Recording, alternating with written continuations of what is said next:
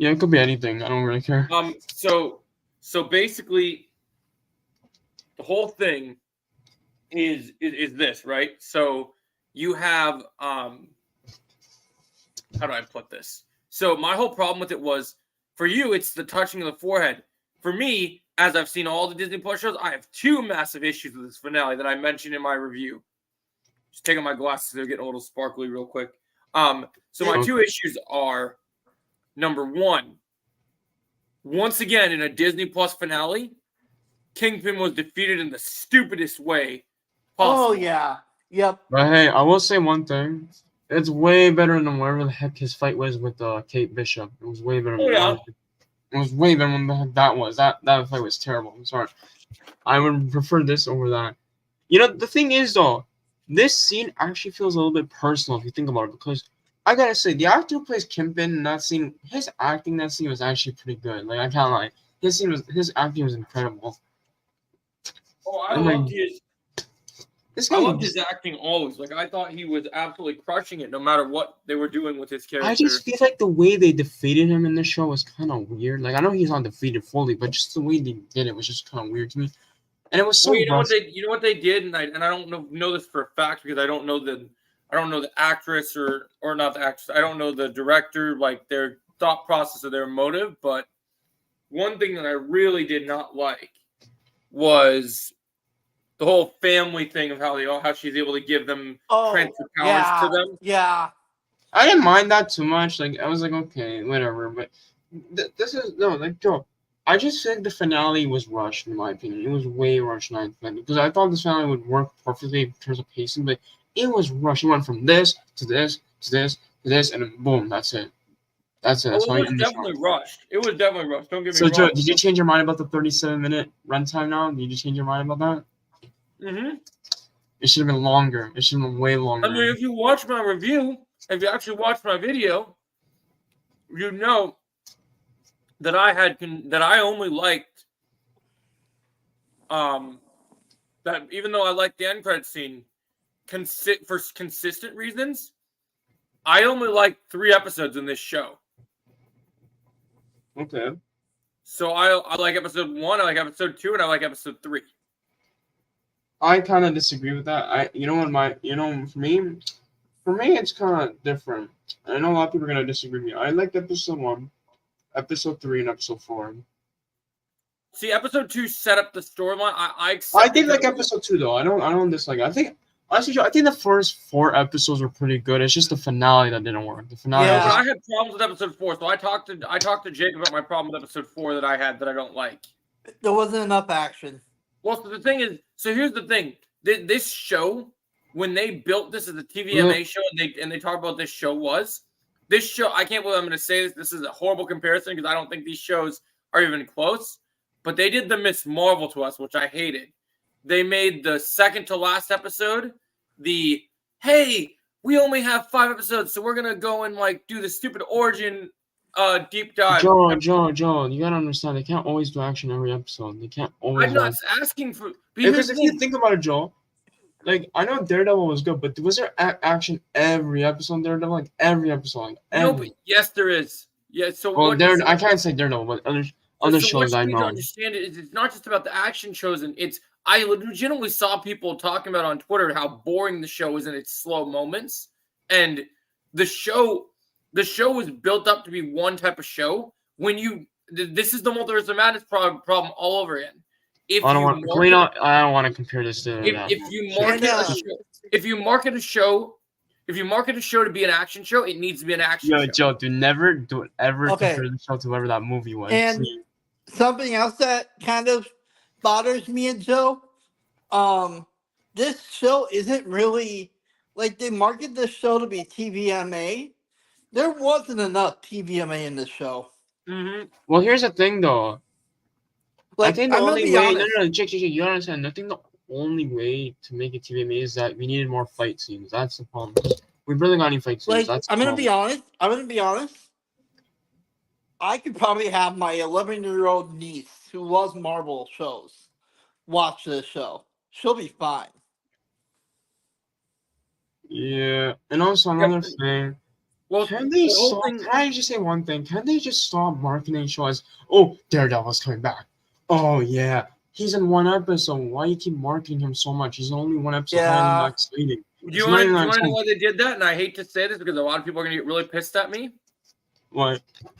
Nobody before Hawkeye, nobody knew who Echo was. So when you're selling a show on a brand new character, you need, just like when you know this Chosen because you did martial arts, right? Yeah.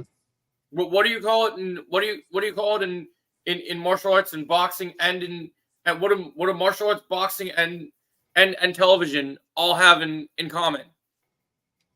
So in boxing, so when you're boxing someone, you do a punch, you do Yeah. a jab, you do a punch. What follows the jab? Okay. The hook. Oh yeah, the hook. Shoot. So I with keep thinking they television, keep you inside. need with television and in movies, you need your hook, right? What's the Yeah. thing that gets you interesting? So when you think about it, most movies and shows, even if it's only for a limited time, when you look at the trailers, people didn't look at this show until they saw a couple scenes of Kingpin and Daredevil doing badass things. Like when they were first talking about this show, I remember people talking about this show before they showed trailers for it, and people like, the only thing that's gonna be good about this show is even if it's very limited, I'm only watching the episodes that Like, Daredevil and and- Kingpin. Can I just say one thing? and I wasn't okay. Oh, I was gonna say one thing. Can I just say one thing? Go ahead. Joe, Go ahead. I just saw your rankings for all the EMC shows, and you mentioned about She-Hulk and how you like Yep. Daredevil's appearance in that show. I'm gonna be honest, Joe. I never liked his appearance in that show. Never in my life. I pretend that Daredevil doesn't exist in that show. Well, my so life. here's the thing, right? And you wouldn't know this because you said you didn't finish Daredevil, right? But here's the thing, Joe. You gotta understand. You can't make Daredevil all of a sudden jokey and let's No, make but him. what you got to understand is, and this is what I was going to tell you, okay? If you've ever read a Daredevil comic, what that I know, I'm just showing. The problem is I'm not used to Daredevil making jokes. That's all. I'm just not used to him being calm. Well, so if you would pick up a comic, just like you would, just because you like, the Flash, right? You would know that Daredevil does jokes. That's why I like Green Arrow more. Green Arrow's my. Well, he does that too. Well, Like in the, I don't really care. he Green does Arrow's that. my Arrow's my guy, man. He can joke around every time on. He can be funny. Well, Oh, what that's why did you he's say, my Jake? main favorite character. So it's like, And Jake, what you gonna also, I wasn't a fan of first episode because most of that episode was just flashbacks. Well, to be fair, here's the most thing- of no, that here's the thing about episode. that. Here's the thing about that, Jake. They got a really good. What Look, if someone? I Here's the thing, understand. Jake. What if I someone didn't watch understand. Echo? No, heck, Hawkeye. What if someone didn't watch Hawkeye? Yeah, What if someone- I get why you did it. It's just I didn't find it all that exciting. to me, here's what I would see. Here's the way I look at it. Even though we got the flashbacks, oh, you can't reach. Oh, come on. We did get the Daredevil versus Echo fight. Well, yeah. I So, know. so my whole thing was this. So if it's all taking place in the flashbacks and they're setting up the show, I'm fine with that. But if I would have directed the show, if episode 1 is flashbacks, then no flashbacks in episode 4. Yeah, you know Because- what's crazy? Because Someone we might actually. not get we might not get a season 2 of this show, and we needed to see more about Echo going and having a rampage with Fisk's army. Like we needed to see more of her raiding warehouses and Yo, doing. Joe. Something's gonna piss you off. So I saw someone say that Secret Invasion is better than Echo. Oh, fuck off! Well, honestly, like I don't know, man. At least I don't know. Like Secret Invasion. No, Here's the thing, though. no. Secret Invasion had so Secret- much action. That's the problem. Secret Invasion is still the worst MCU show for me. I Here's the disagree. thing, though. I still think Secret She-Hulk Invasion is had the worst. action, but it was not good action. Here's the But thing, Jake. I disagree with that. I still think She-Hulk is the worst MCU show. Anything can I mean- be better than that. Okay, I mean, I'll give my bottom 3, my 3 worst are easily Miss Marvel, She-Hulk, and Secret Invasion. I would easily maybe even give those a tie for the bottom. Honestly, I think the only like bad shows I can think of is Secret Invasion and She-Hulk. That's it. I can't even think of anything else. Miss Marvel is mid. I don't think it's like terrible. I just think it's mid. Like there's I'm gonna need to rewatch it because me what else actually is liking mid? her, me actually liking Kamala the Marvels makes me want to maybe want to give that show a Hawkeye. second chance. Okay, here's the thing about Hawkeye. I love Hawkeye, but the finale ruined it for me because they used Kingpin as such a. Oh, I remember watching that episode. I was like, bro, what are you doing with this Yep. guy? This guy's not like this on Daredevil. What the heck were you guys thinking? Yep. You know, that whole thing. Yeah, when they were The doing finale that, it was, ruined Hawkeye for me because, like, I don't know, man. it was sad because I liked that finale, but then they did the Kingpin stuff, and then I didn't like it. 'Cause what I really liked about the finale was I thought the stuff with Kate Bishop, Clint, the fight with Clint and Yo, Joe, Yelena. I just saw was your super- rankings again. Yeah. I'm actually shocked that you put Moon Knight in #1. I'm actually surprised. Why are you shocked? I fucking love Moon Knight. I don't know. I just don't. It was good, but then it got boring at the end. I don't know. For some reason, I got bored a little bit. I think it's crazy you got bored. I wasn't bored a single episode of Moon Knight. Moon Knight's the most consistent show. I know, For but Joe, me, you gotta understand, like the thing about you want to know Moon something? Knight You want to know is- something? You want to know something crazy? I'll be real with you, and people might get mad at me. Of course, you will. You Even want I will to get mad. you want to talk about a show that has boring moments? Was Season 1 of Loki. Not every episode was as exciting as it could have been for a Loki show. no, I disagree. I'll With say that. that. I disagree with that. If you look at Loki as a consistent show, Loki doesn't have good consistency. It's got some.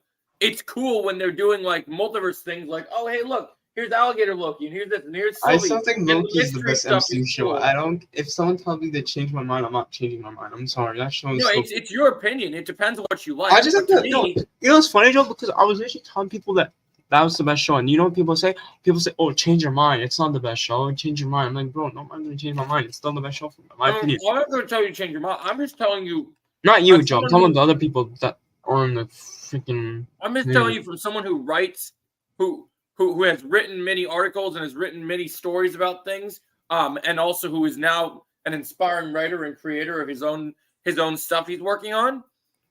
I think that Loki, for the most part, from it being from the writers of Rick and Morty, Loki is a good show, and for different people that people like it, it is good. But for me, Moon Knight had a lot to live up to, and I think Jake and I and me and Jake and Trevor and I, we did fun watch parties together. I think me and Jake watching that show, I can't imagine one episode of that show where we didn't at least give it a 9 or a 10. About me, easily. Joe. For me, it's different because I think I like the first episode of Moon Knight. The second one was pretty good. After the third one, that's where I started to get a little bored because the first 3 episodes were perfectly 10 out of 10. See, but Moon Knight was the only Marvel show that had balls because they were touching a topic that the MCU is too weak to touch normally.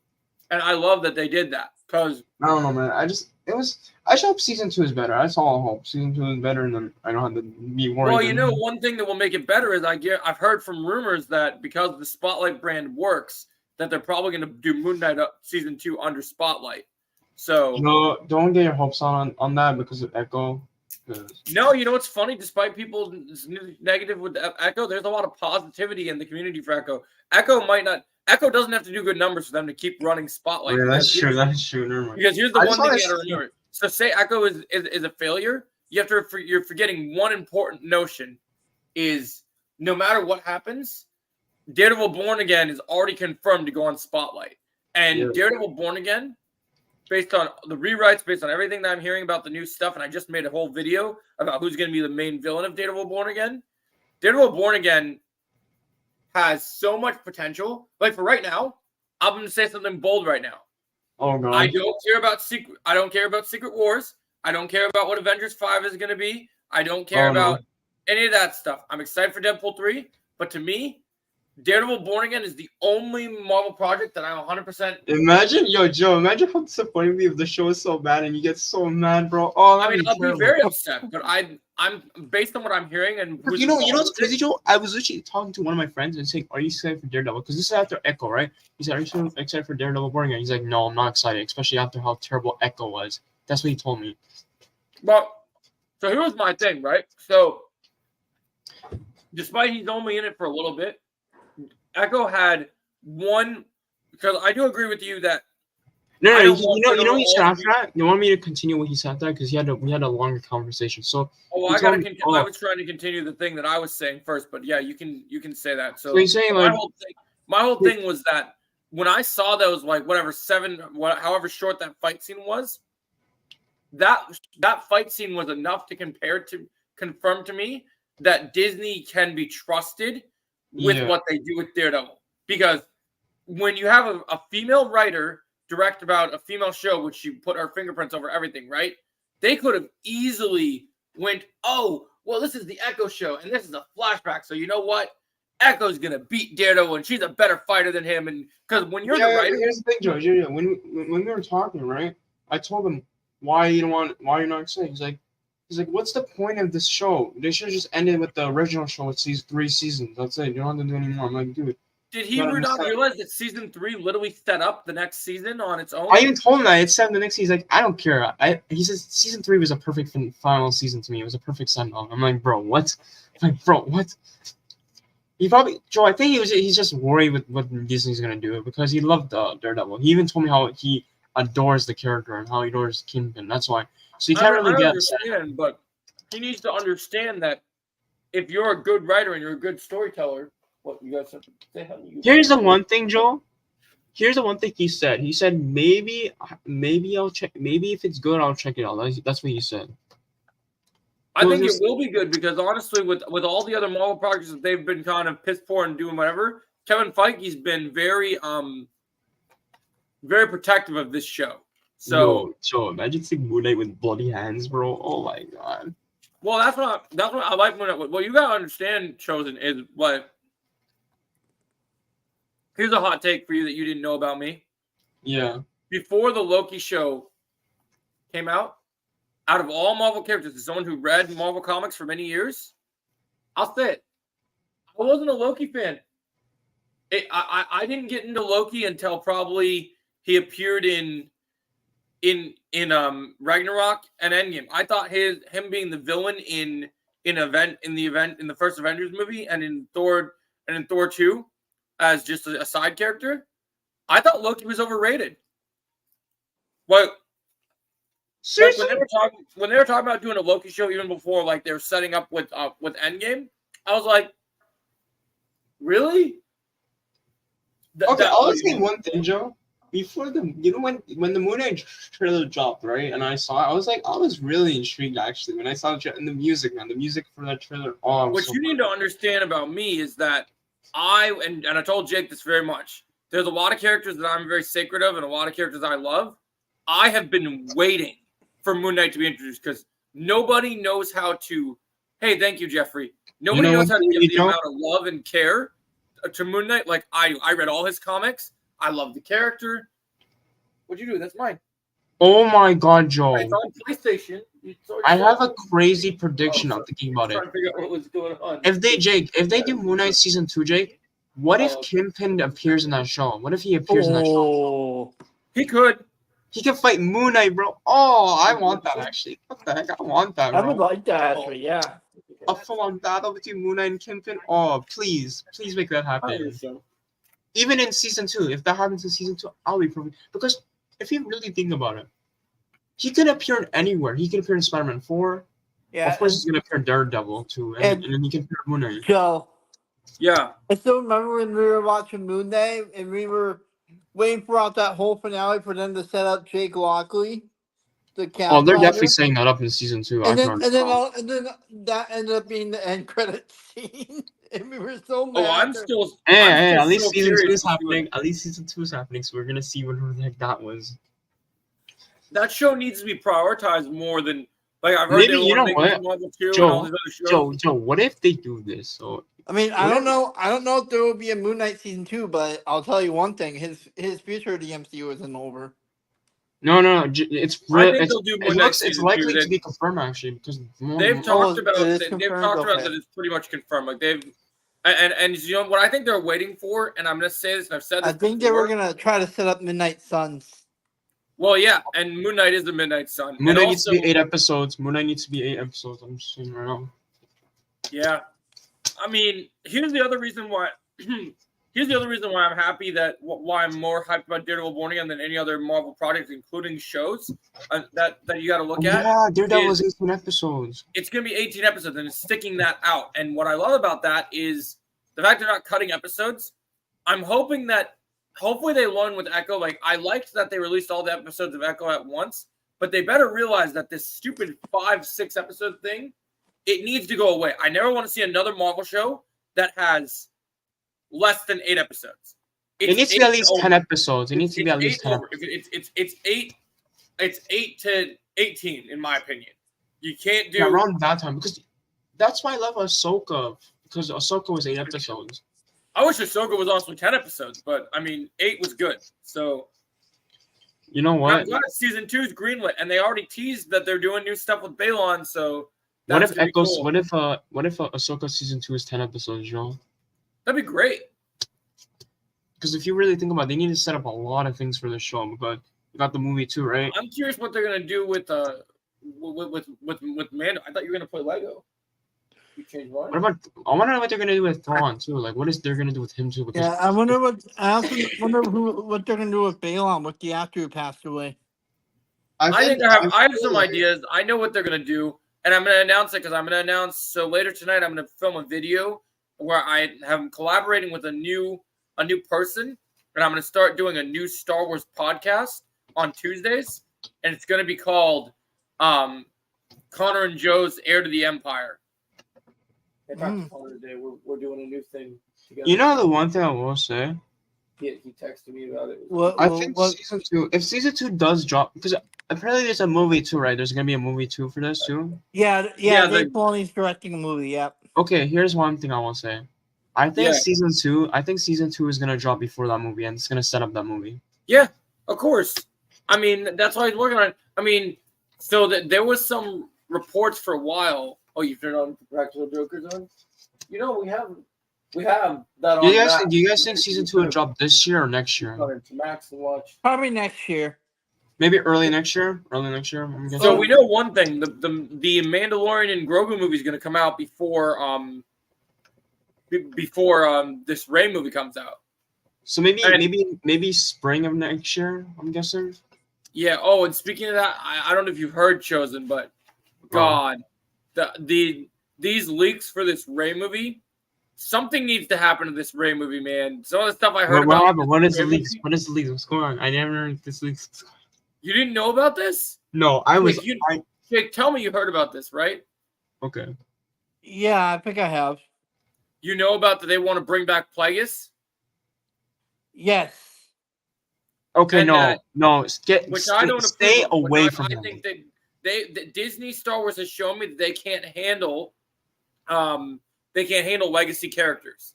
So I don't want any. I'm fine with Plagueis being an acolyte. I'm not fine with them resurrecting Plagueis after how they did Palpatine. No, Joe. They need to stay away from him. I don't want them. That's what I'm saying. That's what I'm saying. Joe. Yeah.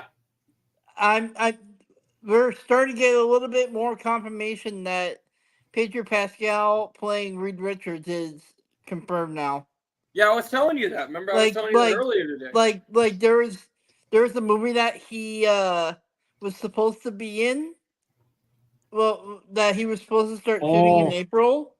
I forgot to tell Jake something. It's Stranger Things related, by the way. Oh my gosh! Okay, there's a movie that he was shooting, and he was supposed to start shooting in April, and he dropped out of that movie because Fantastic Four films in April.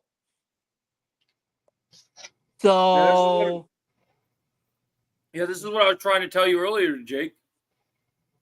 I just got that. I think it's pretty much confirmed now. I think that's pretty much. Well, the fun thing is they keep saying that they're going to make some big announcement about the cast, but we already basically know who the cast is. Like I would be shocked if they came out and said it's not who they say it is, because I have heard pretty much. I know exactly who the whole cast is, and it's pretty definitive what it's going to be. Okay, so Joe. Yeah, closer. You want to be closer? Is that Joe. So you said it was going to be Pedro Pascal as Reed Richards. Vanessa Kirby as Sue Storm. The guy who plays Eddie as Human Torch. Who's going to be the Thing? And then some other guy. Where's I got to find there's an actual post about it. Some guy, I think Ebon There's a black dude. I can't think what his name is, but a black. Oh my god. Okay. All right. Whatever. here's the thing: it won't matter what race because he's just going to become Yeah, an orange rock that's anyway. true. That's true. So we probably won't That see doesn't him. bother me. Okay. Yeah. At least they didn't make the thing a woman like they keep trying to do with every other franchise. Don't, Joe. God, you had to remind me about that. I mean, Trevor's still going on a tangent about a Silver Surfer thing. Oh yeah. Just so you guys know, there's a new season 5 Stranger Things League. Yeah, Jake was cheering up earlier about the Stranger Things news. Oh yeah, that photo. Oh my god, that was sad. There was a new set photo today of Dustin at Eddie's grave. Oh yeah, that was gonna. I was gonna tell you about that. I was actually gonna tell you about and the fact that he's wearing a Hellfire's Club shirt. Oh my god, I was tearing up. You know the one thing I noticed? I don't know if you guys noticed. If you look at the grave, there's blood on that grave. There's blood. What is he doing? Oh, there's blood on the grave? Hold on, if you look closely, hold on. Does he get you that mad? If you look closely, there's literally a little bit of blood on that grave. Wait. There's you said there's blood on the grave? Like the actual grave where it says, I think it's on the top. Hold on, I gotta get a closer look at this. Hold up. That's cool, buddy. Are you gonna want to play Turtles in a little bit too? I have to go in just a sec, but let's talk about this before we go. Hold up, I gotta get a good look at this. Hold up. Now you got him thinking. I'm gonna check something. Where is it? Oh yeah, because of the B and the U written in blood. I see it now. And by the way, what else was I forgot what I was gonna say actually. Hold on. Right. Yeah. I see what you mean now, Chosen. The B and the U is dry blood. Oh, by the way, you know the guy who plays Argyle? He's not coming. Apparently, he didn't get a call for season 5. So Henry Cavill? No, the guy who plays Argyle. You know the funny guy from. Argyle. Argyle the movie. Oh, I was thinking about Argyle the movie, the new Henry Cavill movie. But yeah, you know the guy who was with Will and Mike. Yeah, that guy. Apparently he didn't get a call, so he might not come back. He's not gonna come back. Okay. I'm gonna need your help with a couple because he didn't get a call. Tonight when I get off. Or Jake, do you think he might be trolling us? My new series about my reaction. I don't know, maybe. And I actually ended up. He's gonna pull an Andrew Garfield pull, like a thing. We can angle the camera right so it can show the TV and she'll be watching it. Yeah, we'll see. Maybe. Then there's a new thing with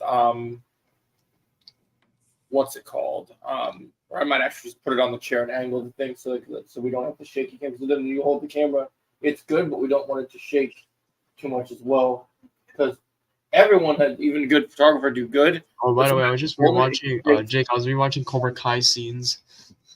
My grandpa was telling me that. I think what scene was? Oh, I was rewatching Tommy's death, man. Tommy's death was. Oh, you're rewatching Tommy's death? Okay. Yeah, that scene was emotional. Like Rip Rob, man. And AJ kind of got my hopes up today. I don't know if this news is confirmed, but I don't know if you heard, Chosen, but there's reports going around that Sonic 3 is gonna be PG-13. Yep, I heard about that, and I'm excited. Wait, how long was Sonic 2? How long was that movie? Melissa's here. Oh, nice. We haven't talked to Melissa in a while. Oh, hey, Melissa, how are you doing? How's it going?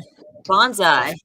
We're just chatting a bunch of stuff right now, but Chosen's going to get off in a little bit. So if you need to discuss anything, and I have a new Cobra Kai video for you. I could stay for a little bit longer, but then I'll go. Okay. Oh, right. Cool. What's the new video?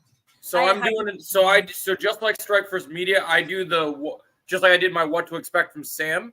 I'm doing a whole video about Eli right now.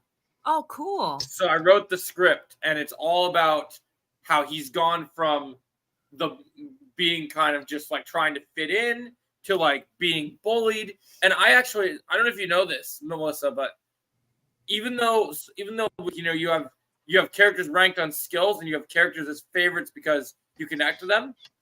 Yeah. My favorite young character on the show even though a lot of people love Robbie and Miguel, Eli is actually my favorite young character because I actually relate to Eli because I have a disability called autism, and Eli, you know, being that he went through his whole lip thing, I relate to him so much. Like just the idea that he went and had to deal with all those things. I've dealt with similar things in my life, so I do really too. connect. I really connect and identify that character. So Yeah, I do too. I have autism too. oh, that's so cool. That's cool, Melissa. That's super cool. Yeah. So it's always awesome to meet someone that has that. So I really You're not the only one, that Joe. I question also have autism too. All three of us does. Oh, that's cool. Yeah. So for me, I just did, love like even before he was Cool Hawk, I always loved the idea like and I loved how he in season 4. One of my favorite things in season 4 was that he found balance by finally like a lot of people were debating like when why does he end up in Miyagi-Do when he could just go train with Johnny again? But I love it because it brought the harmony to everything. Nice to meet you, Kim. Yeah. Make sure you subscribe. It makes sense. To everyone. Now, I'm not as big of a Hawk fan as some certain Hawk fans, Hawk fans are, or a lot of Hawk fans are. But because Miguel's my #1 favorite character, but I do like. Miguel's awesome. I love Miguel too. I love Miguel, Robbie, and I think Miguel, Robbie, and Hawk are all my three favorites of the main three like kids. But I will say, Joe's favorite character of the whole show is Johnny. Yeah, Johnny's my main favorite character of the entire Canada, show. Let's go. But I do love. Oh, that's so cool. Welcome. Yeah, make sure you subscribe to everyone here. Kim, these are all great. You're from Canada, Vancouver. Oh, nice. Yeah, that's super cool. I'm from Canada too. Canada, Ontario. So basically, my whole thing with Hawk is like, so you look at the character, you slice the pie any way you slice it. I just think with Hawk, he already had so much to deal with and to prove. And then when he complex. What'd you say, Melissa? He's definitely more complex. Yeah, I like his complexity because like Miguel to me just feels like I love Miguel, but I just feel like Miguel is he's the prodigal child. They're just trying to make another Daniel, but different, right? So they wanted someone that had all the things that made Daniel appealing in The Karate Kid, and Miguel's great. Like I love the actor, I loved him in Blue Beetle. I think the character. Oh yeah, great. Him in Blue Beetle was awesome. But what I love about Hawk is, that's so cool. That's awesome, Kim. Do you prefer to be called Kim or do you prefer to be called Jennifer? But so for me, the thing I love about Hawk, well, not only did he just get badass, but like the whole concept of flipping the script that Johnny told him after making fun of his lip and everything, and then he goes and just does the things. But like, even though like a lot of people praise, like, yeah, when he goes dark and he becomes this personality and gets really dark from him, I feel bad for him because even though he goes through these things, he loses his girlfriend, he goes through all these different things, and the second I actually feel like I had similar problems with mental health and depression and a lot of other issues like that. So I relate to the fact that he went and he went through those trials and tribulations. And then when you enter season 4, people dog on season 4 all the time as a season, but one of the best things they gave us was you're 30 years old. Nice. Like I'll say this much. I don't know if they did it on purpose or they did it to do interesting storylines, but at some point during season 6, we need a proper rematch with Hawk and Kenny, and Hawk needs to absolutely annihilate Kenny because I was so upset with how they treated him in season 5. Kenny. Oh my god. Yeah, I mean that was definitely they definitely nerfed Hawk. He should not have been nerfed though. He's like the best, one of the best characters. I know, but hey Kim, I don't think we're gonna get a Hawk versus Kenny rematch. Well, maybe it doesn't even have to be Kenny. Give him a proper opponent so it shows that he's still strong, right? Yeah, like, I mean, we all know Hawk is still strong. I don't need, obviously, I don't think Miguel's going to win any trophies, but Miguel will go through his own epic struggles. Robbie's probably going to get some big wins, which is great.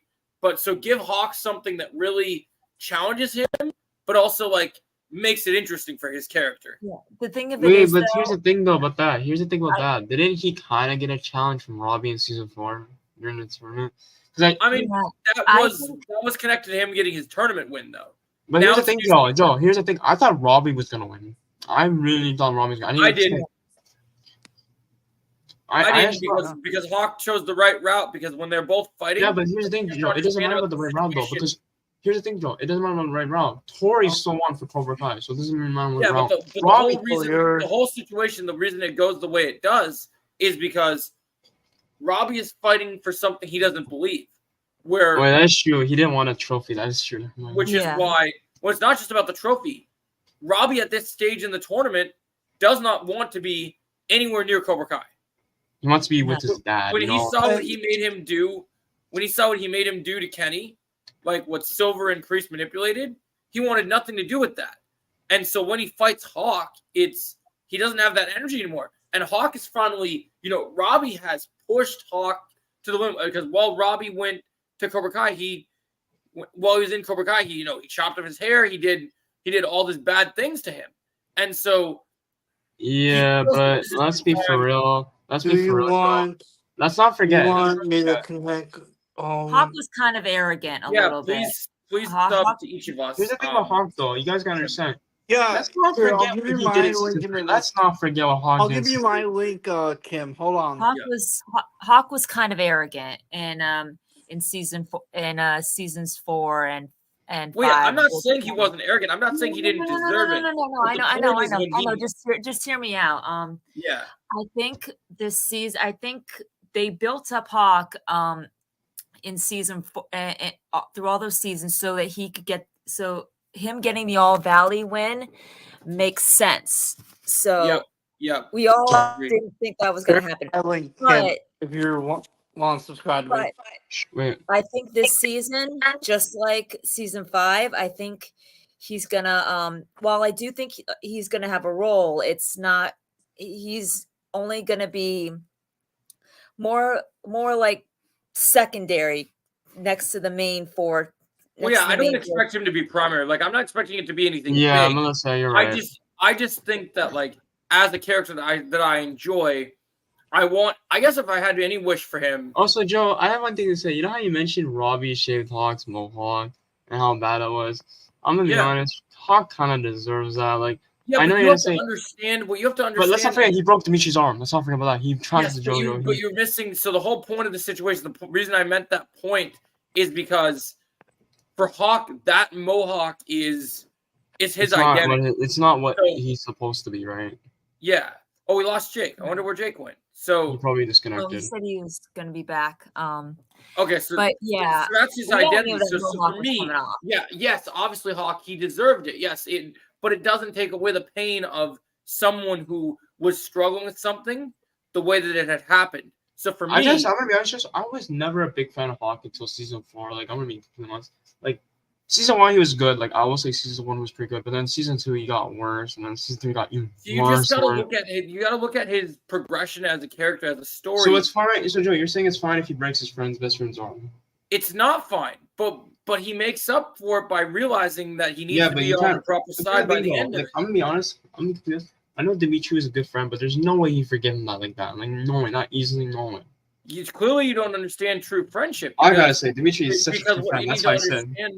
What you need to understand is, like, no matter what people go through, when you have two people that are together, and he even said, if you pay attention to the dialogue, what happened?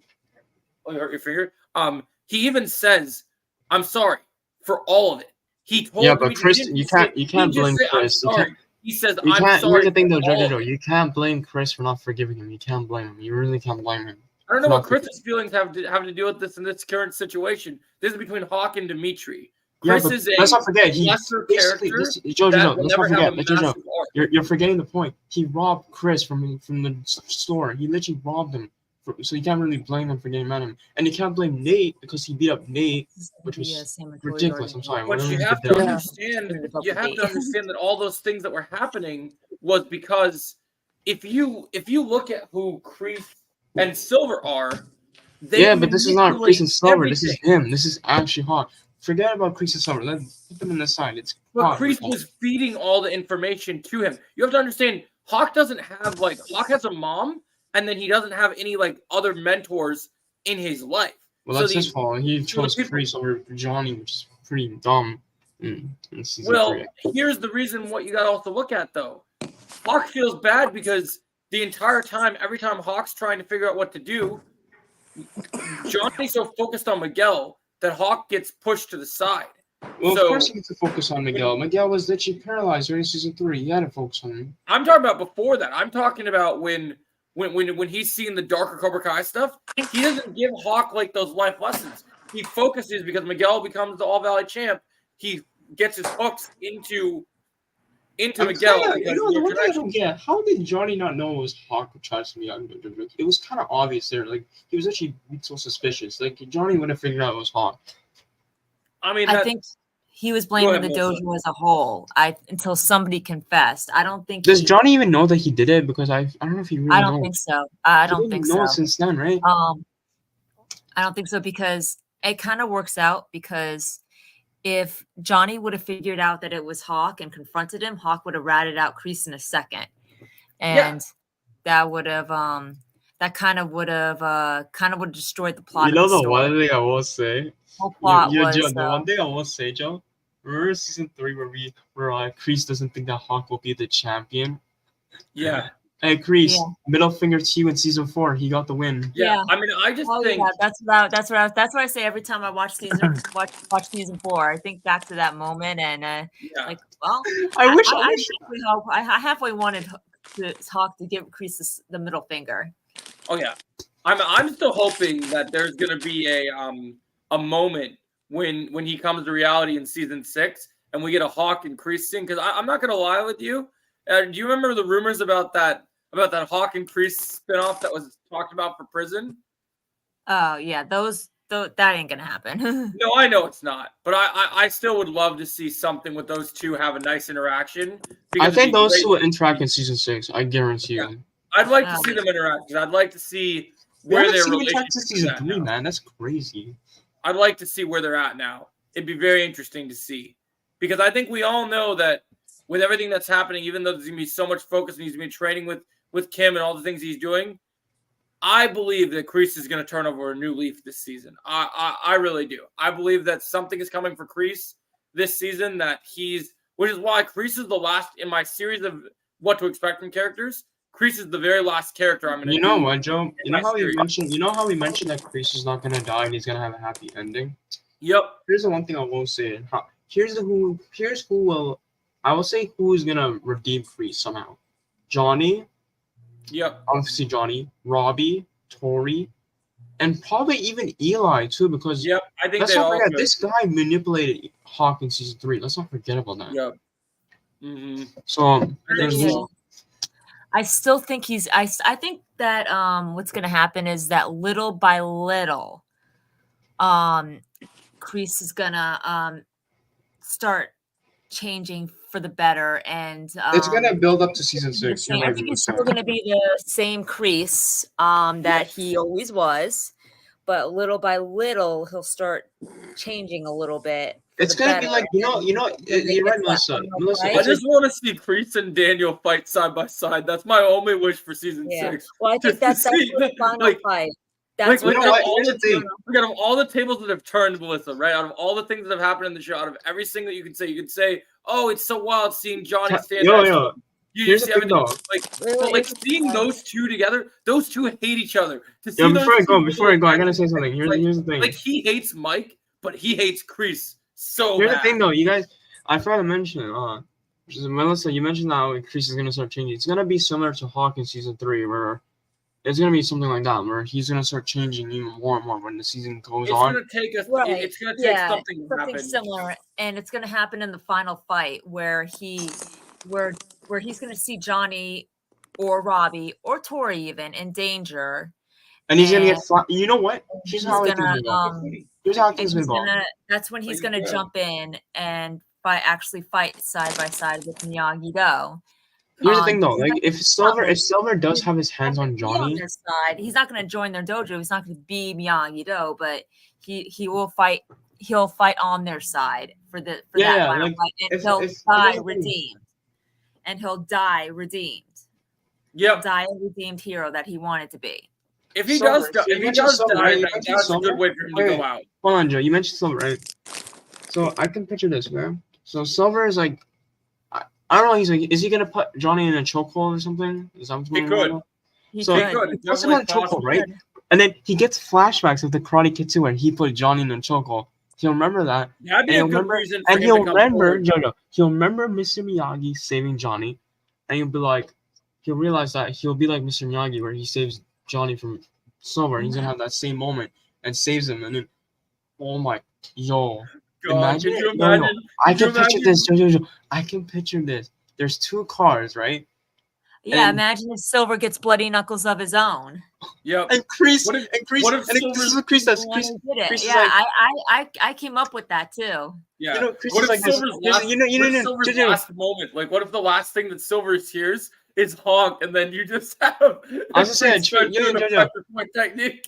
Jojo. Here's the thing though. Great. If they do that, I think Chris is gonna use the same lines Mr. Miyagi said, and he's gonna say honk.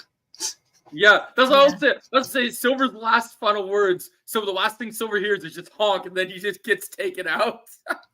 And then my Daniel will be God. impressed, bro. He's like, whoa, where did this Yup. guy come from? Where does this Chris came from? Yeah. I do Yeah, think we no, are I definitely. actually came up with a theory about that, about how Silver gets bloody knuckles of his own because of Kreese. Yeah, I can see that. Yo, Chris is gonna have his redemption. He's gonna have the full circle. Mhm. Yeah, Yeah. we're definitely going to see some stuff because he's going to mess some people up very badly in this season. I definitely think there's going to be some big mess ups. Bro, this season, I feel like this season might be the best season in the show. Honestly, I mean, if so they much- do it the way that they should, I'm hoping so. it has to Um, top. You know what, Joe? It has to top season 3 because season 3 is my favorite so far. I'm still really worried about the Kreese 10 will episodes team up with thing. It has me Cam. worried. I'm Kreese worried will about the team 10 up with episodes. Cam. Wait, what are you gonna say, Melissa? Kreese will team up with Kim. There's no doubt about that. Yeah, But when in the he beginning, finds the out whole, what Kim did to basically almost the Tori, whole that's season. going to be his final straw. Basically, almost the whole season, and then at the end he'll redeem. Yeah. Yeah, until he really sees. I see him doing what he's doing until his real mission is realized. Yo, Joe, remember that? Yes. Remember that idea we came up with where we see Kreese training Kim's students, and then Kim is just Yep, watching in the yep. background. Mhm. Oh my god, bro! I could see that. Yeah, I think Yeah. once he just like you said, little by little, it's gonna build, and then. But I think what's gonna be the final nail in the coffin. We know it ever since at the end of season 4, early season 5, we know what Kreese wants more than everything else. He's just waiting for when it's just him and Silver, like because no matter what, no matter who's involved, it will come down to him and Silver eventually. Oh yeah, by the way, Joe, remember we mentioned about who the villain will be in season 6? Remember who the real villain will be in season 6? Yeah. We mentioned about something. What did we say about who will be the real villain? Oh in yeah. season So I have a theory. So you want to hear my theory, Melissa? That I Yeah. came up with. So Yeah. you know how they're making all this buzz about this actor for the flashbacks for the original like master of Tang Sudo and that trained Kreese and Silver. Mm-hmm. So I think we're gonna have a secret villain this season. So they talked about the whole thing about I do too. I think it's going to be Master Sensei Kim's Kim. son. So to the older Kim is gonna either be dead or in present day or is gonna be on his deathbed, right? Right.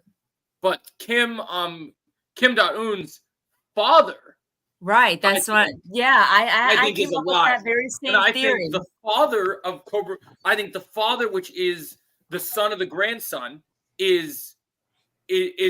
the grandfather is actually going to be our main threat. Whoa, Yeah. Joe, I have a theory. What if That- that's the yeah. what if that's the cliffhanger for episode 9? That'd be crazy. Yeah, that would be crazy. I actually came up with that theory. Because I know a Yeah, lot I of knew people are Melissa. like, Yeah, I know a lot of people I are think like, I saw you Silver's say something about that. a lot of people are like Silver's the end all be all, but I think there's another villain that even eclipses Silver that's going to come. He's gonna into be this a fight. way bigger threat than Silver and Kreese Yeah, I combined. just think there is someone bigger. I mean, I've always felt Right like there. now, I find that hard to believe because to me, Silver is kind of final boss. But I think season 6 will change that, Melissa. Season 6 will change I that for think sure. Because I'm holding out. I'm ready for anything when it comes to season 6. Nothing's Yo, Joe, off. just I just think imagine. we can't get anything past these writers. These writers are smart. They think of something. They'll know what to do. And like I feel like Silver is final boss, but something I think about, right? If Silver's such final boss, why in the 5th season of your show would you have would you have Daniel beat Silver, right? I So don't know. think about it this way. Imagine, we'll use the MCU for instance, right? The Avengers didn't beat Thanos in Infinity War. They beat Thanos in Endgame. Mm-hmm. So if Silver's been defeated, he may have a place in the Endgame, but he's not Endgame. You know what, Because- Joe? Now you mentioned that. Let's be for real. Let's be real. Because Silver was already the main villain in season 5, right? We already know Yeah. that. And but here's the thing that I noticed, because I noticed a pattern here. So season 1, we know that Daniel was kind of the villain in season 1 because he was, yeah. Well, See- more like antagonistic, but not. What not about really what about season 2? Because I don't know who the villain was for season 2. It's really confusing. Kreese. I mean, Kreese. Kreese. So Kreese had three seasons of being the villain. That's I crazy. mean, I believe that the first 2 seasons, the whole idea, there was no real a villain. It was built on the idea of Johnny and Daniel were at each other's throats. And then Joe, and then season 3 and 4 we have Kreese, right? And then season 5 we have Silver. I kind of do feel like we should get one more. No, here's the thing though, Joe. I think we need one more season of Silver though, because to make it fair, because I kind of want more of Silver. Well, we He's can. So we probably will get more seasons of Silver. We probably will get see Silver one last time in season 6. But he's got, remember, don't forget, he's got a lot of connections with the legal system. He's friends with the DA. Well, I think he's out early. I think he's out early. Like, so Joe, let's be for real. I think he's out in episode 1. Like, I think he's out. Can I say one thing, Joe? Joe, the main villains of season 6. So I'm gonna say right now, it's Silver and the father. It's Silver and the father. See, that's what I think. I don't think it's gonna just be.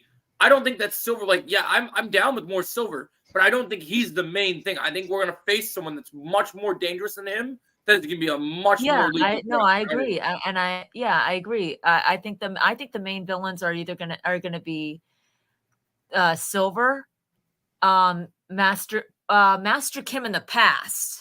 Yeah, you think he'll be alive? You think Master Kim could actually survive? Hold on. Master Kim in the past, and Master Kim's son in the present, and Sensei Kim. And here's my question. Another theory that I came up with. Here's a question, though. All right, I want to let Kim go. I want to hear Kim's. I want to hear Melissa's next part. I think that Master Kim, and I think we're going to get another flashback of Master Kim and Sato, and I think we're going to get a flashback of Master Kim and Sato fighting to the death. Yep. And then let me guess, we find out that Master Kim won. And Sato actually kills Master Kim. Oh. In that fight. Ooh, but that explains all. So if Master Kim killed him, then we're going to learn that the son / the father of Kim Da-eun, so he's just kind of going in like revenge against, because he has an entire vendetta against all Miyagi-Do then. Mm-hmm. That's Joe, can I guys say one thing? I love that. Here's I'm one problem. One problem. Sensei this Kim. is crazy. How are they gonna end Sensei Kim? How are they gonna end the whole thing? Like, how is she gonna be gone? How is she gonna be gone? I don't know. That's that is on the realm of a possibility. So we'll have to wait for season 6. There are I think here's what I think is gonna happen. I think by the end of this show, she's gonna leave Miyagi-Do alone and just go and move on and just train. Or she'll get arrested. Arrested. No, I feel like she just will keep training. I don't care. Honestly, I just think that for me, it's a simple route. I think she's just gonna spend her end of her days either in prison or in the hospital. Because let's be real, because you read that Q&A, right, Melissa? What the? But Joe, where John answered all the questions. If you said she's gonna get the hospital, but when they're talking about a legacy character coming in, and people can say all they want, I'm never gonna they're 100% talking about Julie. They're talking about Julie coming in and kicking the shit out of Kim and just but you guys gotta understand, Kim. Oh yeah, Kim doesn't care about the Miyagi-Do. She doesn't care about them. That's the thing. I'm trying to say she doesn't really care about them. I mean, it's Silver who cares and Kreese who cares. That's right. it. The thing of it is, though, too, she might not care about Miyagi-Do at first, but she knows that they're going to be entering the Sekai Tekai. I mean, that's the one thing. No, I'm talking about after that. I'm talking about after the Sekai Tekai. I'm talking about after what's going on. After the Sekai Tekai, she might because if Miyagi-Do beats her, that's going to be like a disgrace to her family's legacy, and she may go after. Well, sucks to be her. She should have just. Well, so what I wonder what's gonna happen. So say we do have this. So they say we do have this other threat. It's not If we valid, think so that- it's just a thought. Yeah. My thought is, so if we have, so say we are doing this with, Kreese and Silver, and then we have Kim and Kreese doing their thing, trying to do the second Taika, whatever happens. If this guy shows up and he's like present day, like the father of Kim Jong-un and everything, do you think Kim is like as we've seen how skilled she is and like that she's trained her students and stuff? But if this guy is legit, like, is Kim gonna be afraid of her own father? Like, will she be Yes. terrified to see Yes, a she's man gonna be and, afraid. She's gonna be like, I'm like, Well, hey, you know what? You know what, Joe? Can I say one thing? If she's Yeah. afraid of her, I'm gonna laugh because you deserve that. You made Tori broke her hand with Yeah. the stone. You deserve to be afraid. Intimidated. I Evil. definitely do think Evil. that. No. She deserves to be afraid.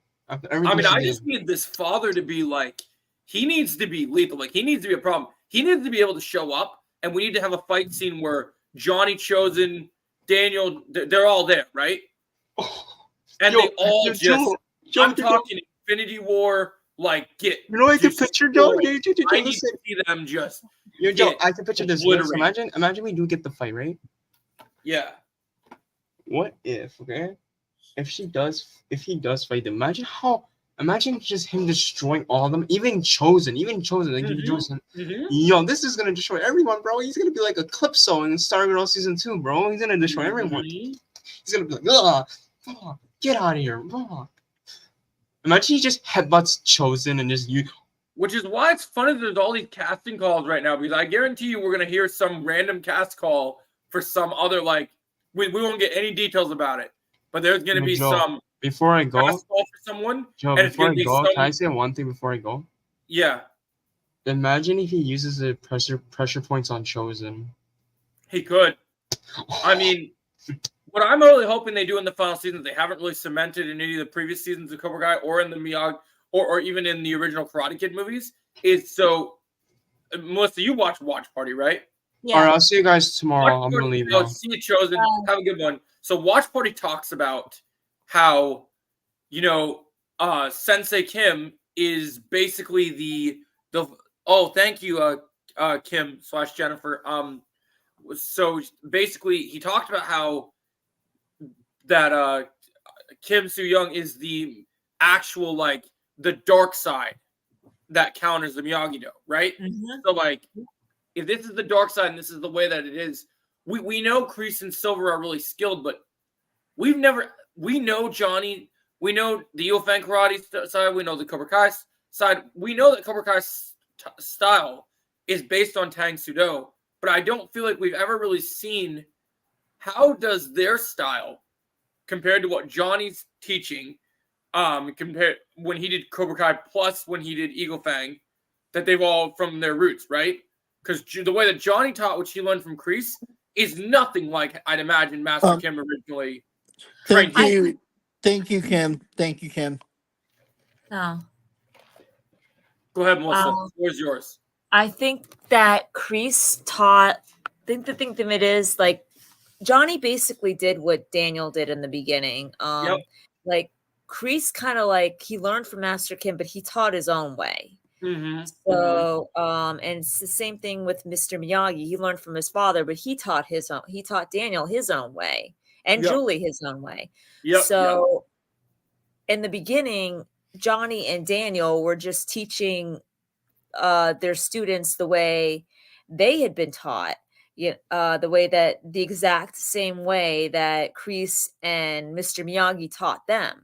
Yeah. It wasn't until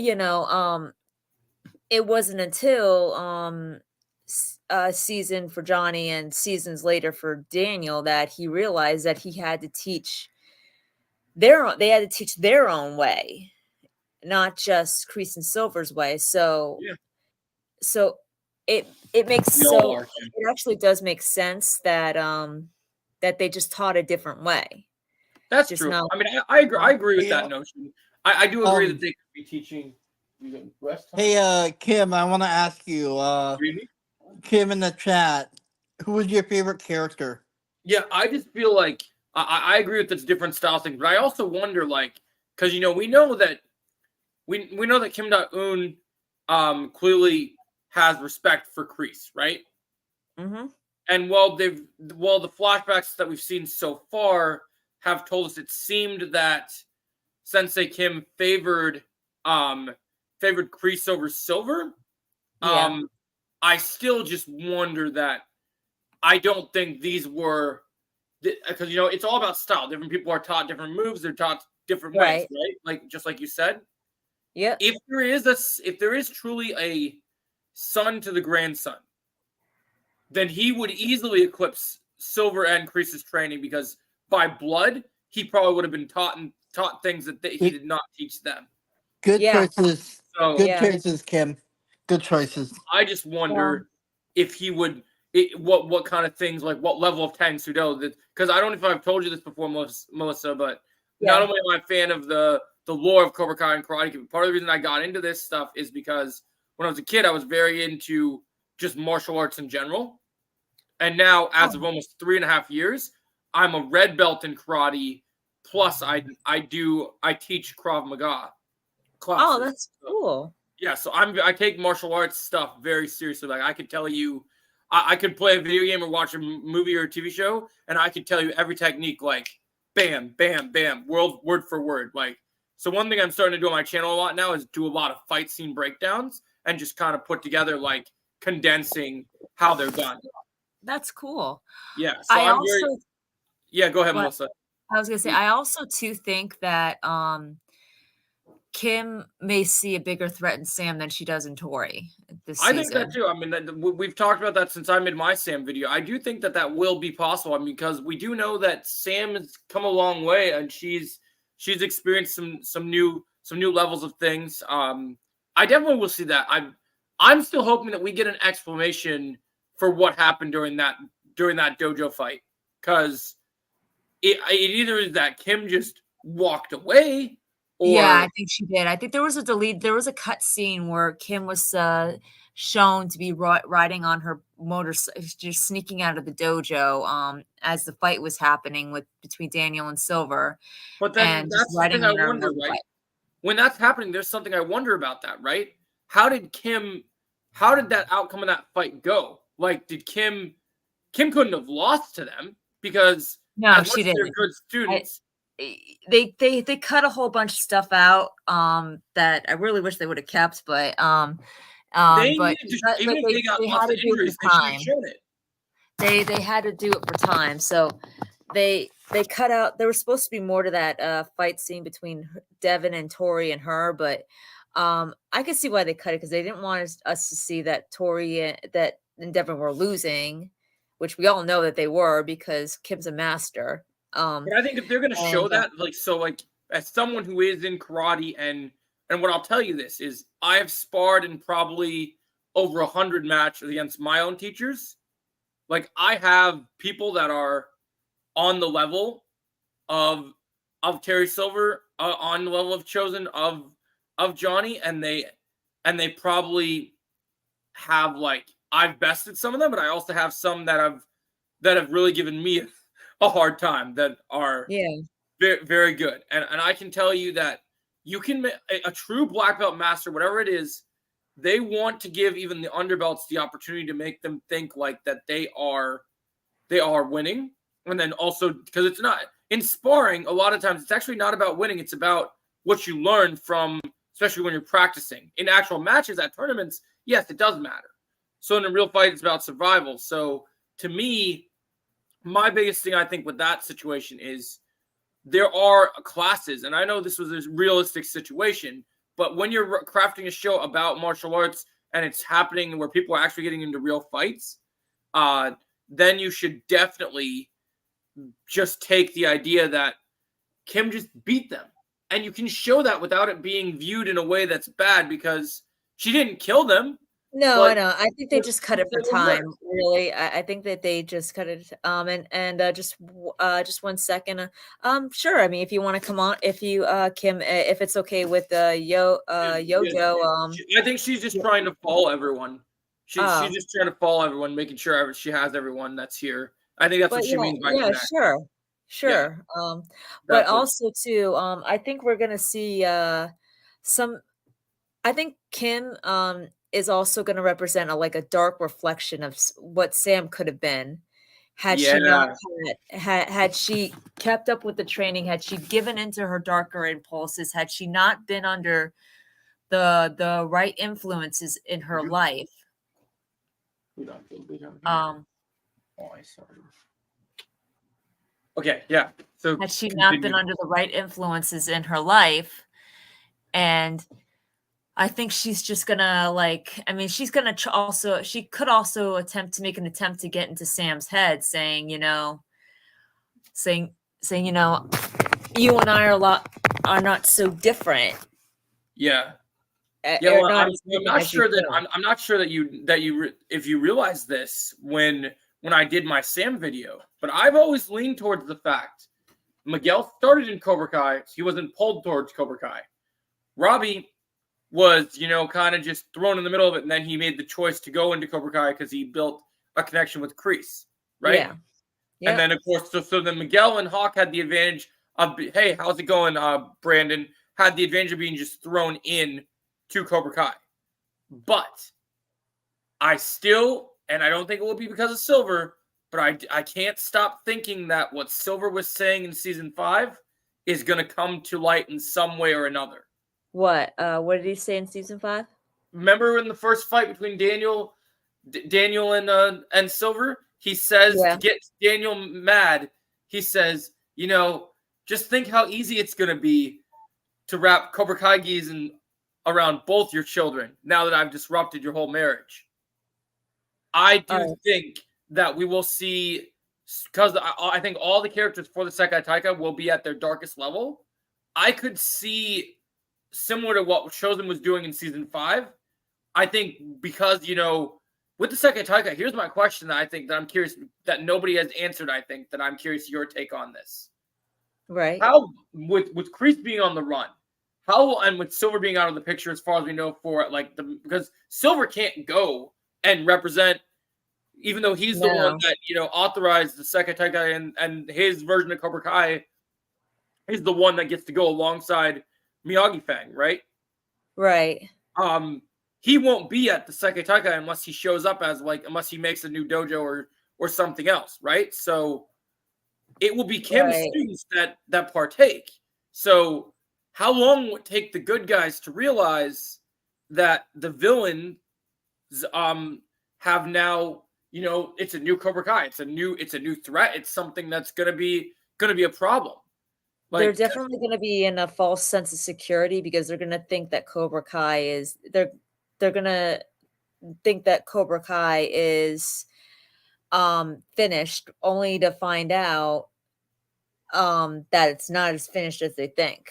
Which is why I could see Sam doing because they'll get that false sense of security. I could see Sam going on a darker route, and maybe she ends up being the first person to discover it, and she ends up blending in with, because she clearly has the skills to be Kim might think, oh, out of everything that's happening, I can get her inside her head and use her to my advantage.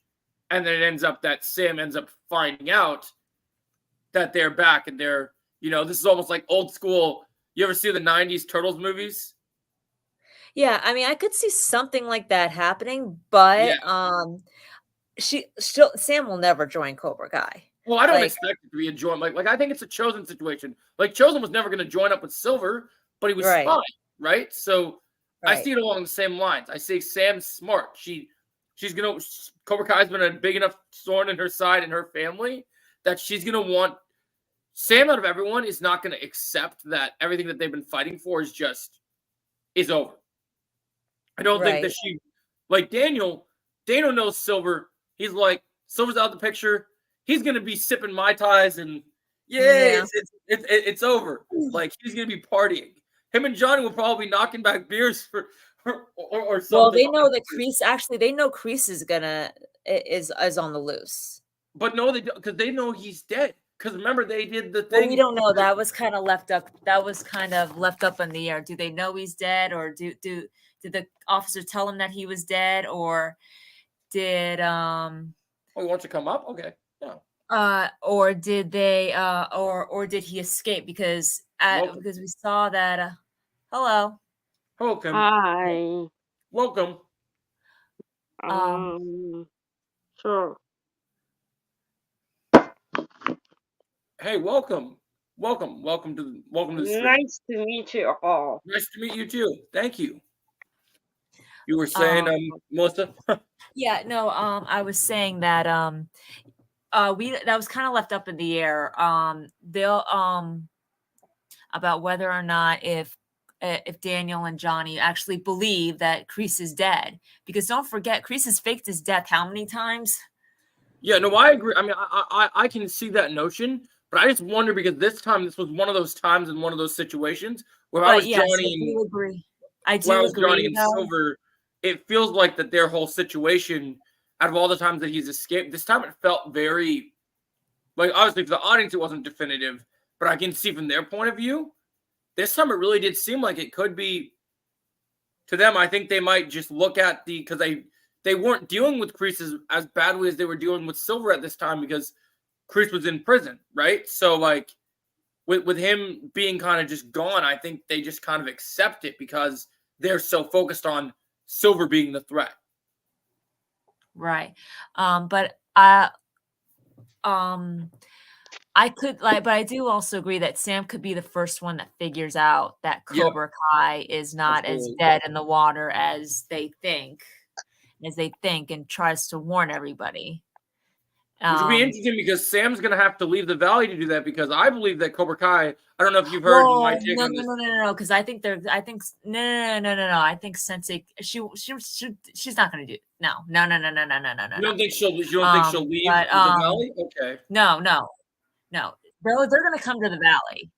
They're going to come to the valley because, like, how do you stay in the valley and like Kreese is going to have to just murder cops by day or like sneak out and hide, like, because he's wanted. Like, here's the thing. I think that they're going to split. I think they'll split it. I think that Kreese will go to South Korea to train maybe half the student.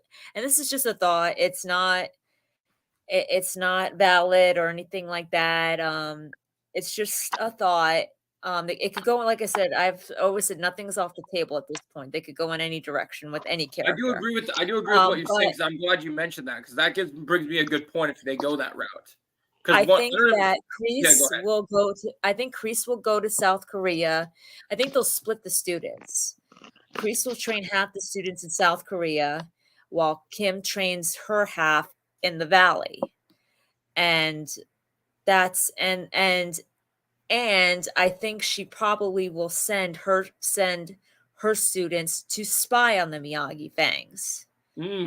And at the high school. Now, will she recruit anybody? Do you think she's going to recruit anybody that's already in the valley that she would want to have as her dojo? Or you think no. She's not a big fan. She's not a big fan of the American students, so no. Yeah, I thought she was going to dig her hooks into Sean eventually because we know they want to bring Sean back. That's where, and that's how I think that maybe Sam might be the first one to figure out that Cobra Kai isn't as dead in the water as they think.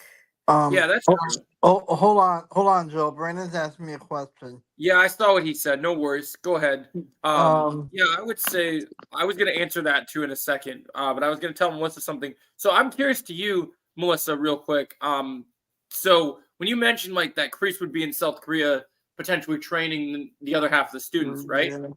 Yeah. One of my biggest questions as someone who has witnessed a lot of teachers train students and even having students of my own, what I could say, I don't like that whenever we've seen Kreese in the show, and I know Martin's not young. I know he's old. Oh, we lost Kim. I know Martin's pretty old. Oh, you want to answer your question real quick? No worries. Brandon, I don't think so. I don't think we have anything to worry about. Yeah, I agree with that. I think the game's going to turn out to be fine. Yeah, so I think the thing back to what I was saying. So for me, as like someone who like, so we've seen Silver train. Silver's actually fought Robbie, like when training him and everything. Mhm. Johnny interacts with his students. Daniel interacts with his students, right? When Yeah. when it was Kreese's season to train his students in season 3, and he took over the dojo from Johnny, we Right. never see him. We never see him spar or teach his students physical lessons. So Yeah, well, Sorry, that's I okay. I It did happens. something wrong. That's okay. Sorry. It happens. yeah, It happens. so you get what I'm going with this, Melissa? Yeah. Yeah, I do. I mean, we did see him have like some fights. Like there was actually supposed to be a deleted scene where he was training Robbie in season 3. You know, I don't think. Why do they I cut watched those? it. Those are so important. That makes me so mad. I know. watched it in YouTube. Yeah, That's cool. it's so stupid. Oh my goodness. I Yeah. just don't like that they cut that. It's a little bit funny. But yeah, Uh, but like I said, and I could see Sensei Kim kind of like enrolling her students in the high school to spy on the Miyagi Fangs. And Sam Wait, kind of like who's Kim? I don't know who's that. since Oh, you're the one who said- she was in season 5. Yeah, she was in season 5. She'd be a first season Oh, player. you mean Nicole or whoever that girl? Yeah, No, it's no, Matt. No, the Sensei new Kim. sensei at Cobra Kai. Yeah, she was. oh, that girl. Yeah. Yeah, Yeah, she was with Nicole or whoever that girl. Yeah, Yeah, Corey, yeah. she's uh, is it someone's grandpa or whoever? Someone's Yeah, grandpa. I watched Yeah. it. I watched it. Season 5 is the best. I love Yeah, that. yeah, it's awesome. I I agree. Here's my other question. They made such a big deal. Like we saw how much fun the creators, when they were promoting season 5, were hyping up the idea of like when Terry Silver brought over his senses I and hate him to Terry him. Silver. I They hate him. built Yeah. their team. Silver Yeah. built his little team of Kim had her whole fist, right? Yeah. Nah. So what I was hate wondering from your Yeah. perspective, Yeah. because we know that the showrunners are big on cameos in this show in general, specifically celebrity cameos. One of the things I wondered, I don't know if you watch like any like fighting like sports on like TV or anything, Melissa, but right. you realize that in season 5, even though it was only for a split second, they had not one but a scene with 2 popular UFC fighters. Yeah, I mean, I don't think we're gonna see any more of Sensei Kim's senseis. I think You they don't weren't think they'll even bring really back any new 5th members? No, because it'd be too many characters. Well, but that's the thing. These writers have already proven that they can handle that, and right, and but the way that I see it is they're gonna need to do something, because until this new villain emerges, unless he shows up with a whole group of new dangerous students. Now, you know what? I just came up with a new theory. I got a new All thought. right. All right. Go for it, Joe. So that's the kicker. It doesn't have to be that Kim has students, because the father's students would be his other senseis. Because if you've ever been in a dojo, when you're the head, like, so you have your head sensei, and then if you're an under 10th to 7th degree black belt, everyone's under you, right, Melissa? right, well, the thing of it is, though, I think they're gonna have I think Kim's gonna have students around the ages of the Miyagi Fangs. So, Yeah. So they're gonna be students. They're gonna be teenagers, just But like with them. this being the final season, until we get to this big bad, and even with Silver, you can't just have every single character just confront Silver by himself, right? You like No, but Mike I needs think to fight that they're someone, gonna. so there I has think- to be, just like when you're playing a video game, right? Silver You got Soul. Oh my you gotta have god. enemies Yep. The thing of it building is, up to the big threat.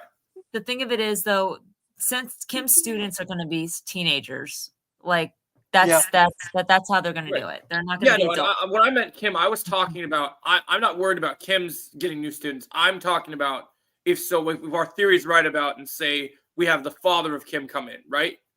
Right, but he's not going to bring his. He's not going to bring his own. All of his students are going to be Kim and Crease's. The ones that Kim and Crease have been training. It's just going to be him. So you don't think he would call on other allies if he needed help or anything? No, because if he's as powerful. No, because if he's as powerful as we think he might be, that's true. He wouldn't need it. Yeah, and Right. Joe. Yeah. I honestly, at some point this season, I want to see a fight between Crease and Silver because we're gonna get Crease is gonna want revenge for him trying to manipulate him and getting him arrested. Well, they've already built. I believe personally, so one thing I focused on a little bit, but I'm planning on making a video about was when they were asked about the fight scenes for the final season, they quote and say that it's going to be different than any of the other fights they've ever had, and then they talked about how there's going to be a lot of rematches this season. So, Melissa, do you have any and as well as new fights? Obviously, we can talk about the new fights for days. But is there any rematches that you for sure see happening that that are okay? I hope that they don't do this, but if they do, I will give them. I'll give them a bone. I'll accept it. But I think we could maybe see a potential Sam and Tori rematch for the All Valley. I agree. Oh, I watched that part. So what I see about it is here's my take with that rematch, like in the rematch that comes in the form of not only who gets the All Valley win, but also becomes the team captain. That'd be interesting. That'd be interesting what they did. I was kind of just open to them just kind of like sparring and becoming more friends and just seeing their friendly rivalry. Yeah, but I don't think they're going to become friends. Yeah, and you don't think that they'll start to become allies and I think they'll definitely become allies, but I don't see them as friends. They're just too different as people. And I just think that Crease is gonna want revenge on Silver for Silver getting him arrested. So I hope we get a Crease versus Silver fight. He is in jail already. He is. Yeah, I know, but oh my god, I hate wait, Terry guys, Silver will find ways. I'm gonna start getting ready to go. I'm gonna start getting ready to go. Terry Silver will find ways to get out of jail. Sounds good. Yeah. All right. He'll find a way. But yeah, so I think I don't want them to have a rematch, but I'll accept it if they do. If that's how they legitimize Tori's win for the All Valley, and let her be the team captain, while Sam could potentially get the Sekai Tekai win for her division if they do the divisions. That is. That's how I see that. That's how I could see that going. But I do like your theory. I do like your theory. Like on how I do like that could actually happen. Like where Kim sends her students into the school and Sam figures out little by little that they're Cobra Kai and Cobra Kai is not as dead in the water. Not dead in the water. I think that'd be pretty cool. I do agree. I also think on the rematch, then Kim, maybe when she figures it out, maybe when she figures it out, somehow Kim confronts her and tries to get into Sam's head a little bit, saying, they're gonna have to do something because even though it's a deleted scene, they're gonna have to explain what happened with that. With her getting away and that outcome. I don't know. I honestly don't care. We just know that happened. Hey Joe. Right. Yeah. I just want to add real quick because when I was talking about Crease and Silver having a fight, I overheard Kim saying that Silver's in jail. Yeah. He's gonna find a way to get out of jail. I'm telling you right now. I mean, he's gonna manipulate people just like he always does. I'll I'm definitely Yeah. answer your guessing he'll question in a die second. to death. But yeah, I when mean, I Sam think the answer finds, is I there's think two when old Sam finds favors that out. you're gonna head out, Melissa. Yeah, I'm gonna start. Well, hold on. I'm gonna just when I just say this. I think when Sam finds out, like that's where Yeah. Kim may confront her and just try to get into her head a little bit and say, we're not, you and I are not so different, and and just like do a lot of comparisons, and Yeah, like that's where Sam will start getting in touch with her inner dark be inner dark self a little bit. I agree. Um, I think that will she's happen. not joining Cobra Kai. She's No, not yeah, I joining don't Cobra expect that. I think But she's just I think tapping into her that dark side. that's why I think that she'll develop more of a bond with more of an uncle niece bond with Chosen. Well, shit, she's Uh, gonna have to because I think that Miguel, Robbie, Eli, and I've said this before. When it comes to the Sekai Taikai, our main characters are gonna have to tap into a little bit of their former selves to be Yeah. victorious in the tournament. Because even though many people, when they were in Cobra Kai, when you had Kyler, when you had all these other students, they had their piece of no mercy. But here's something we got to Okay. remember, right? When we Marco, met, I like that theory. I like when that we theory, met, Marco. when we met the whole thing with how do I put this? When we met where was I at? I'm trying to think. When we met the whole situation with the fist in season 5, right? Mm-hmm. Those were clearly Kim's students at one point. Now, what I wonder is if Kim has other, like you say, she has actual students around the Miyagi Fang age, right? Yeah. Because of Kim's efficientness that we saw that she is as a teacher, they will completely eclipse every single person that has been a student in the regular Cobra Kai dojos. So, because they'll instantly be a threat, which will make them more than a match for Miguel, Robbie, and Eli. More than a match. Yeah. So you're gonna need season 3 Hawk to reemerge. You're gonna need Robbie in that season 4 era to emerge. You're gonna need Miguel to go back to that season 2 era to emerge because you're gonna We're need. gonna need season 3 and season 2 Tori back. Yep, you're gonna need them to But be at on their the darkest but on the level. good side. Yep, But on you're the gonna good need them side. all to fight for good, but use their abilities. But Tori's coming back. oh yeah, Yeah, All right, she's I'm coming gonna start back getting, with I'm gonna start hanging. I'm gonna start Sam getting you gotta and head out. Melissa, no Yeah. worries. and I All right. understand. I'll see you on the next live, okay? Sounds good. See you Sounds then, good, Melissa. Melissa. Thanks for coming in.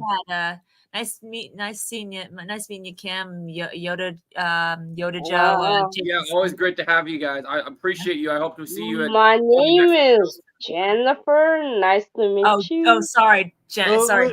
I was Yeah, just, I was Jennifer. reading Her off name is your, Kim, but she likes Which would Jennifer. you rather be called, Kim or Jennifer? It doesn't matter. It's a It's fine girl's either way. name. yeah. I Okay. was just reading off. I was just reading off your Yeah. what Your your name, yeah. online name is. Yep. Everyone keeps calling me Jenny, like it's from Korea. Yeah, everyone keeps calling me Jenny. I don't know why. Okay. Well, I'm not see you from next time, Korea, okay? first of all. Okay. Bye. All right. See ya. See ya. It's all good. Totally good. Don't even worry about it. See you, Melissa. Yeah, so I agree with you. Hawk must win, Marco. And I like his I theory definitely about. agree. I like his theory about Silver joining Kim and Miguel's dad. Yeah. Yeah, true. I would think he will get out. I'm waiting for those. I do think that's possible, Marco. I do think that a lot of people deny it. I do think Victor is coming back. So exciting! Yeah, I think Miguel's biological dad will be back in the final season. And on your thing, Jake, I don't know if you remember it. There's an older video I did a long time ago, Jake. If you want to know about the Kreese and Silver stuff, I did a video way back before season 6 was even like announced to be the final season, right? Mm-hmm. And I talked about that when we knew we were going to get the next season of Cobra Kai, whether it was going to be the 6th season and they're going to continue more than 6, or it was going to be just the end, which we now know it is. I had talked about that it was going to go down with just based on the groundwork they set they set up with Kreese and Silver in the previous seasons. Yeah, People like thought it was hype. Kreese is gonna want revenge for Yeah, well, Silver people. getting him I think you gotta arrested. remember when you think of the teasing and the marketing of this show, in season 5 they made such a big buildup of Chosen versus Silver, and it lived up to the hype so much, right? Mhm. But they only had one season to build that rivalry up. They Mhm. have the knowledge of Kreese and Silver always having history together, plus the fact that Kreese has been in prison for such a long time at that point. It's that all Silver's fault. Go ahead, Brandon. So yeah, it's all his fault. So those two, they're going at it. They are completely going crazy. I think it's ridiculous, Marco. I want that. I want to see Johnny, the now proper dad of Miguel, who actually is a more than father than Hector has ever been, throw down with Hector. I mean, Johnny beat his UFC fighter that he had, so let Johnny and Hector duke it out, man. I bet you Hector's some MMA mastermind, like street level gangster that we need to see those two duke it out. And I want to see Johnny fight Miguel's dad too. That's what I'm saying. I said I want Johnny's dad to fight to fight him. I want dads versus dads, man. I want all the dads. I want biological dad versus stepdad. Let's do it. Yep, exactly. Do you think Silver will die? Yeah, Marco, I think Silver's going to die to Kreese. I think those two are going to have a bloody battle.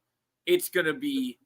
Because you have to remember, Chosen and Silver were both trained to be warriors, but Kreese and Silver were in the army, which makes them soldiers.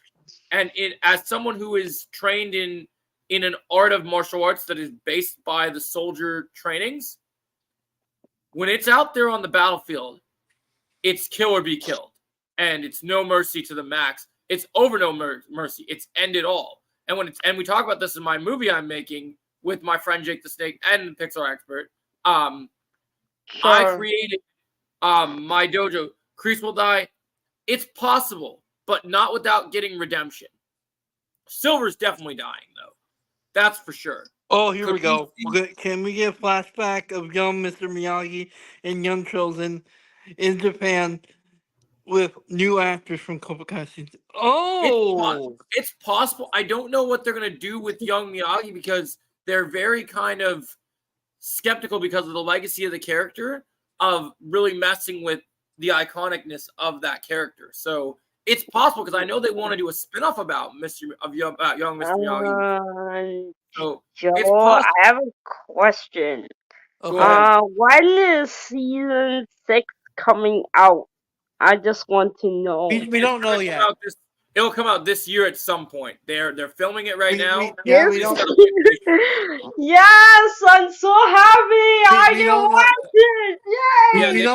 We don't know for sure exactly when, but they said the filming could take up to 6 I months. remember it was on November or in yeah. The other seasons have kind of fluctuated different dates. Or December. Yeah. Because my birthday is on November. Yeah. So is mine. That's cool. Yeah. Yeah, I like that idea. I like that idea, Brandon. That's a good idea for sure. Yeah, Joe's birthday is in November as well, so. But mostly, wait, when is Miguel's like his the baby? When is it coming? Like in next season. 6? Next season. At some point, yeah. I mean I'm guessing I really want to see that part. Well, I know we're gonna have to wait till season 6, though. But I'm watching Luffy right now. One Piece. I'm waiting for. Oh, you're watching One Piece? Hey, what's up, Cobra Kai Karate? Right now. Dude, you want to come up? I've wanted to chat with you, man. Come on up. Let's talk. Cobra Kai Karate. What's up? I'll post the link in the chat for you, man, so you can come up. I'm a fan of anime and also Cobra Kai. I'm really a fan. If you like anime, if you go back to my channel, I actually have reviews for One Piece that you can Maria watch. will always be known as Mr. Miyagi. I love Luffy. the Yeah, best. I Oh my agree. god. I agree. Have Yeah, thought he is going Yeah. to save. of Cobra What up, Kai Cobra Kai Karate? if he would. Yeah, he Yeah. will save at least like 1 million people. I don't know, and saving the team, or I don't know. He has around 9 people. That's insane. Yeah, 9 is too it's much. so cool. Oh my It's so cool how it happens. Yeah. I love it. But mostly Cobra Kai. The first season is very bad. The second Oh, you didn't like the season first season? is so. Really? No, Interesting. because I Come on, watched Jake. it. I watched it. The first season is no. The first season is pretty good, but the third season is the worst. Oh, Really? You didn't really? like You the think third first season? That's season's the worst? interesting. I Wow. don't know, too much like kung fu or karate. Too Well, much that's the point of the show. punching, too That's the much point of the Here's the show, fighting. thing. though. It's going. It's so bloody hell. That's the point of the show, though, Kim. What's going on, Cobra Kai What's Karate? How up? we doing? What's up? How I you guys? know, but too much fighting is Have you too been up? much. Were you sleeping or what were Oh you my doing? gosh. If you Sorry, what want was to that? die, that's true. I guess. I don't Yeah. know. Were you just napping or chilling or what were you doing? Oh, me? You're a Cobra Kai fan. Cool. Yeah, he is. Yeah, he That's a loves Cobra nice Kai. logo. Yeah, Thank I you you. can ask. want to. Yeah, you can ask any questions here, Brandon. Oh yeah, I know this is a Cobra Kai stream, but did you see the new Suicide Squad gameplay with Flash Boss? I haven't checked it out yet, Brandon. I'll definitely check it out. I'm Wait, very are you excited. talking about Game Boy? Game Boy Color, Game Boy. Oh, that's I pretty don't cool. know. Game Boy Advance. So people keep telling me I watched your stream, your video the other day. I heard that you're an anti Hector fanboy, huh? Oh yeah, I am. I think that's funny. That's so funny that you just keep ranting about that. I keep laughing. I'm like, Yeah. oh my god. Well, I made a video a while back about that. How I do not want him to return. But people kept saying it, so you know, I had to make a sometimes separate one. I feel that you get people that like just kind of like they try to change your mind, but they forget that as a YouTube content creator, it's your opinion and you get to keep your opinion no matter what. Me and Joe were literally just discussing how a fight could go down between Hector versus Johnny in season 6, like stepdad versus biological dad. I mean, I know this guy is really not like Team Hector happening, but like I personally have come to with the mindset that Hector is No, I really don't like his biological dad or whoever that. His biological father. He is so mean. He's so mean to Miguel. Oh my god, I hate him. He is. It's just really weird to me, and maybe you can clear this up, Cobra Kai Karate.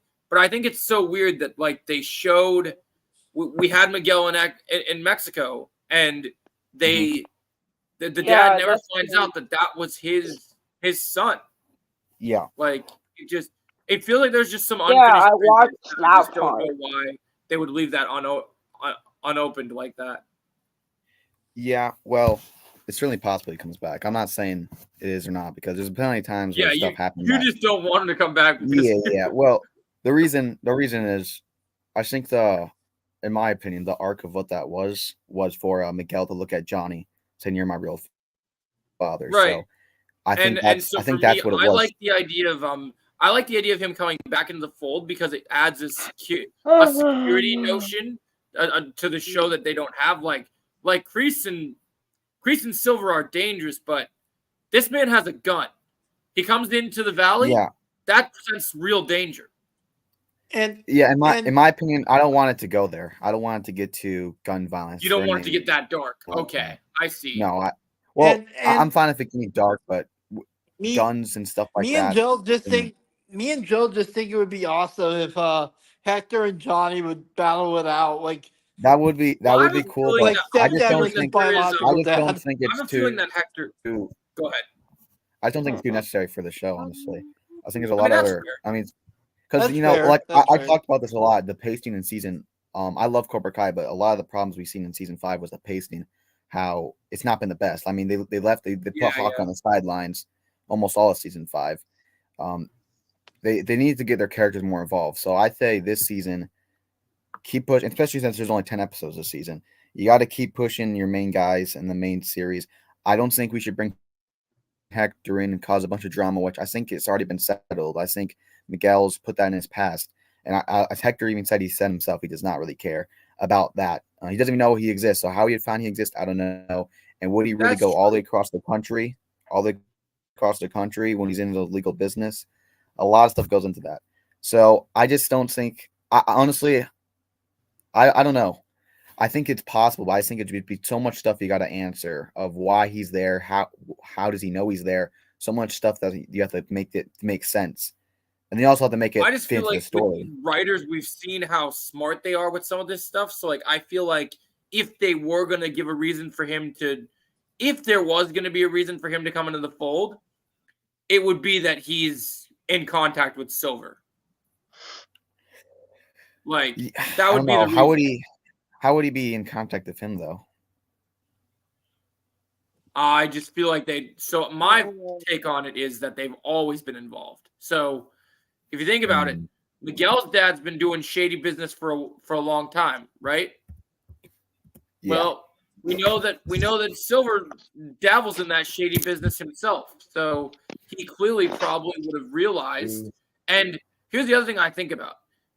We remember in season 4, Silver made a big deal that if we mess up Johnny to Kreese, that then there's no chance the Diaz kid can win the tournament. So he views, even in season 5, he views Miguel as a threat. If he found out who Miguel's real father was, I think he would want to dig his hooks into that play.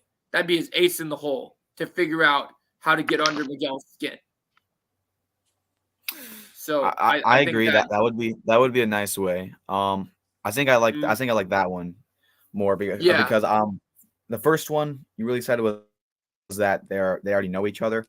In my opinion, I think that would be too much of a coincidence. That'd be a little too much of a coincidence, especially since how Miguel runs into Johnny and everything.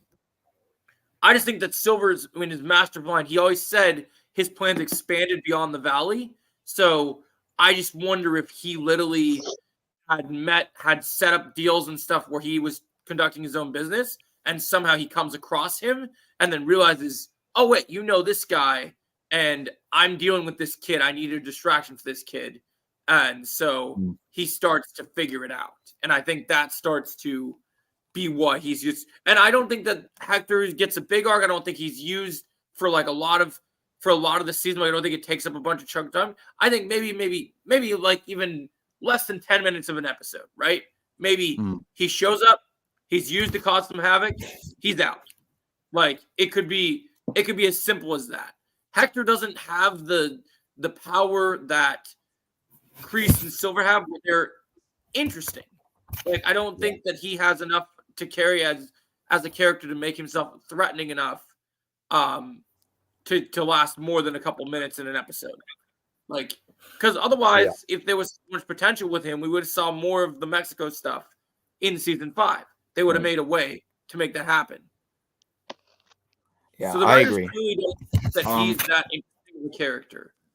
Yeah, I think if I were the writers, which obviously I'm not, but if I were the writers, I don't think I would bring him back. But if I did bring him back, I would definitely agree. If part of that is the way I'd do it is Terry Silver realizing that Miyagi-Do's getting really strong. He can't attack Johnny, can't attack Daniel. So the best way he can attack them is emotionally, and that's through Miguel.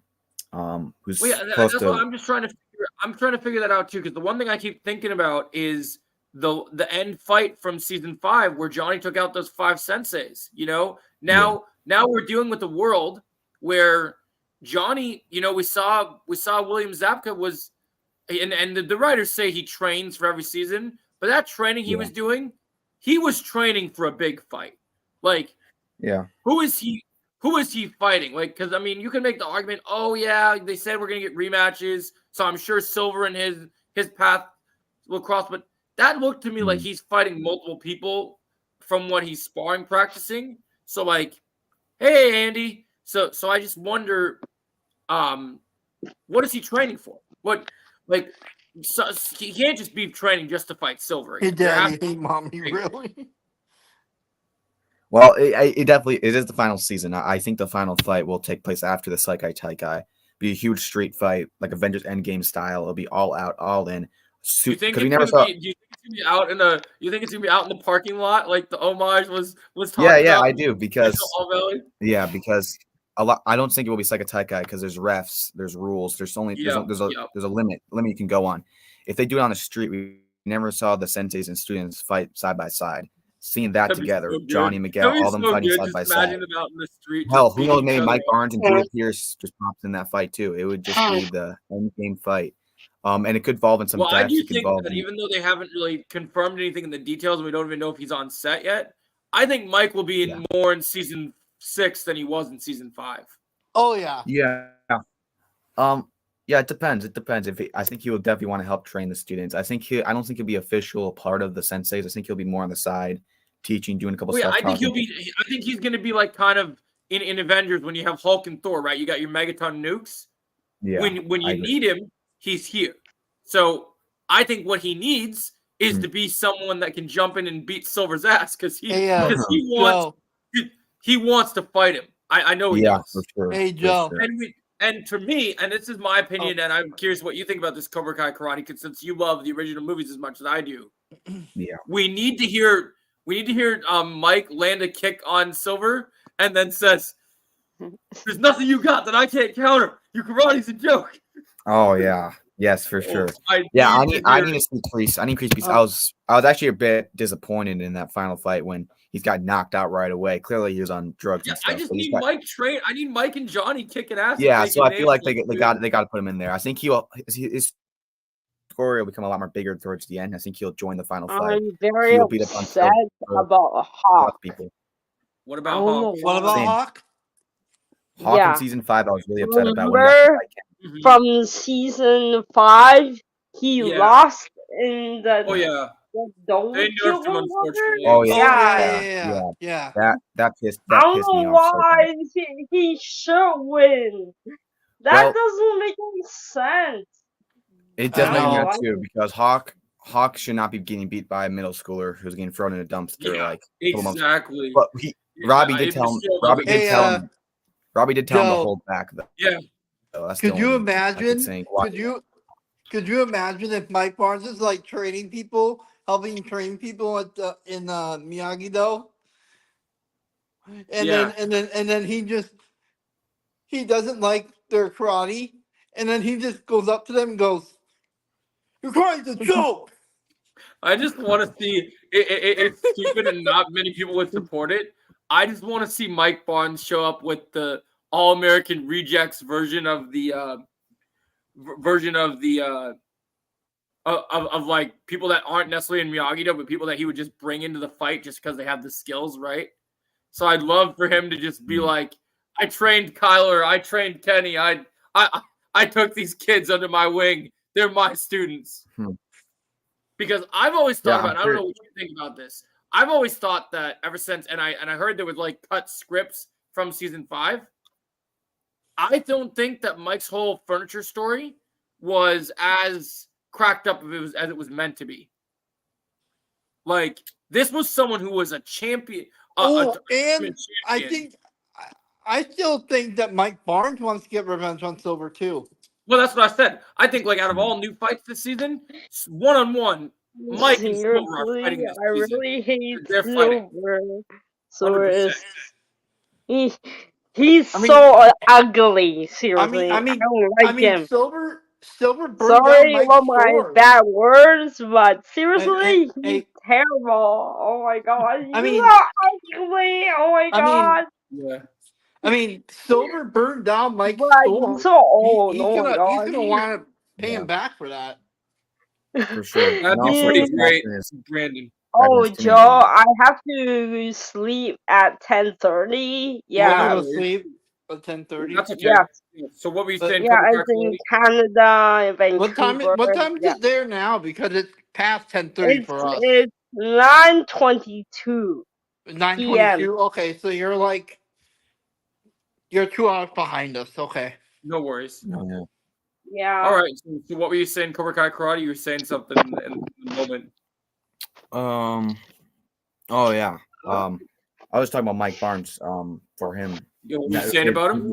I mean, back on Silver too. It would take. It's also of course his building got burned, and then also just back to his teenage years, him as a kid. I mean, nobody knows Yeah. how bad that affected him growing up into his older years. I mean, he talked about how it affected. Oh yeah. So it's been a lifelong thing. But also Kreese, we know he doesn't like Kreese either. And it's curious. I mean, Kreese, I've always been a big Kreese redemption. I think. Sorry, Joe. My Yeah. mom is here in my bedroom right now. No worries. It's all good. Yeah. It's okay. No worries. It's fine. I think Kreese. I don't like the idea of him going back to being a bad guy.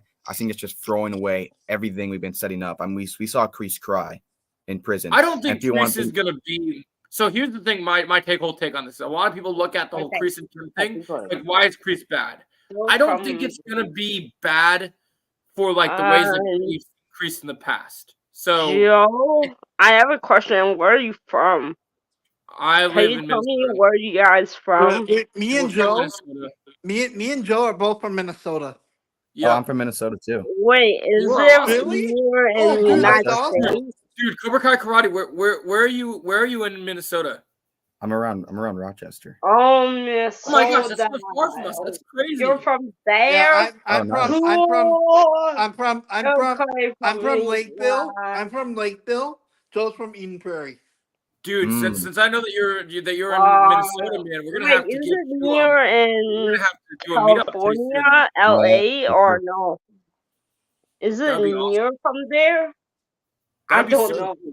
Who? I'm so glad that we have another person that's in Minnesota. Like, we're gonna have to totally do some meetups then soon. Oh yeah, for sure. I'm open to that. Now we can actually like properly. You and I could actually do live streams where we go to where I'm we are from and like Canada, actually do live streams Vancouver. together, like in person. Yeah, you're from Canada. Yeah, we know. Yeah, I never done. And I've been to Canada before when I went up north. Yeah. It's Canada's a not pretty cool place. Cool. Yeah, But Canada's it's really in nice. Vancouver. It's not in Toronto. Don't worry, No, it's Toronto. not there. That's Do you pretty know great. in Toronto there was a hurricane? Oh it yeah, was I heard so about that. creepy. Yeah. Oh my That's too bad that God. Yeah, there's a lot of hurricanes. That is so I crazy. feel bad. I feel bad. Yeah, that is too It's bad. snowing in Canada, Vancouver Oh, right it's now. snowing. It's Yeah. snowing right now. Nice. Yes, In it's Minnesota, Oh, it's snowing snowing, right really. we now. always get the white stuff. Snowing so bad right now for me. It's gonna be In Rochester, Really? really bad. it's gonna be minus Yeah, 1 degree Minnesota coming gets a up. lot Yeah, of snow. Brandon, Kim. I saw your theory about the whole Barney Stinson showing up for a cameo near Patrick Oh my Harris. god. And they've done celebrities before. I wouldn't put it past them since they did that little joke back in the day. It would be pretty funny. I just want to see. I don't know what your take is on this Cobra Kai Karate, but because Cobra Kai has become such a big phenomenon show, and do you remember in season I think it was love season that. 4? In season 4 when they did the whole when the Cobra Kai's went to the drive-in to watch Bloodsport. Oh, Yeah. yeah. I want to see at the Sekai Taikai. I want to see senseis be played by real martial artists. Like, Oh. like I Yeah, want that'd be cool. I want the camera to pan over, and there's Jean-Claude Van Damme, there's Chuck Norris, there's Oh man. like, could you imagine? Like, that I was so really, really want to meet with Daniel and Miguel freaking and out If about that- the if they movie. can, if they can get all those Like, actors, I would love that. California. Imagine Johnny knows Yeah, them. I Can you imagine how really funny that would be? That would be awesome. Do you have any I know- theories on who I know Yo. Andrew Yo. Garfield. Give me the Andrew cameo? Garfield's Yo. They're from. Joe, I don't want to get your hopes up, Joe. Yeah. Joe, The I don't want bottom to get your one hopes is up. from. Okay, sorry. Go ahead. I don't know how to pronounce that word. Oh yeah. Yeah. Wait, can you repeat what did you said? Hey, Joe. The Cobra Kai fan guy. Hold on. I got something where I want you to tell from? Joe. Go ahead, Jake. I'm Okay. listening. I don't want to get your hopes up, Joe.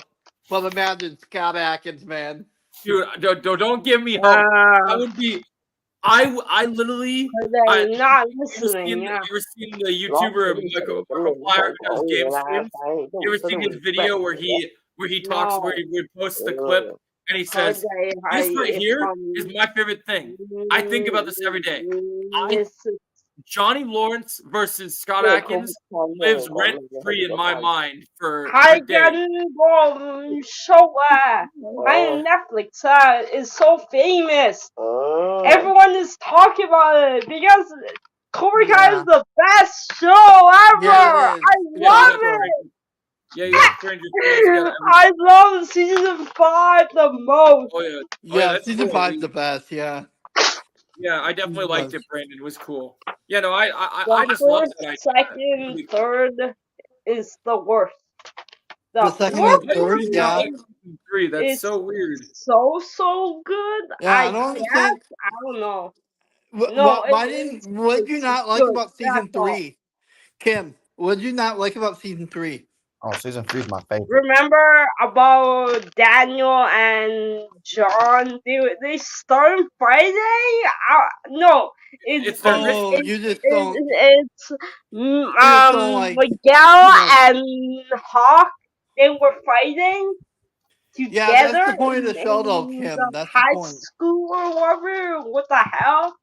And then Miguel died, and then he healed. Miguel's back here in season 5, not season 3. Yeah, season 5. Yeah. I don't know. No, that was in season 1. Remember? I hate that show. No. I don't like the season 1. Season 1 is the worst. You didn't like the season 1? What? Season 1.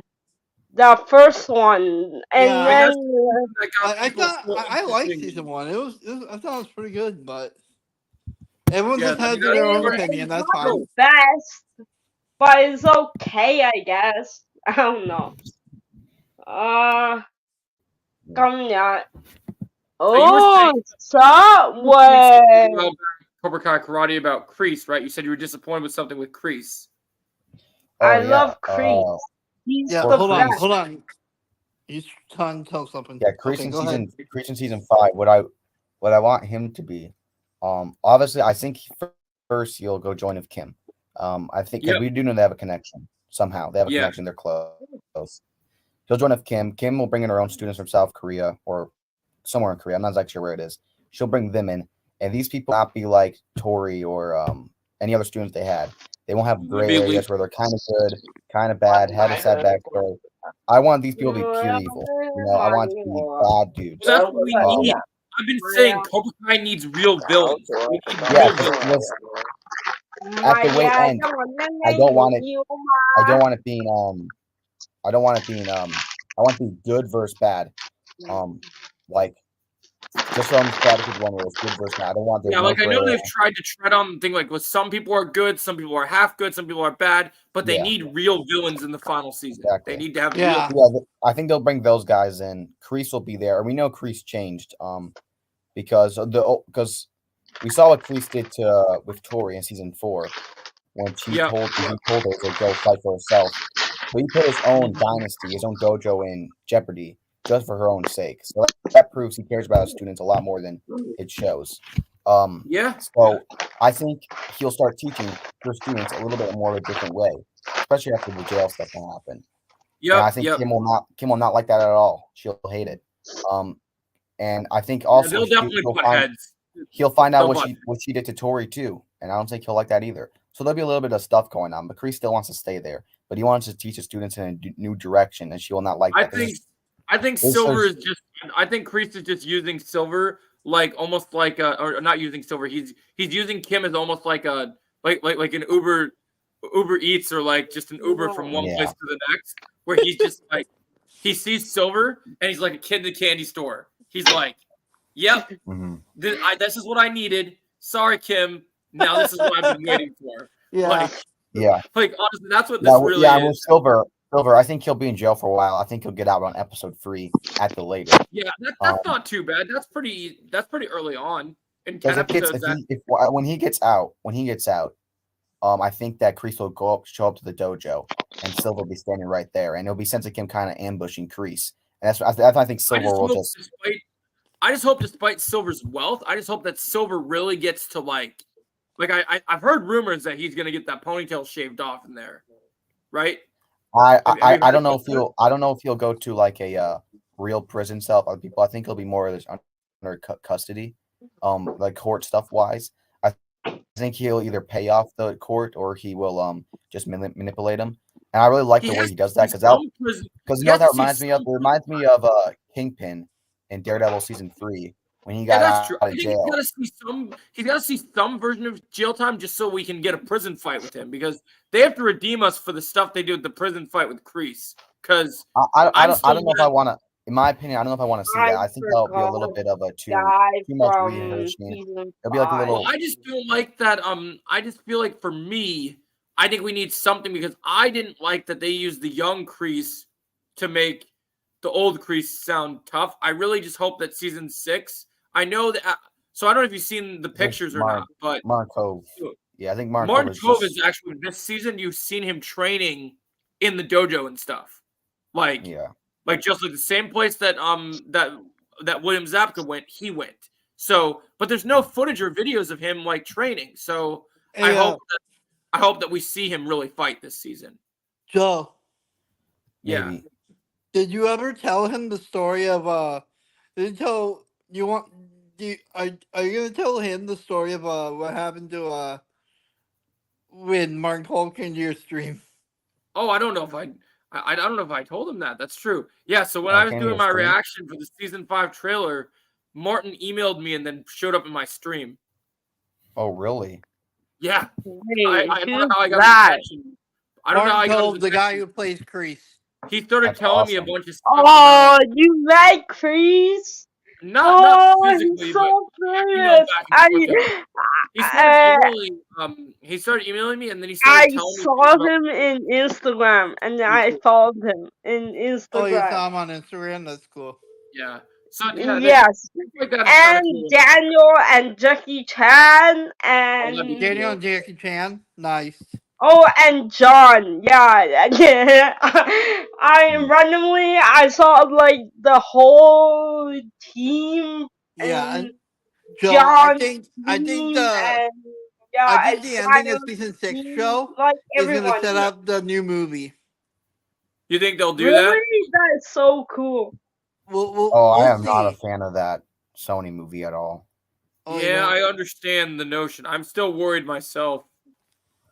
Yeah, it doesn't Wait, make any I sense. forgot who's that guy's name. I just hope it doesn't mess with you the know, I'm guessing movie. Is a black guy. American guy. Yeah. When they do that. Hold on. I forgot what's his name. Robbie is with him on the season Kenny? 5. Kenny? Who? Kenny? Yeah. What happened with him? Like after when he, threw his jacket away to Silver? Like what happened to the last? He moved on with his wife because he didn't want to work for someone that was a cheater. But which team is Kenny going to? Is it in John's team or in Daniel's team? No one knows where he's going to go yet. No one knows because I think he'll be on the fence for a while. He'll eventually join Miyagi-Do around the end. Oh, really? Oh, really? That'd be awesome. So cool. Well, I guess Miyagi, Fang, whatever you want to call it. I mean, we know there's supposed to be a new name soon. So yeah, in my opinion, early on. I think that's a bit ridiculous. I think just keep it Miyagi-Do. Keep it the original Miyagi-Do. Because They I should want have it to just be done Miyagi-Do. Miyagi Fang. They should have just kept Miyagi Fang as the actual title. I don't know. They better give I it. kind of like the idea of it being the original Miyagi-Do versus Cobra Kai again. I don't know if it's too necessary to change the name. Wait. I don't What? think Johnny would. Have the two John's dojos. They should have just again? I forgot. made the two names Wait, merge, since Johnny's Kim's never going trying to to- fully go over to the Miyagi-Do style. Like, it's never Kim- going to fully be his Kim was transition. trying to ask a question. What's up, Kim? What's John's team, like the Cobra Kai's team, or whatever is it called? I forgot what. Oh, you're talking about Is Johnny's it team? Yeah, Johnny had something Eagle. Eagle Fang or whatever Yep. is it? Yep. Oh, yeah. Yeah. Eagle Oh, Fang. it's called Eagle Fang. That is Yep. so cool. Yep, I love that name. That name is Yeah. so cool. it is pretty cool. Yeah, I just wonder. 'Cause, like, But it's weird. actually, my first team I really like is Miyagi-Do. I love that one. Miyagi-Do, the most. yeah. Yeah. I love that one first. Yeah. Yeah, Miyagi-Do is pretty awesome. And then the second one is Eagle Fang. Yeah, I Okay, love that. Yeah. I love those. You were trying to say something, Joe? Oh, I was just talking to him about, like, we were talking about the dojo stuff, right? So he'd like about the new dojo. Like, I'm just saying, like, how would you? You're never going to see Johnny with the Miyagi-Do gi. It's never going to happen. So how were you? If you're going to merge those two, how were you ever going to get that to fully be Miyagi-Do versus Cobra Kai when Johnny is now a sort of a hero? He's not a villain anymore. That's a good question. So my question to you is, how do you cement that? Because he would never agree to just be Miyagi-Do. It would never happen. That's a good question. In my opinion, I think well, Miyagi did save Johnny's life. I'll say that. Well, yeah, I know And that. I know that he saved his life. I think he respects Miyagi-Do. I don't think it would become a thing where they start fighting each other. What's the name or the? No, I don't think it would be a fighting scenario. I'm just saying, no matter how much he respects him, he will never take that name upon himself. You're never going to see Johnny in a white gi. He's never going to just flip completely Miyagi. Because you're too loud, Mom. So loud. Can you turn this off? Thank you. Why was it so Sorry, my mom's turned her phone volume Yeah, it's so all right. loud. You're It was good. on her phone. She should have just done She should have just done her headphones. She doesn't have a headphone. Maybe. I have headphones. Do you want? Yeah, that's always So I just wonder, like where would you see that going if with them doing a new dojo? Because Johnny's not going to, no matter how much he respects someone, he formed Eagle Fang's new dojo. He's not just gonna be, he can't be Cobra Kai anymore because Cobra Kai's tarnished. So he can't be Miyagi-Do. Well, my question is why wouldn't he be Miyagi-Do? Why is it such a? Why would it be such Because a? if he becomes hard Miyagi-Do, decision? then that means he has to switch his style. Because Daniel, I think you can. Here's my take. Okay, so this is the whole thing I've been trying to say to people that they missed this point, and I've gotten into countless arguments with people about this. I'll try to keep it as simple as possible. But one of my biggest problems is I've always been much more of a Johnny stan than I have a Daniel, because Johnny has been willing this entire time to realize, especially that there are other ways than one way. Like, you can learn multiple things, you know? And Daniel has been like, Miyagi-Do. It's always Miyagi-Do. Defense is the only way to win every time. And he never changes his stance on that. Ever. Yeah. Even in season 5, when he tries offense, he fails miserably. Yeah. Well, he never chooses to learn it. One thing about Miyagi-Do, I do recall Miyagi saying to Daniel in season in Karate Kid 3, and it got a flashback in season 4 where he says, "I fight my way when we can fight your way." I think Miyagi-Do is not really about a particular style. It's about a lifestyle, about the way you fight. You fight with respect. You fight in only defense. It doesn't mean that you're your moves are only defense. You can still fight offense, but it has to come in a defense form. And so I think I just feel like if they yeah, merge the aggressive side of Eagle Fang and stuff, I think that could correlate and be with Miyagi-Do. I don't think it would go against its styles because I think what's always been about is respect, and that's what they're fighting for. Respect I and mean, to put down Cobra Kai. if they did that in a way where they focused on more the Chosen Miyagi-Do and Chosen was teaching instead of Daniel, I would believe that a lot more. I just feel like even if you look at season 5, Daniel, despite how it's been proven many times, Daniel just is never like, and I know he wants to like you said with Mr. Miyagi, he wants to teach his way, right? But Robbie said in I believe it was season 4, it doesn't matter which way you fight, except that it works, right? Something along those lines. And he said that to Daniel. And ever since that moment has happened, now that Daniel's been backing me up, now that Robbie's been backing Miyagi-Do, there's been no change. Daniel's like, I still think that we're gonna head into season 6. I don't know how they'll do it, but it won't be like a full out like confrontation between the two.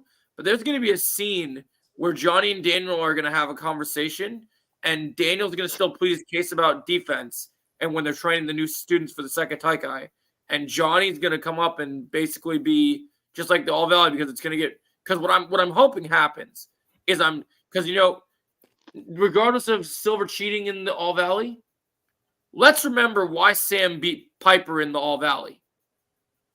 It was by using the offense that that Johnny taught her. So what I think needs to be stated is if we're doing this new stuff, Daniel needs to get that stick out of his ass and just realize that is really hurt. Offense works. I agree. And I think he understood that in season 5, and I think I think he understands that now. But I think that could work. I think that could work and correlate, with a Miyagi-Do. Now, I'm not a big. It's fine with me. Like if they change it, that's more of a preference. It's not like I don't really care what the dojo is or the name or the color, as long as they're fighting together to take down Cobra Kai. But as like a preference, I just like the idea of it being Cobra Kai versus Miyagi-Do one last time for the final last time. Mostly, I like the group fight, like together, and there was an egg right here, and then the whole group is together. I like that. I'm glad you mentioned that because I do think that this season we need one fight. Even though we got them in season 3 when they were kind of forming their styles together and they fought just like my picture in the background. You have Johnny and Daniel did team up on Silver. Oh, not Silver. They teamed up on Kreese, but Daniel mostly jumped in and just saved Johnny. We need to see a scene. Cobra Kai Karate. Are you a fan of Star Wars at all? Oh yeah, I'm not the biggest fan, but I've watched. I think the only Star Wars I've not seen is I haven't seen all of Rebels. I just like the sword, but not the star. You remember the prequel movies, right? The movie. I do. Yeah, I watch the prequels. So think of like the prequel battle in Revenge of the Sith in the beginning with Count Dooku, Obi-Wan versus Anakin, right? Yeah. No, not Obi-Wan versus Anakin. Obi-Wan and Anakin versus Count Dooku, right? Yeah. Mm-hmm. I think we need to see something like that in the final season where Silver is viewed kind of like the Count Dooku figure, and then you get like a Johnny and Daniel, this time we will do it together. And then you get the two of them going up on Silver. I want to see that so bad. I need to see them using both their styles. The thing is with Silver, I mean, you guys talked a lot about how we need to fight different people and how we want to see him fight Mike Barnes. With Silver, Daniel. Yeah, I watched that part. You can't fight everyone, and I think Silver is a great fighter. But even if he does fight Silver, and even if he fights Daniel and Johnny at the same time, I think Johnny and Daniel will get the upper hand because we saw Daniel beat Silver. I think Johnny would have beat Silver if he was in the right mind during season 4. I think that if I don't know if that would even be a fair fight. So I don't think they would do that way. Yeah, and I personally think like you said, I think Silver can't fight everyone, but if he does fight certain people, especially like you look at William Zabka training for a fight, right? If they do what we got in season 4, but they rematch it, if Johnny fights Silver, I don't care. The Silver fanboys, they can say what they want. Season 5, season 6, focus Johnny. I think he takes the win against Silver. I think if Johnny fights, I think and he's focused, I think he stomps season him. 5. That one scene where at the end of season 5 when he was getting beaten down and he had the memories or the motivation of his kid, that Johnny right there could be anyone in this whole universe. That's all. And you know what's crazy about that? You know what's crazy that people debate, and I still think it's the stupidest thing. Like, you've seen those people that make those YouTube shorts, right? Oh yeah. People still, there's these YouTube shorts out there where people like, oh, the Daniel that crane kicked Silver is the best Daniel, and like he can beat every version of Johnny, and that he's the best. Nah. Like, he did one cool thing. Johnny is the strongest character at that level. When he goes, let's also keep in mind that Silver just got done fighting another sensei, so he was already worked up. That's what I keep telling people. Like, even Chosen, who was here earlier, was like, he debated him even hours. I'm like, dude, you don't get it, man. You don't understand that Johnny is like. I like that guy. That's why the creators. That's why I don't think the creators will ever have them fight again, because I think if they did, I think Daniel would get straight up embarrassed. Well, it would definitely. I think their skill sets almost around the same, but I think Johnny's a slightly better fighter. But I think Johnny's better because Johnny was able to learn both styles properly. So I think what happened with Johnny is like Johnny's always had the offense. Now that Johnny's learned the defense, he's more open-minded than Daniel. Yes, it gives him that edge. But going back to, I don't know if you noticed it, but did you notice the thing in the William Zabka training where his sparring partner puts up the crane kick and then Johnny throws a flying knee? What do you think that's about? Why do you think they're doing that in the training? I honestly don't know. That could just be a thing they just do.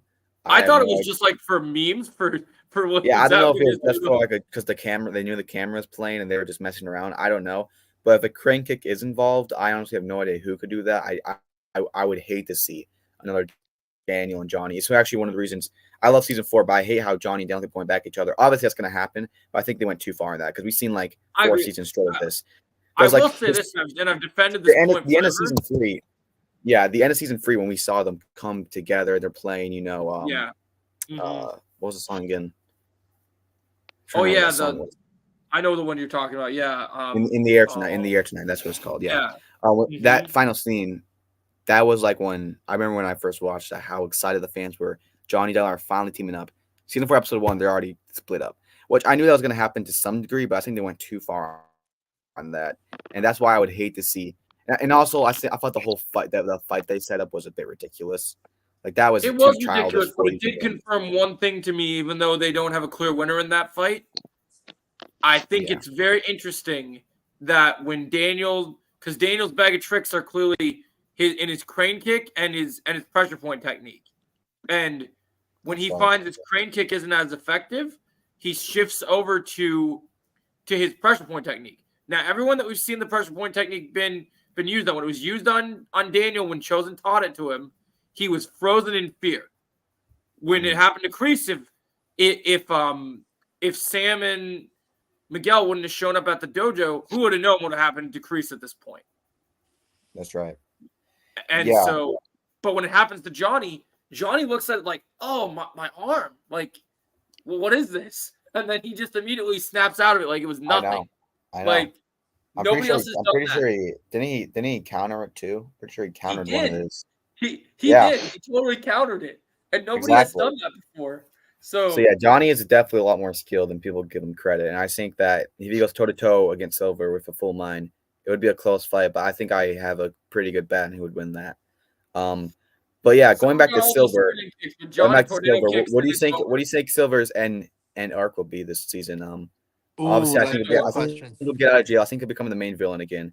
I'm not the biggest fan when people say that Kim Da-eun will be the main villain. I think she's a great character, great side villain, but we're talking about the final season, this is the end of not. So my final thoughts on this, and we were just talking about this before you came in. I believe that while Silver will still have some dominance because he's in prison, another threat will have to emerge, and I don't think it's going to be like obviously your Hector thing, right? I'm not 100% a believer in that idea of just bringing back someone that's already attacked. One of the biggest things we heard about this season is that there's going to be flashbacks, right? That's right. So everybody sees Cobra Kai as it all ends with Silver, you know? Yeah. But the roots of evil, the training of Cobra Kai, while Cobra Kai did not exist for that long, the evil that was taught by Silver and Kreese that they had used came from someone else. Which means even at the totem pole of Kim Da-eun, there is like Yoda says in I think it's Empire Strikes Back when Obi-Wan says to Yoda, "That boy is our last hope." Yoda says, "No, there is another." And so That's when you so look at that, funny. that's actually why they gave me the name Yoda Joe. Cobra Kai karate is because I talk like Yoda when I want to. So so basically, if you look at it, like I can see, I think they're hiding a primary villain that has been lurking in the shadows that is waiting. Because I don't know about you, but when they announced the whole flashbacks with the Kim Soo Young stuff, something is coming. That they did that for a reason. I agree. I agree with that. Besides it being primal, I think it could be a great addition. I don't see it being taken away. The reason why I think Silver should be the final villain is not only, of course, I go my personal preference. He's one of my favorite villains of all time. He's up there with, for me personally, he's up there with Thanos, Vader, Joker. Like I love him, and I think Thomas Ian Griffin has been. If you look at season 5, I follow the black guy. Yeah, I agree that he definitely has potential to be that level. But for me, here's the thing that I'm worried about in terms of the final season. Okay. Yep. Daniel's already, when he was worn down, has already beaten him. Now, and that was the one person that they had their rivalry. That was their like Jedi Master, Sith Lord, martial arts rivalry, right? Those were the two dudes. And Silver, before every single time, you always imagined Silver was stronger than him. And now that Daniel's got that crane kick in his mind and his head, he's not going to view Silver as a threat anymore. And I think he will. I think he will because, like, tying back to what I was saying with Daredevil season 3, when Kingpin got out of jail, there's a lot more threats he can do than physical. That's and even true. with physically, and because what I loved in Daredevil season 3, one of my favorite seasons of all time, when Kingpin got out of jail, it put Daredevil in a position where it feels like I cannot beat this guy legally. I cannot beat this guy any other way. I had to beat him physically. I had to go toe to toe, and in him, I have to kill him. I don't think they'll get to the place where they kill him, but they will go to the place that I need to beat this guy morally. I need to beat him as a man. Right. And the reason why I don't think that crane kick set it in fully is because not only was he hurt after that fight, he is not. He also has the Psychic guy, which he will be a part of, which could take over. Even with that fight, if he wins that Psychic guy, Cobra Kai will expand forever, and that's a huge threat for the future of just everything. Let's not keep in mind he has footage. He has legal footage of them breaking into his house. He could use that to put these guys in jail. Well, I'm sure he can definitely use that. Like, I'm sure there's ways that he can make it bad. But then the other question we bring, like you mentioned, there could be a street brawl at the end of the Sekai Taikai, right? So here's where my mind is starting to go, and I'm curious what you think about this. You got Johnny still around, you got Daniel, you got Chosen, you got Mike, you got all these characters. Yeah. Like you said, no matter how good Silver is, and even though you got the great villains, you got Joker, you got Vader, you got Thanos, you got Negan from The Walking Dead, right? All these great threats, right? Yeah. He cannot beat all of those amazing senseis by himself. For sure. I do think that needs to shake that up. Because William Zabka was training for more than just Silver. He's fighting someone. So do you mean Silver would kind of beat them all at once or individually? Well, I'm just saying, like, if they're doing a brawl, right, and they're all like, so say all the senseis are actually coming at him because they have to deal with because they want Silver gone, right? And they might think maybe Daniel's so scared that he thinks the only way to take him out is everybody take him out, right? Like, finish this, then like he's Silver's skilled, but especially with his age, he's not as fast as he used to be. So I think he is. You think he still is? Okay. I mean, he went toe to toe with Chosen for a while. I mean, of course, it was a sword fight, but still. But if you think of the I understand what you're saying. I think that I do understand what you're saying. Because they're bringing something bigger than just Silver and like his goons. They're bringing in like the origins of Kim and everything. And I think well, someone needs to come in and be another imposing threat. And I agree with all that. And I think they'll bring in some real not killers, like for example, like killer mentality students that'll come in and they'll be ready to fight. I agree with all that, but I don't think they'll take over the throne of Silver. The reason for that is because I agree with that. I agree. I don't think anyone's going to take away Silver's power, but someone has to be able to stand up to Johnny so that Silver can have. I agree. I think we all agree. The main person that Silver needs to fear in the final season, it's not Daniel, it's not Johnny. It all comes back to Kreese. It's ultimately going to be Kreese and Silver. That's going to be the main threat. Yeah, I think Kreese will have one of. I mean, I've been so excited for him in season 6. I think he'll be. Me too. I literally have been talking about. I've literally been doing nonsense. I told everyone that I'm going to get so obnoxious because everybody's going to make all these different videos of all these different characters, and I'm going to make like once per week, like before even.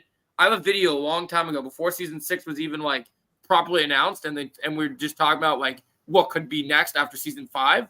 Yeah. I made this video called "Death Match Incoming," and it was just Silver with the katana in his hand and Kreese with the glass shard from season 3. Just like because the thing you got to remember, Chosen is a skilled warrior. Silver in current day Silver is dangerous. Yeah. But there's one connection between Silver and Kreese that trumps Silver versus Chosen. Yeah, and I think I don't think Kreese is think Kreese is an over talented karate as he used to be. I think he has a lot of strength and a lot of interesting stuff. I think why he's a bigger threat is emotionally. We saw what he did emotionally to Silver in season 4. Yeah, brought back those memories.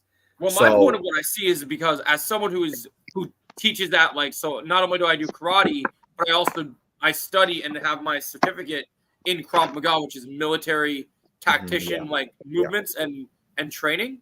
And so because of that, I relate to Kreese in the sense that I know, well, I didn't be in the army. I know what it's like to be in that pressure situation and to know what that's like. And so from a tactician perspective, both Kreese and Silver, when Silver was in the army with Kreese, Silver wasn't anything like his current self. Kreese was the scary threat back then. So Kreese is going to have to tap into that old self and merge it with his new self. Yeah, with Kreese, like from the beginning, obviously you get to address the legal business. I think that'll get settled pretty easily. I don't think he'll be on the run. I think he will go to Kim and somehow, some way, they'll get it fixed. How he could fix that, I could see him going to court and bringing up the card that he had PTSD from war, and that he could use that to say, I felt like I was under pressure. I felt like I was under control, like back in the war, and that's why he escaped. Because we already know it was confirmed that and now the police know that was not him who attacked Stingray. So after that, I think that will let him go legally. And then after that, like I said, I think he'll be with Kim for a while, Kim Da-eun. But eventually, I think after Silver gets out of jail, Kim, I think she likes Kreese more than Silver, but at the end of the day, she wants her students to be at the top notch, and they're going to butt heads because and Kreese is going to be acting so-called soft to her. And that's when I think Silver will ambush and will I think he'll just beat the hell out of Kreese for one. I think Kreese will have no defense. He'll be under pressure, and the first fight they'll have, he'll just beat the hell out of Kreese. And that'll put Kreese in a depression, kind of like the beginning of Karate Kid 3. He'll be on his own, depressed, nothing to live for. And I think that's when Tori will go back to Kreese, because we know Tori and Kreese had their problems, but at the end of the day, they still have a strong connection. Yeah, they do have a connection. I think she'll feel bad for him, and then she will she will talk to Daniel and Johnny that we could still use this guy like as a weapon to Kreese, because like that's Kreese's biggest weakness. I don't think Johnny or Silver will trust him, and I don't think Kreese will even trust them either.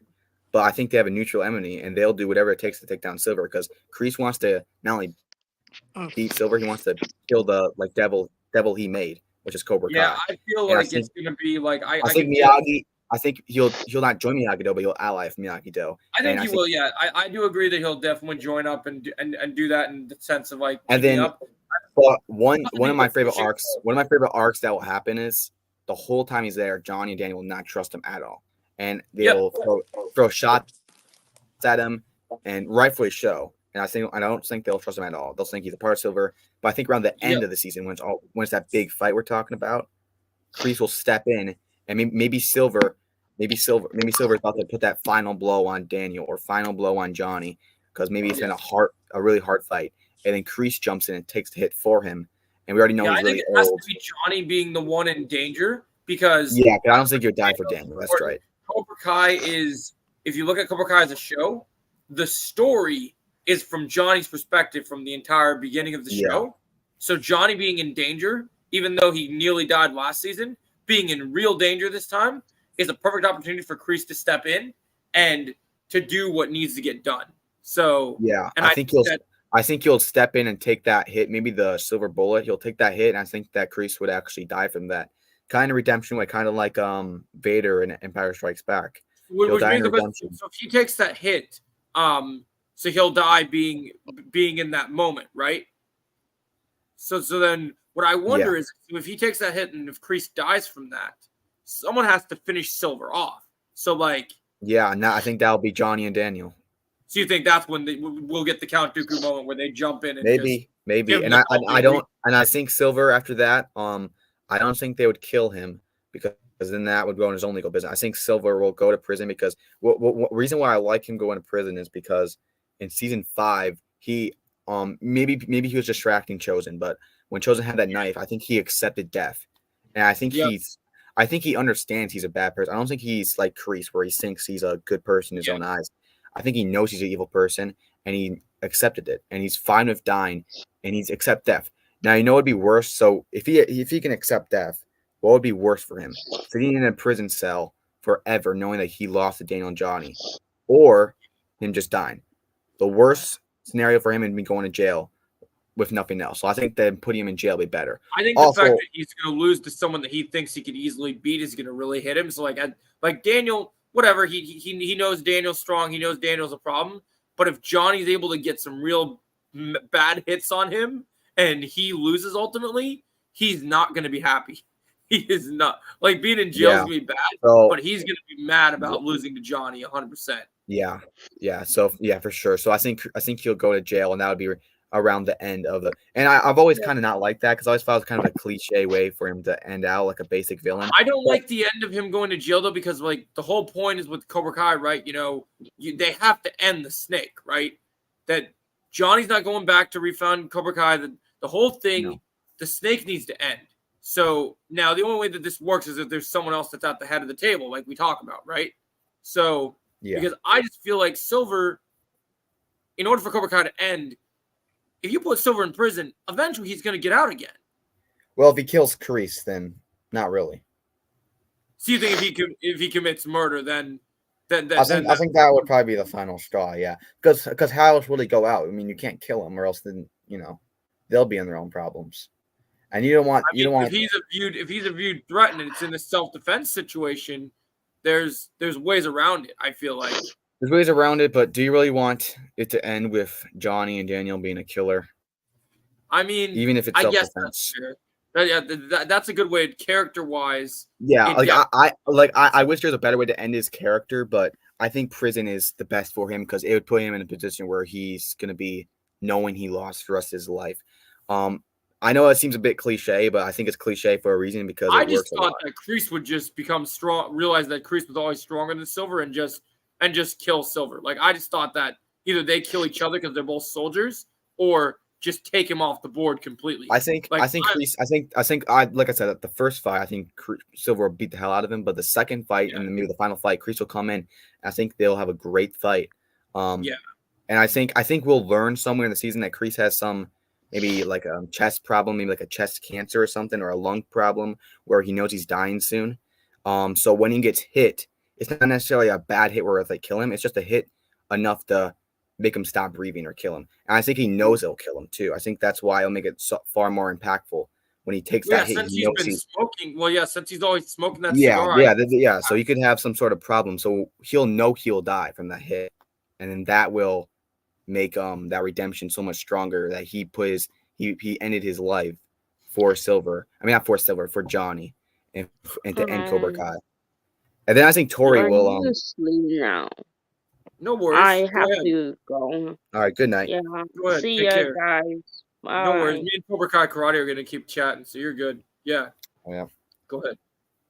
All right, so yeah, I think he'll take that sacrifice hit, and that'll be so much impactful for him and for that. And then I think he's always had an idea of Cobra Kai, and it was always about to help kids, get him to teaching. The reason why it never happened is because he got not only PTSD and was trained the wrong way from the war, also the teachings he got from Kim Sung Young, I think his name is, and all these teachings that kind of ruined him. So I think Yep. he'll tell Tori, you need to go fulfill the Cobra Kai that I never could. So I don't think Tori will keep the name Cobra Kai, but I do like the idea of her making a dojo and her making the Cobra Kai that Kreese wanted that he never could fulfill. Well, I think a lot of people, some people have said they weren't okay with this, but with these writers, the passion they have for these characters, and obviously they're going to do spinoffs of previous characters. I do think that with the popularity, even no matter how popular the young actors get, I do think that we're going to see a couple years later a show where we're seeing the focus of the young actors, kind of like your sequel trilogy for Star Wars, but done better with like the actual passing of the torch of these characters. Because obviously, I mean, William Zabka can't last forever. Yeah, that's true. They're all up there in age. I can see the young characters having their own show. Yeah, I like the idea. It would have to come in a lot of time. I mean, I think 10 years minimum. And I know that sounds see 10 long. years is a perfect time. I mean, that's because around 10 years. It makes sense. And it could even be a movie too. I would love to see Cobra Kai. I think Cobra Kai belongs on the big screen. I mean, honestly, I'll be realistic, and I know this probably wasn't in the cards. If Sony wanted to capitalize on their money so bad, instead of doing this stupid Karate Kid movie, they should have just made season 6, like kind of what they're doing with the Mandalorian and Grogu now, right? They could have just made season 6 a big either 3-hour, 2.5, whatever movie. Because that would have been I think they wanted to, but I don't think the creators wanted to. I don't think they are in favor of that. I mean, the creators would have gotten an even bigger budget to be able to spend on doing really great. But the creators, I think they like the idea of a show, and they have a lot more time. And I like that. I like the idea of the show too, but I'll be completely honest with you. As much as I don't trust Sony, I don't trust Netflix either, because Netflix completely dropped the ball on season 5's marketing and how things were meant to do. So I just feel like Netflix doesn't. But you look at the other shows that Netflix has produced. I'm not saying Netflix is bad people, but you look at the streaming wars and the businesses and everything that they do. Netflix puts all their hard-earned money into things like Stranger Things. They don't put their focus on Cobra Kai like they should. Like, Cobra Kai has a big fan base. Yeah, and they don't treat it like Cobra Kai. The Cobra Kai's fan base, they might not be as big in numbers as Stranger Things, but I don't see any channels of Stranger Things like there is for Cobra Kai or YouTube channels. I agree. That's what I'm saying. That's why there should have been more. Netflix should treat it more seriously. Yeah, there's a lot of fans, but it's not like a community. You know, it's not like Cobra Kai. I've never seen a show like this. Even big shows like Breaking Bad and Walking Dead. I think one thing that I think is just mind blowing to me is and it's not as big as up the numbers, but just the loving community. And I think the reason for that is the creators, how much they love the show, how much they're fans themselves, and they talk to the fans on Twitter. They're really connected. I think it's so interesting because it's so interesting to me because I don't know if you I know you watch the shows and stuff, but do you play video games at all? Oh yeah, for sure. For the final season, we have to get a better video game than those two. Those are gonna ass. We need a good game. Yeah, not only was the quality terrible, it was just ridiculous. I don't want there to be stupid superpowers. I want it to be like an Injustice. That's what I've been saying since the beginning. Just give me Injustice with Cobra Kai character. Yeah, it's not that hard to make it too. I have a perfect idea of what they should do, and they just don't do it. And they just get the worst people to make it. So after Cobra Kai is over, and we won't have a lot to talk about, put some video games out there. I always like the idea of maybe a cartoon. I know we had a Karate Kid cartoon a long time ago. Animated stuff could be cool. I would like a little Cobra Kai cartoon, maybe. I mean, I think there's a lot of small stuff they could do, but as far as continuing the story, I think they should leave it be for a while. maybe I think we'll spin-offs. get plenty of spin-offs to like focus But on some of these it has to be prequels because I think when the big story ends, you leave it. You don't touch that. You leave it alone. I think the first prequel they're gonna do is they'll do what I don't know how they're gonna do it. But they'll probably tease it through flashbacks in Cobra Kai's final season. I think this final season is gonna lay the groundwork for a young Miyagi show. I think I've always loved that idea, but I think the obvious concern is the hang up is just the acting wise. Yeah, because especially how he passed away. I think the creators have to get someone that loves the character and knows the character because it actually is a great story of him going to Okinawa, the whole stuff of him getting kicked out, fighting to the death, and I think you can find someone. I think you can find someone out there. There's so many talented people nowadays. Yeah, and also like the whole stuff of him going to war, him losing his wife, him getting the Medal of Honor. I don't think we ever even learned the whole that's a great story to tell. So I think why not go so much stuff, and it could be so much depth in the Karate Kid, and I love. And then of course there's gonna be someone's gonna, especially because the popularity of the character. Even though Cobra Kai for the present day might end with whatever happens to Silver, they're gonna do a Dynatalk show. They're gonna do something about Silver's past. I think that we haven't gotten before. I think that would be good, but I think they've already gave away too many key moments in their story in their past. So you think because of their past, because of the Kreese and Silver stuff, you think there's too much known? You don't think any other? Yeah, because I think the objective of their story is the whole prison. Is the whole PTSD and the whole prison stuff. Yeah, that's true. Going there, and they've already shown that. I mean, of course. One problem I've always had, which I think they can maybe make a show off it, is we saw in Cobra Kai season 5 when they had flashbacks, the young Kreese is nothing like the Kreese saw in Karate Kid. Yep. I mean, he's all giggling. He's talking about how this new student Johnny came in. He's so nice. I'm like, as far as I recall, I remember seeing flashbacks season 2 of him yelling at him. I recall him being an evil cruel man. So like, where was that switch? Like, what made him switch? There has to be a piece we're missing that we're going to see in the final season. There has to be something. Yeah. So they talk about flashbacks. So maybe they'll finally show that key missing moment. And I think that put more depth on when Silver and Johnny fight. Maybe we'll see those. I mean, not Silver and Johnny, Silver and Kreese when we see them fight because Kreese changed a lot from that. I'm hoping they take a page out of my favorite show of all time, which is have you seen Arrow? I remember I watched that a long time. I got to like season 3 and then I kind of I love season 2 because season 2 can't be topped because I'm a big comic book reader. So I loved Arrow versus Destro, and in the Arrow versus Destro fight, they both were on the island together, and then they're both fighting in present day. And so when they're fighting in present day, they show them flashing back to their island stuff. I would love Cobra Kai to do that with Silver and Kreese. Yeah. I will say I never finished Arrow, but I love how they put the flashbacks, like kind of putting in place. You know what I actually did? Before I watched Arrow, someone put together this thing on YouTube of putting all the flashbacks together, like in order. And I remember watching that whole flashback story, and that you can make a whole movie off the flashbacks on the island. That was amazing. So I watched all that like put together first. So I kind of got a little bit spoilers of the seasons first, but. No, good. I think they could do that too because there's something that we're missing that something happened to Kreese because he is not that person we see. Sure. I know he became a Green Beret and he was a karate champion in the Green Beret army thing. Yep. So maybe something that happened in there was a switch. Yeah, past stuff is really important to me, but for me, I think my biggest thing, and I was telling Melissa this when she was here earlier. Oh, Melissa was here? I don't know about you, but I don't know how big of a Kreese fan you are of like his. Of him as a character, but like yes, I love Kreese. He's a top 5 character. I feel like the show has done him dirty. Like even though in season 1 when he showed up at the end of season 1, leading into season 2, and he fought Johnny, and when you see him in in season 3 when he fights Johnny and Daniel, because of season 5 where they just show the young Kreese in the prison scenes, right? We need to see him unleashed this season. We need to see what he is. Him and Silver are both trained by the same people. I know he's old, but he can fight. He has to be. I think the reason, honestly, is why they didn't show Kreese fight as his older self. I think it was actually because Martin Cove. I don't know if I think it was a lack of choreography. I think it was that they. I think it would just look a little awkward because I think Martin Cove. I don't know if he can do that physically. So I thought he didn't. I didn't think he could either. But then I'm kind of getting my hopes up because. I don't know if you saw the pictures so everyone's been talking about this video with William Zabka, right? But when the writer's strike was happening and they did and they were getting ready to shoot Cobra Kai season 6, like episode 1 and potentially episode 2, the first time until we found out that they rewrote episode 1.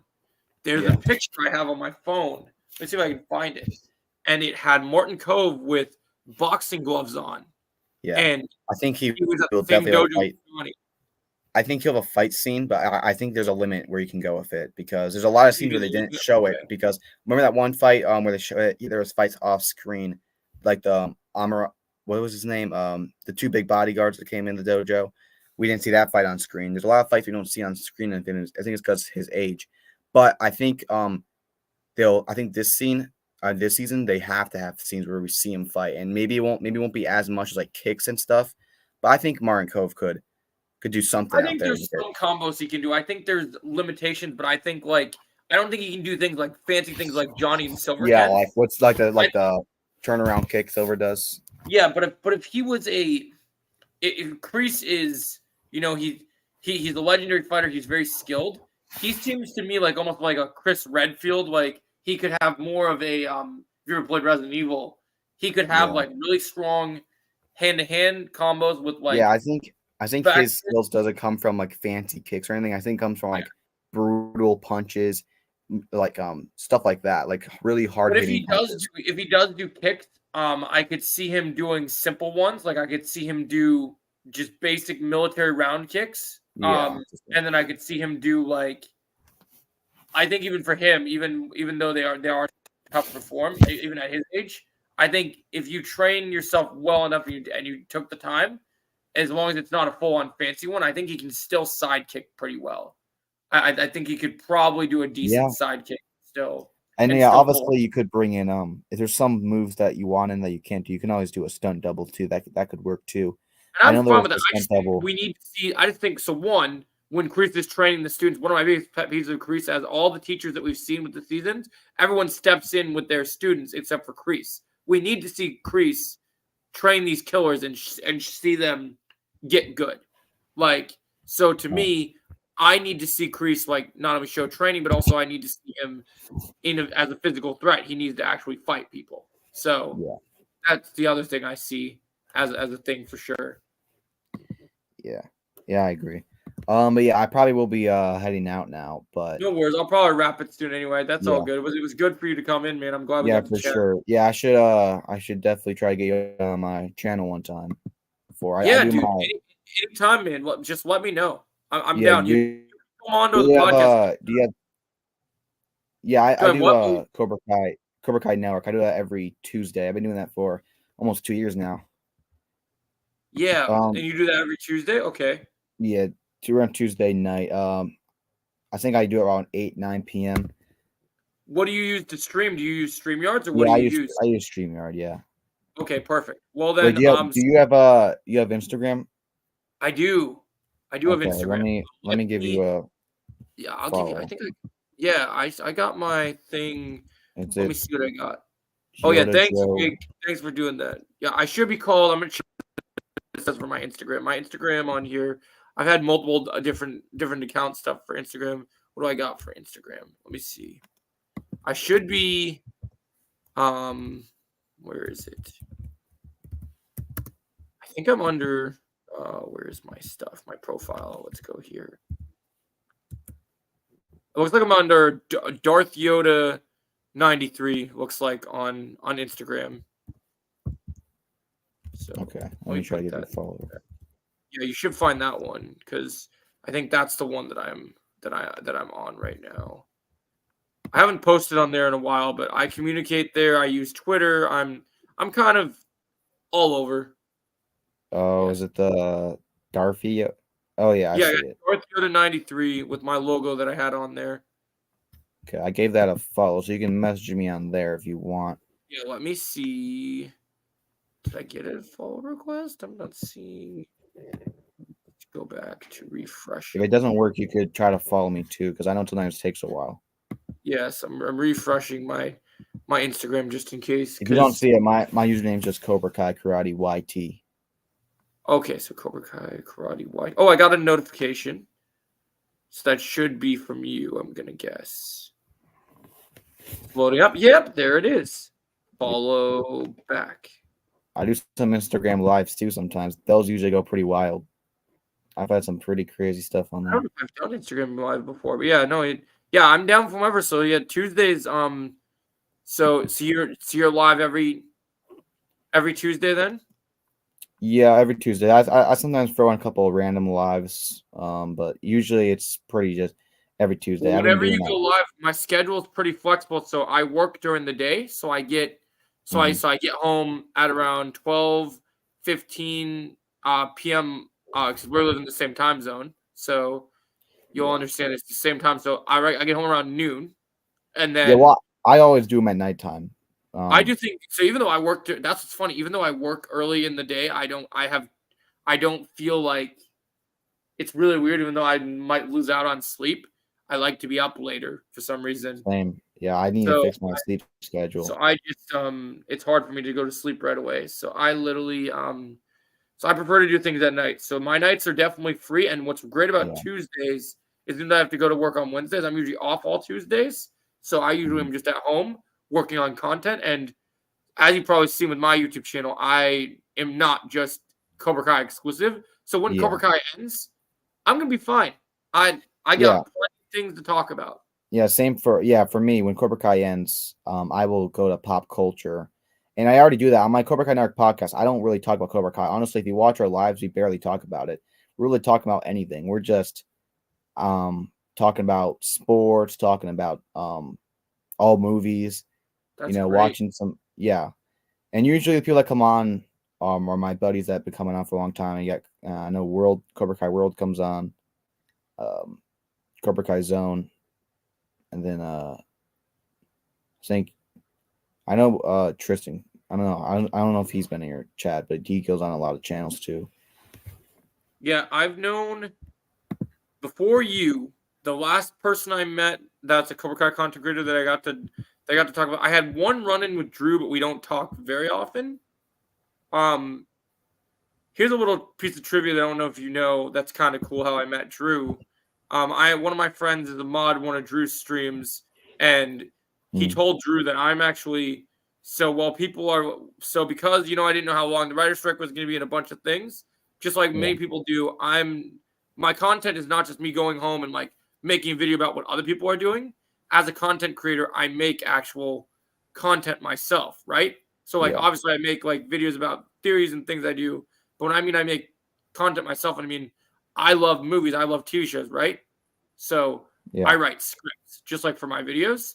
And so when I was younger, I loved movies so much. I dreamed about being a director. And so as you know, as used with Star Wars, all these different franchises, fan films become pretty big deal. Yeah. So I wrote a story, and I'm actually filmed some footage for it, and it should be released in its full entirety later this year. And I might actually have you in this movie with me, because now that I know that you're in Minnesota, I can actually shoot you. It's funny. I used to make my own little movies a while back too. I want to rope you into Cobra Empire, which is my passion project. So before you go, I'm going to tell you a little bit about Cobra Empire. So during the writer's strike, I didn't know where things were going to go, right? So I didn't know like how long we're going to have to wait for season 6 or whatever. So like I just like as directors they start writing other projects and doing other things and shifting their focus. So instead of being like, oh, I can't wait for Cobra Kai season 6, I started being like, well, what if we talk about what happens next? So I wrote the sequel. So in a world where season 6 has already happened, and I just kind of like, I don't know what would happen exactly in the show, but I wrote it in a vague sense of like, this is years after. And the story is called Cobra Empire because just like we talk about, right? You know, like you said, maybe Silver isn't dead. Maybe he did just go to prison, right? But he went to prison with a last trump card up his sleeve. And that was that he had a grandson in my story. And so I created Cole Silver was born. And so I did this whole storyline where I play the grandson of Silver, but the grandson of Silver favors Kreese over Silver, which is his uncle. and so it's pretty interesting. And it's and my friend Jake. So there's characters. There's the next generation characters. So my friends actually play related to other characters. So Jake you met is Devin Lee's son. Oh. So I'm doing the next generation of characters. And this is all my idea. I credited this. I didn't take this idea from anyone. This comes from me. My creativity, my thoughts. It's not going to include any characters that have a huge focus in the show, but it's going to show their like next generation. Like they might be involved in the sense they might get nods and references, but no characters that John, Josh, and Hayden created will appear. There's no Hawk. There's no Johnny, Daniel. It's all new characters. Yeah, that's cool. Yeah, I used to make my. I wanted to expand the Miyagi verse and make it where I want to have my own thing, and I don't want to like. There's people that on YouTube that do Star Wars fan films, and they do characters that are already created, and then they risk copyright. They can't copyright me because all my stories are me. So I can get paid for making that movie. So I'm down with that. Yeah, for sure. And I'm a martial artist. I used to make my Cobra Kai fan films too.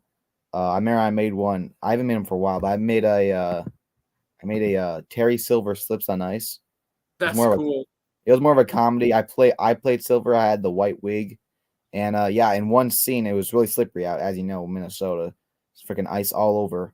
I went down, and in the scene Silver slips.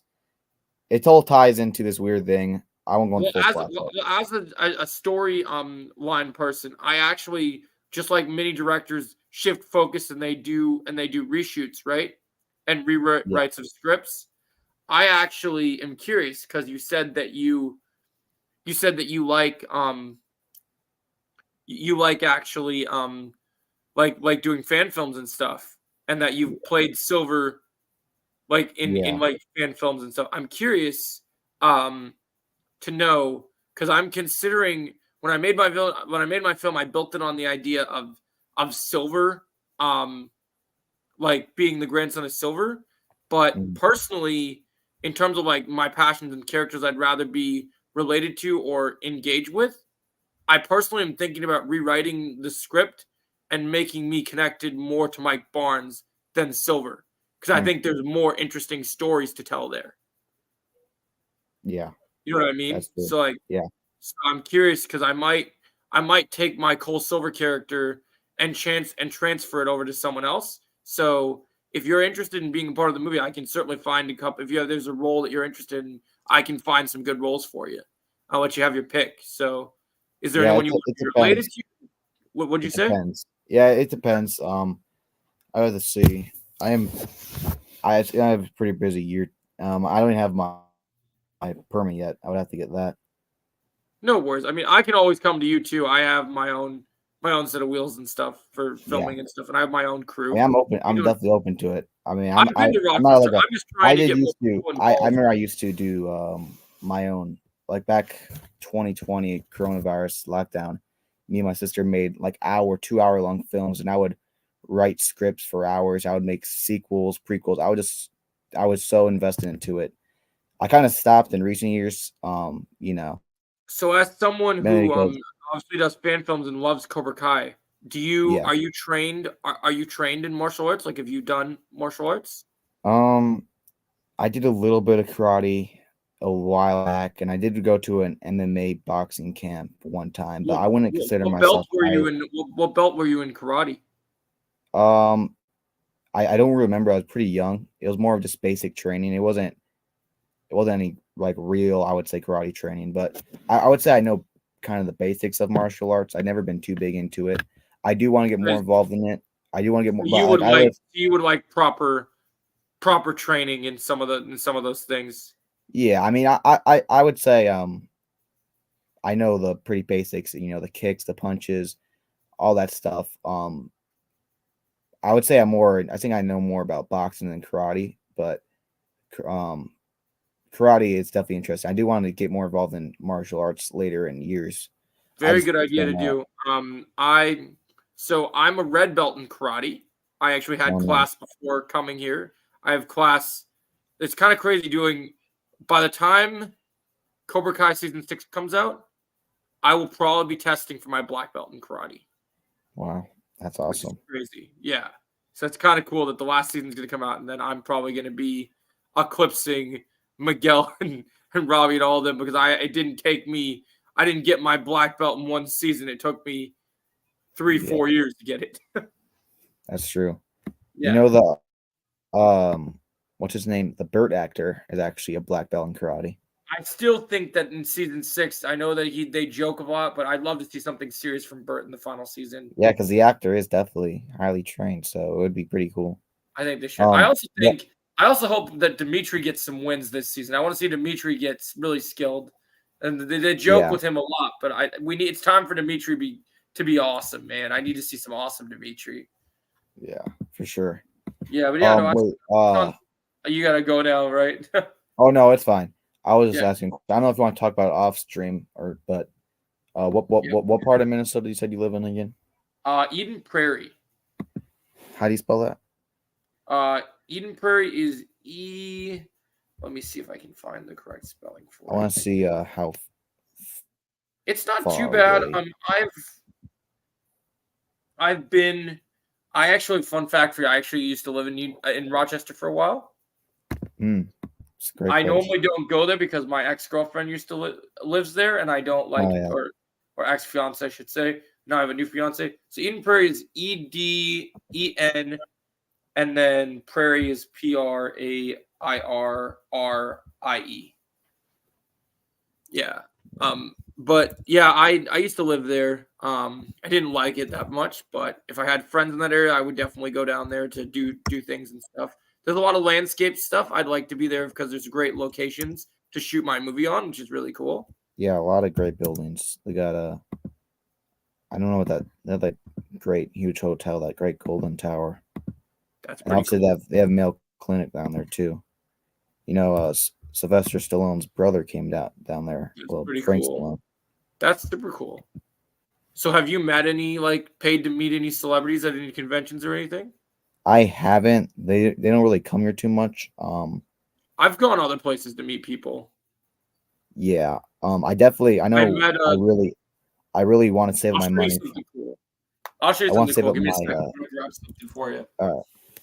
I want to save up my money for a next Rhode Island one day, because I do want to go to Rhode Island.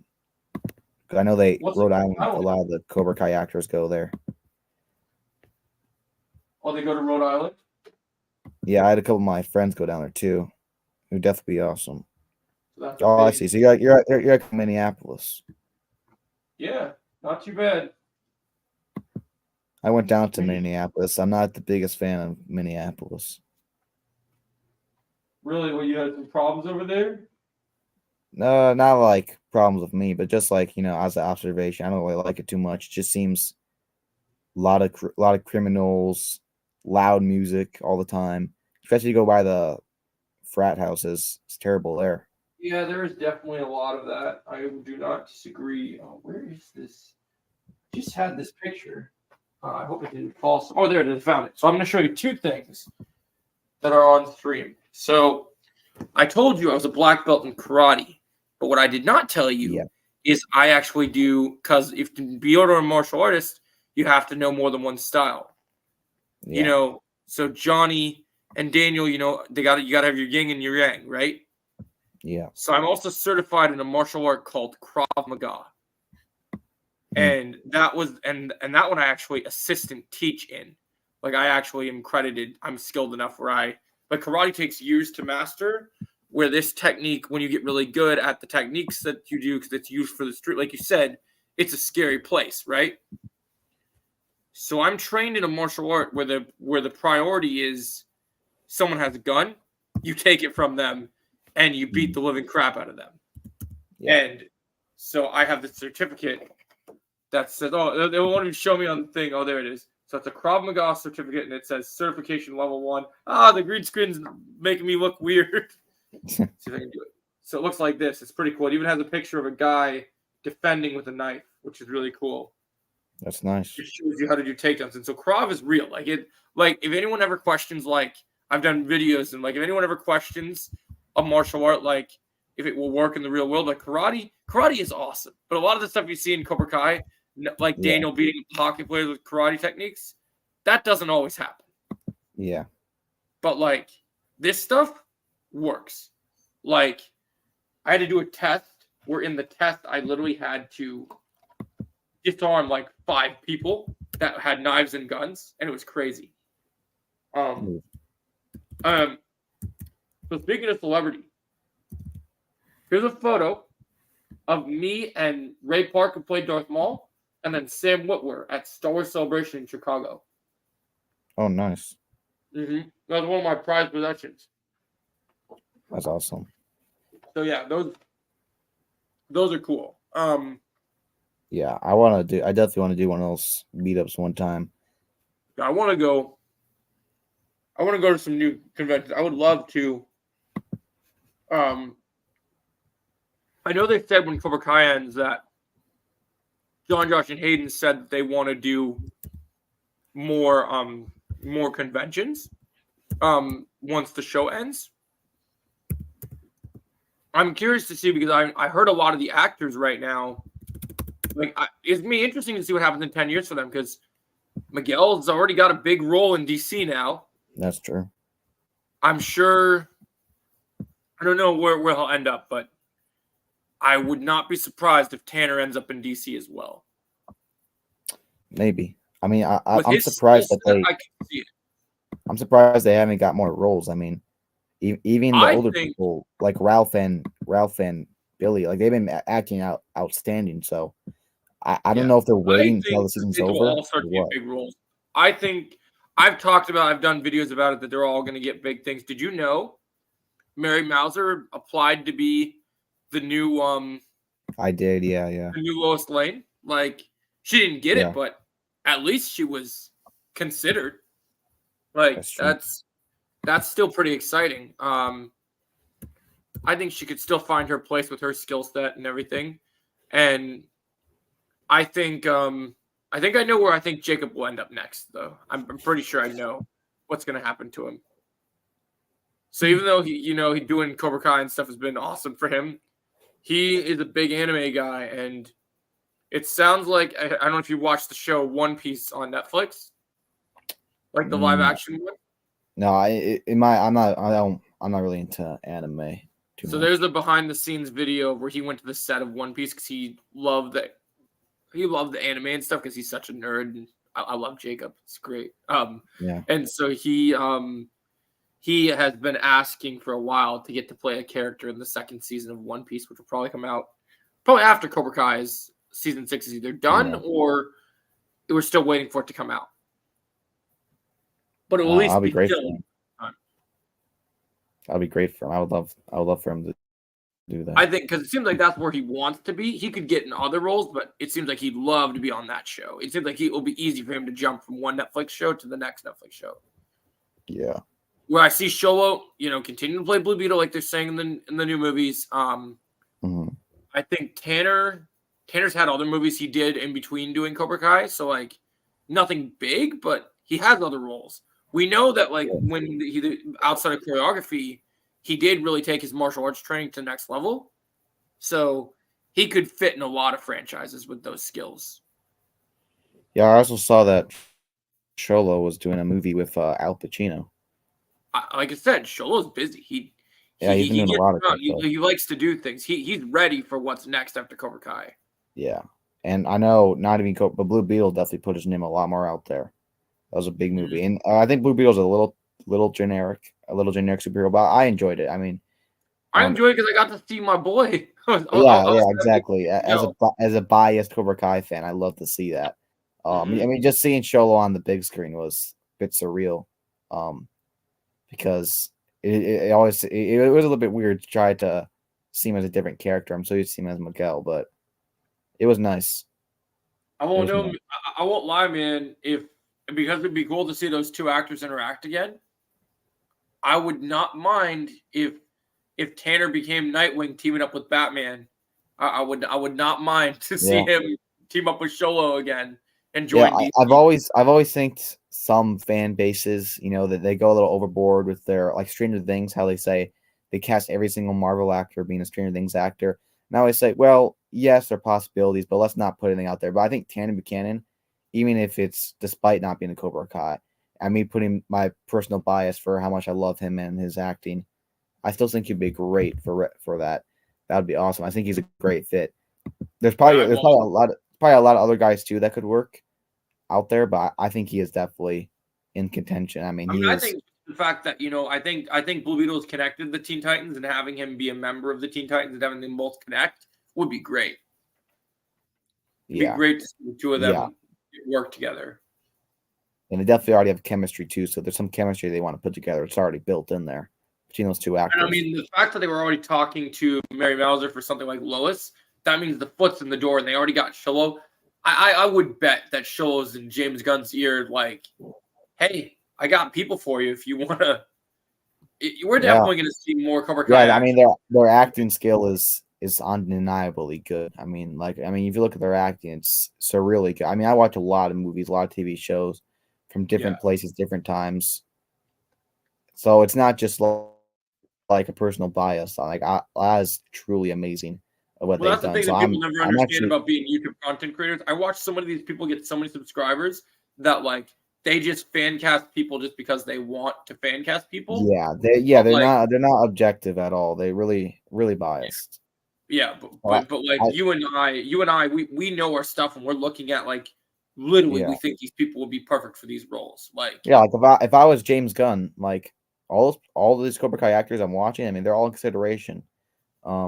For sure, they're definitely up there. And I'm not the biggest fan of James Gunn of what he done to Henry Cavill. I think they really should have kept Henry Cavill.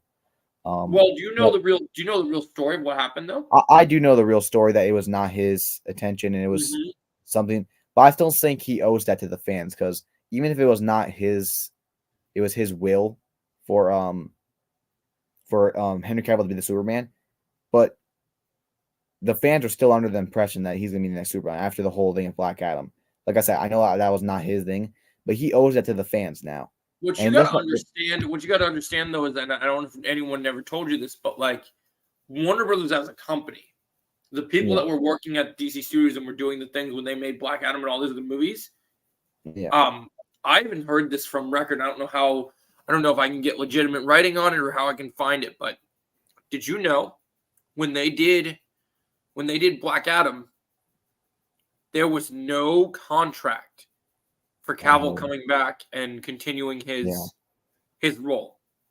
And he immediately just jumped, just listened to The Rock, jumped on board, was ready to go for one cameo and was told it was going to lead to more. But like, if I was a Cavill, especially with as caliber as an actor as he is, I would ask for a new contract to be sure. Yeah, I don't know. I still think, I mean, in my opinion, Henry Cavill was the perfect Superman. I think he's great, but I just think maybe I know people criticize maybe the story writing, but like physically and just appearance. Here's my take. I love Cavill as Superman. I don't love the direction that Zack Snyder tried to tell us. I agree. I mean, I like Man of Steel the movie, but I'll admit that if you look at the comics, that's not how Superman should act. I don't agree with him killing Zod. I don't agree with him. That didn't work for me. Yeah, I don't think that's what Superman should do, but I still enjoy that movie. If you watch that movie and think like, okay, let's manage some alternative Superman. The good news is, as perfect as he is as Superman, Cavill is such a great actor, and he's already gotten and dug himself into some pretty big roles now. He's gonna be fine. Like, yeah, I don't think it'll affect his career. I mean, obviously he's doing The Witcher. He's doing a lot of great stuff. I mean, he got kicked off that because of this. He did. That's right. Or I think he left. I think he left because it wasn't. But he's a producer, and apparently because Cavill not only is a great actor, but he's super nerdy, right? Yeah, he loved the games. He's going to be in a Warhammer series. Yeah, I love the Witcher games, and and I'm excited about. I don't know if you've ever seen this movie because it's an old movie. You know, he's in the new Highlander they're working on. Mm-hmm. Yeah. That's pretty cool. I mean, I don't think it affects his career at all. But I was just saying, I'm not the biggest fan of going in the direction of a new Superman. I say you keep Henry Cavill and you rewrite that character, you do something different. The only reason they didn't do that from what I understand, is because of a lot of my friends when Aquaman 2 came out, they did a ranking of all the DCEU villains, and they put Warner Brothers up at the top as the worst villain because they messed with so many fundamental things in the universe and messed it up. And when James Gunn sets out to do this, DC is at a point right now where they have failed so many times that even though they got movies like The Batman, that's absolutely incredible, right? Yeah. They long for that cinematic universe. That DC has such rich characters and such interesting stuff. They want to be able to have a proper Justice League movie, a proper, like, all these things. And so they talk to specific people, and they have literally set out in their mind, even though I don't think the guy's perfect, they have looked at Kevin Feige at Marvel and gone, this is the gold standard. This is what we need. And we need someone that can fit that role. Yeah. And right now, I'm not saying that James Gunn and Kevin Feige are on the same level, but Warner Brothers as a company and the people that own Warner Brothers believed ever since James Gunn did the Suicide Squad that this is the guy. And so far, from what I've heard about his projects he's working on, what I heard about Superman, I do love Henry Cavill's Superman. In terms of, I don't like to, when we talk writing and directing, James Gunn understands Superman better than Snyder did, from what I've heard. Like, yeah, I don't, like, would I have loved Cavill to come back? Totally. But from what I heard, the script that was being put together for potentially whatever it was going to be, Black Adam 2 or Man of Steel 2, whatever it was going to be, it was not good. The person, I agree with all that. I think Zack Snyder, I think James Gunn is a far better writer and understands Superman better. But I also think Henry Cavill is a far better Superman than whoever the new guy they'll get. So I would just confuse them. Why doesn't James Gunn just take Henry Cavill, especially when you have all the fans right here, all excited for him, and they think he's coming back, even though that wasn't your attention. And I think his plans were already set in motion before they even So The Rock went behind. So here's the sad thing, right? So The Rock told Warner Brothers and the company that his movie was going to make, because he's The Rock, right? He underestimated his popularity or overestimated, I would say. He overestimated, and he went and said it's going to make $1,000 million. And then it didn't.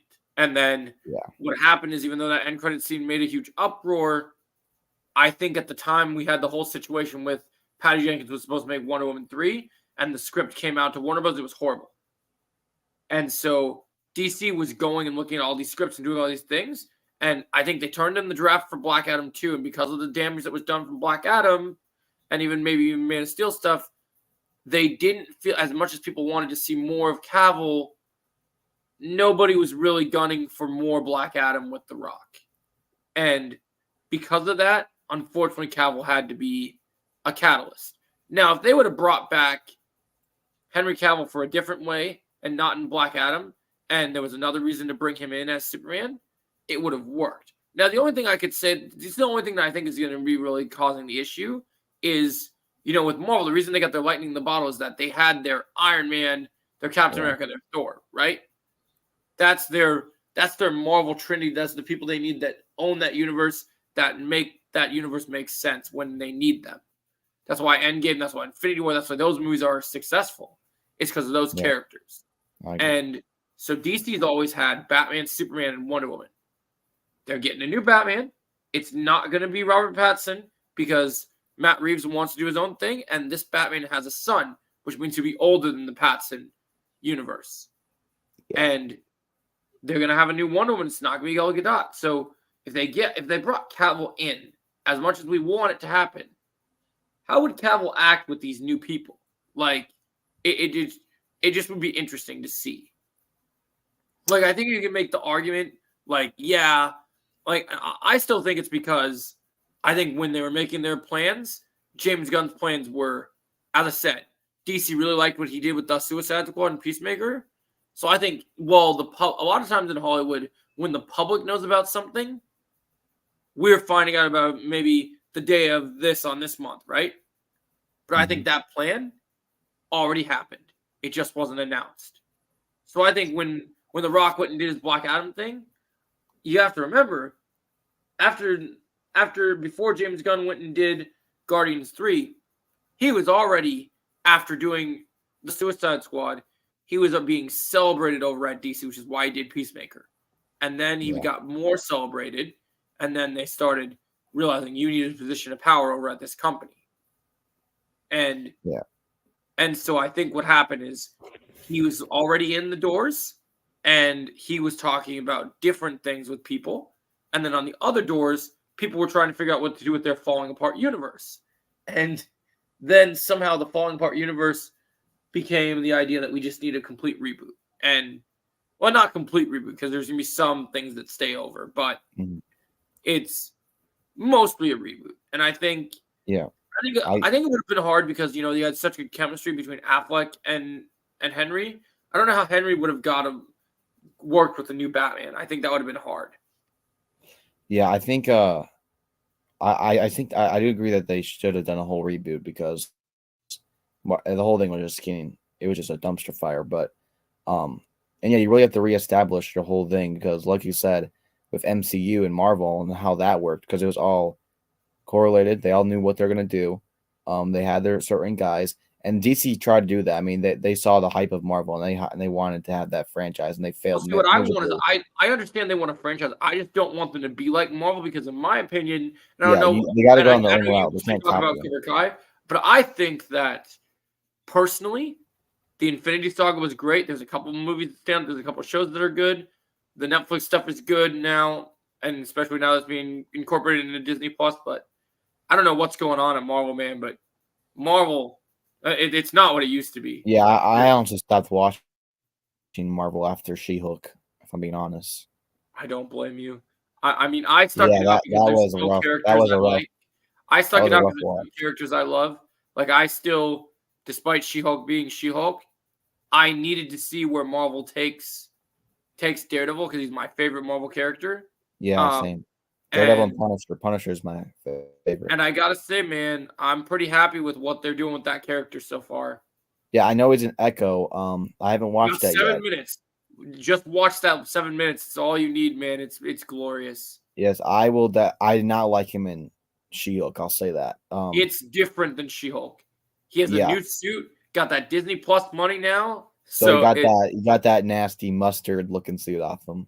He don't have it no more. And he got I don't know if you read the comics or anything, but even though I love the Netflix shows because they were doing so grounded and they didn't have so much budget, his billy clubs look like they did in the comics where it's got like the chain in the middle so you can use it to grapple and stuff.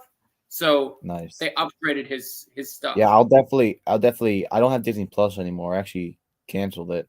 Yeah, you'll have to check out I'll definitely have to get that back to watch that because I don't really watch a lot of Marvel shows or even movies, honestly, anymore. I used to be the biggest fan. I used to get into all the lore of it, the comics and everything.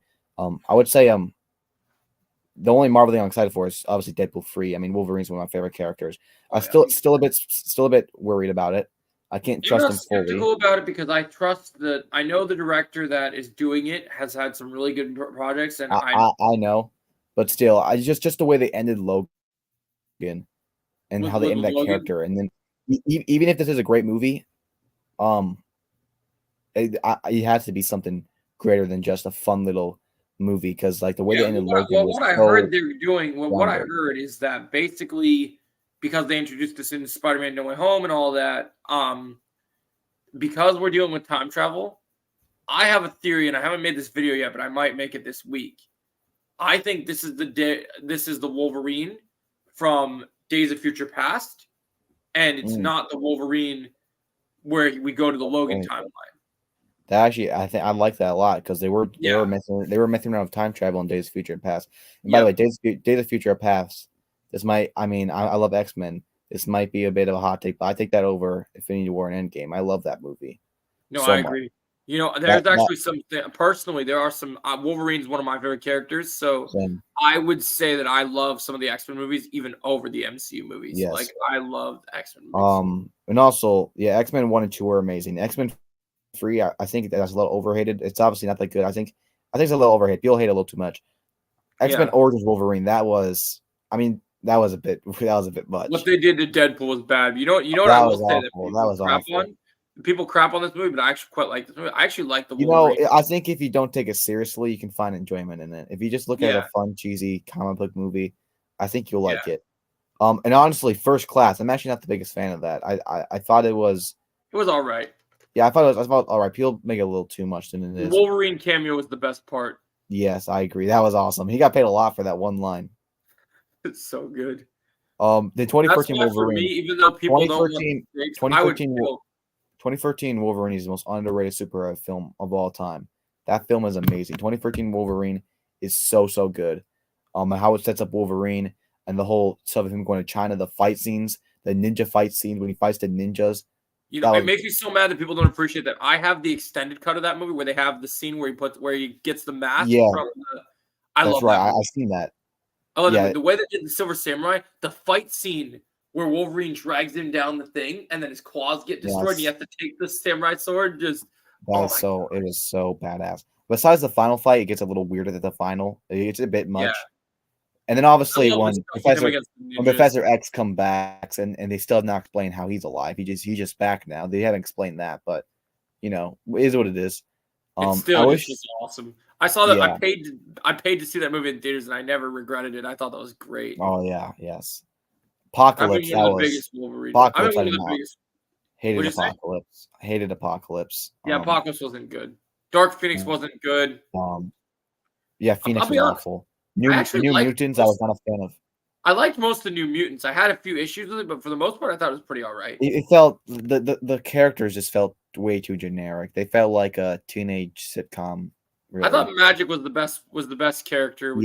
I only watched it one time back when it came out, so that was like around 4 years ago. Yeah. Maybe I need to rewatch it, but I don't know. But yeah, Logan's definitely is like one of the top 5 favorite movies of all time for me. I mean, that's my primary favorite Marvel movie. Logan and you know what really makes me mad is Doctor Strange Multiverse of Madness, whatever it's called. When they brought him back, when they brought Professor X back just to snap his neck, that pissed me off so damn much. The reason for that is because how iconic that character is, and the way they ended that character. And people will say this stupid stuff about, oh, it's an alternative. All right, so you're telling me if they brought let's say a Tobey Maguire Spider-Man. Yep. And they brought him in somewhere. This is a different Spider-Man, though. It's not the same one, but it's like a different universe. But let's say it's the exact same actor, and they brought him back just to snap his neck. Would you be fine with that? No, you wouldn't. Or what about Robert Downey Jr. Iron Man? What if they brought him back? Yeah. But it's an alternative universe, but they still just snap his neck for a cool scene. That movie is my fear with the whole variant concept that they've been doing in the MCU, because it's like that's what can happen if they do it wrong. Exactly. Where No Way Home was I also did not like how Scarlet Witch was a villain. I did not like that. You know what I hate about that whole thing? So I hate that movie more than A Burning Passion. So many people dog on me. They think that movie's great. I'm like, no, this movie's terrible. And I think it's a bit. The only credit I can give it is a bit fun with the scenes. I think who's the director again? The director of the original Sam Raimi, who did Sam Raimi. I think he did a great job as far as directing and like the fun scenes, like when it gets a bit like horror scenes. Yeah. But overall, that film was almost unbearable.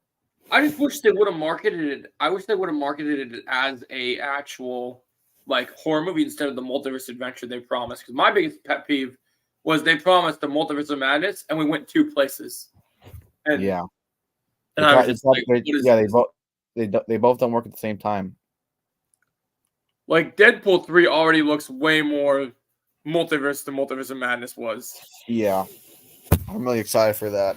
I'm still a bit worried. I trust like 99%, but there's still that 1% that they could do something wrong. I don't know why. I mean, the only thing I would have the 1%, I would have the 1% if it's for one person that I guarantee won't allow that 1% to happen, which is one thing you love about, like, it's one thing to have an actor that like you really like, right?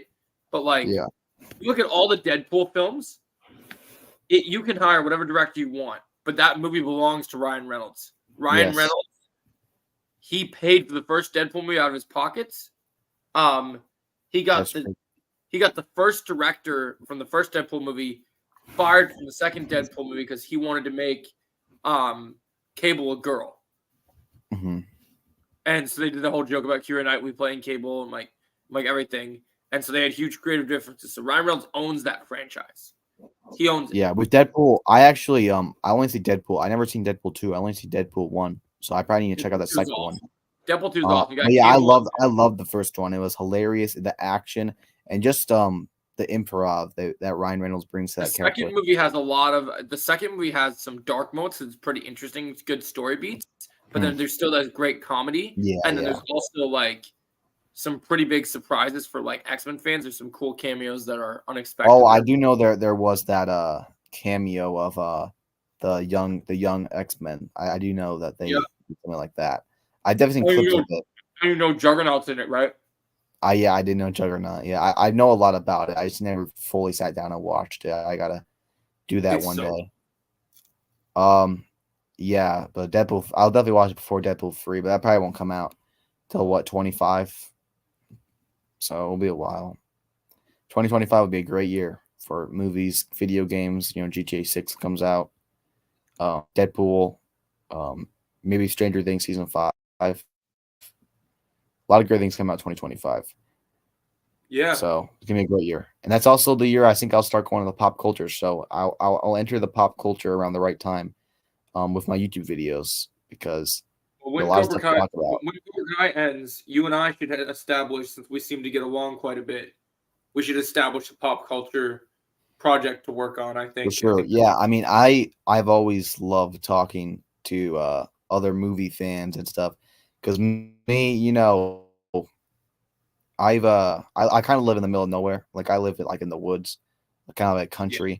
I'm also homeschooled too. I've been homeschooled for quite some time now, so I don't really get to talk to as much people unless the times I go to church. That's the only time I get to talk to people. So when I do get to talk to people, like through the internet, it's a true blessing. I get to talk to so many different people about different things. I mean, I've made true friends just through the internet. It's really awesome. It is really cool. And even to talk to some of my favorite, like I got the privilege to interview Sean Kanan, who Mike Barnes. I interviewed him. And then also just even YouTubers. I got to talk to some of my favorite YouTubers because before I started my channel, I used to watch all these Cobra Kai YouTubers. Well, you know what's crazy? Not just Cobra Kai. I haven't announced it yet, but I've talked about it on streams. I have a big event coming up on the 17th of January that I got invited to be a part of that I'm shocked about. So what is it? Obviously, I know pretty big connections. I have some pretty good people that know me, even though I'm not that big of a YouTuber yet. Yeah. But I'm climbing into 900. I've made my mark. People know who I am. And so I've gotten some pretty big people that start to know who I am. And because of that, I got noticed by someone. And I got noticed by, have you ever heard of a YouTuber called Chainsaw Reacts? Chainsaw. I think I know you're talking about. Let me look him up to clarify. I think I know you're talking about. Hold on. Chainsaw. There's a lot of reactions. Almost all his videos are like 90% reactions to things. Let me see. Just him like geeking out like a schoolgirl. Oh, I know what you're talking about. Oh yeah. Yeah, I know. Some of the best arrow reactions I've ever seen. Yeah, I see. He does some Ben 10 reactions. Yeah, so I'm going to be on his Council of Creators on January 17th. And that was been awesome. Like, he invited me to that, and that's been my biggest project I've ever been assigned. Which when he messaged me directly on Twitter, he's like, "Hey, you down to be on the podcast?" Like, yeah. I mean, I'm a busy guy. I do a lot. So I have a full-time job. I am a martial artist, and making my way to being a YouTube content creator. And if you see my schedule, like my weekly schedule for videos, you're like, how does this guy do it? How does he get it done? Yeah. Like before I went on this podcast, I recorded 3 videos today. I recorded my Echo review last night, which technically counted as today. I did my all 10 Disney Plus Marvel shows ranked, and I did. Yeah, I've only been watching for a while. I've only been watching for a while. But whenever I see you, I always see on my homepage because you post a lot.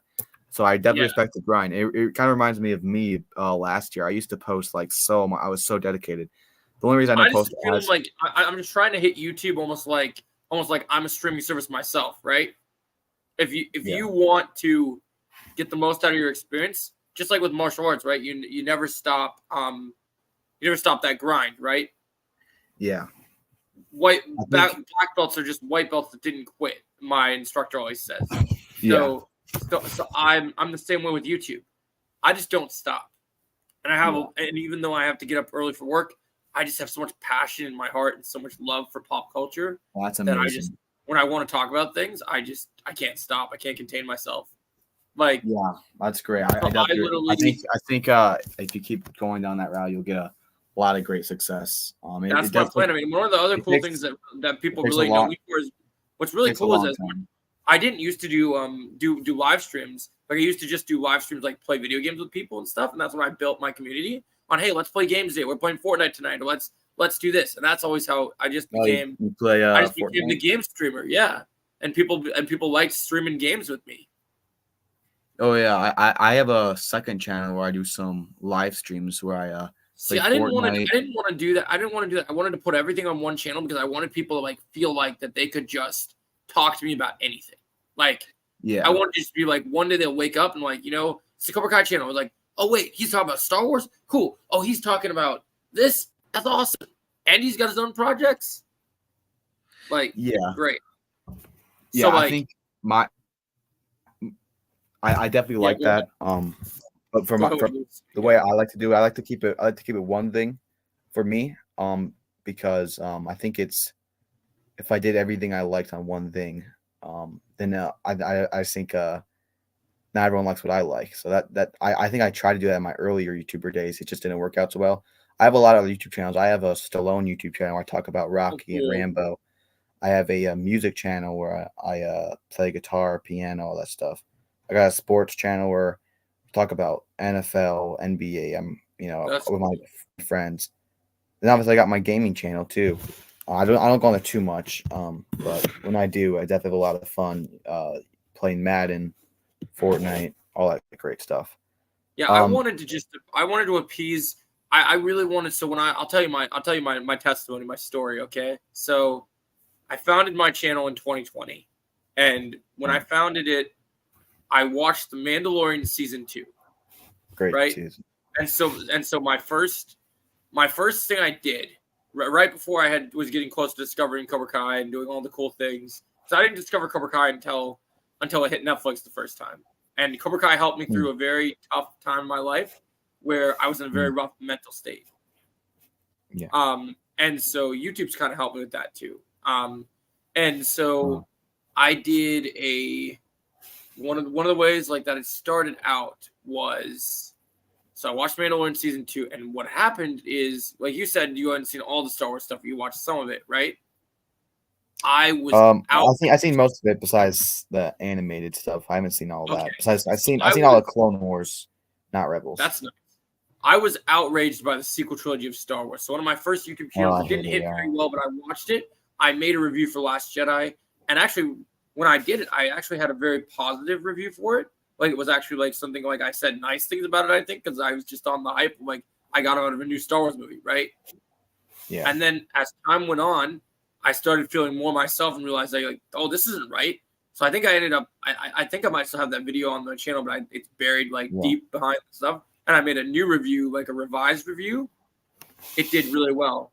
And a lot of it was just me screaming at Disney and saying, like, why would you do this to Luke Skywalker? And then I just remember. Oh, yeah. I hated what they did with Luke Skywalker. Yeah, and I just remember I was crying. I was crying because I tears of joy when I made my Mandalorian season 2 review. So it's like, Dave and John get it. I don't care what the Knights of Melvin says. I don't care whatever they want to say. I'm in love with when it's Dave and John doing Star Wars, they know what they're doing.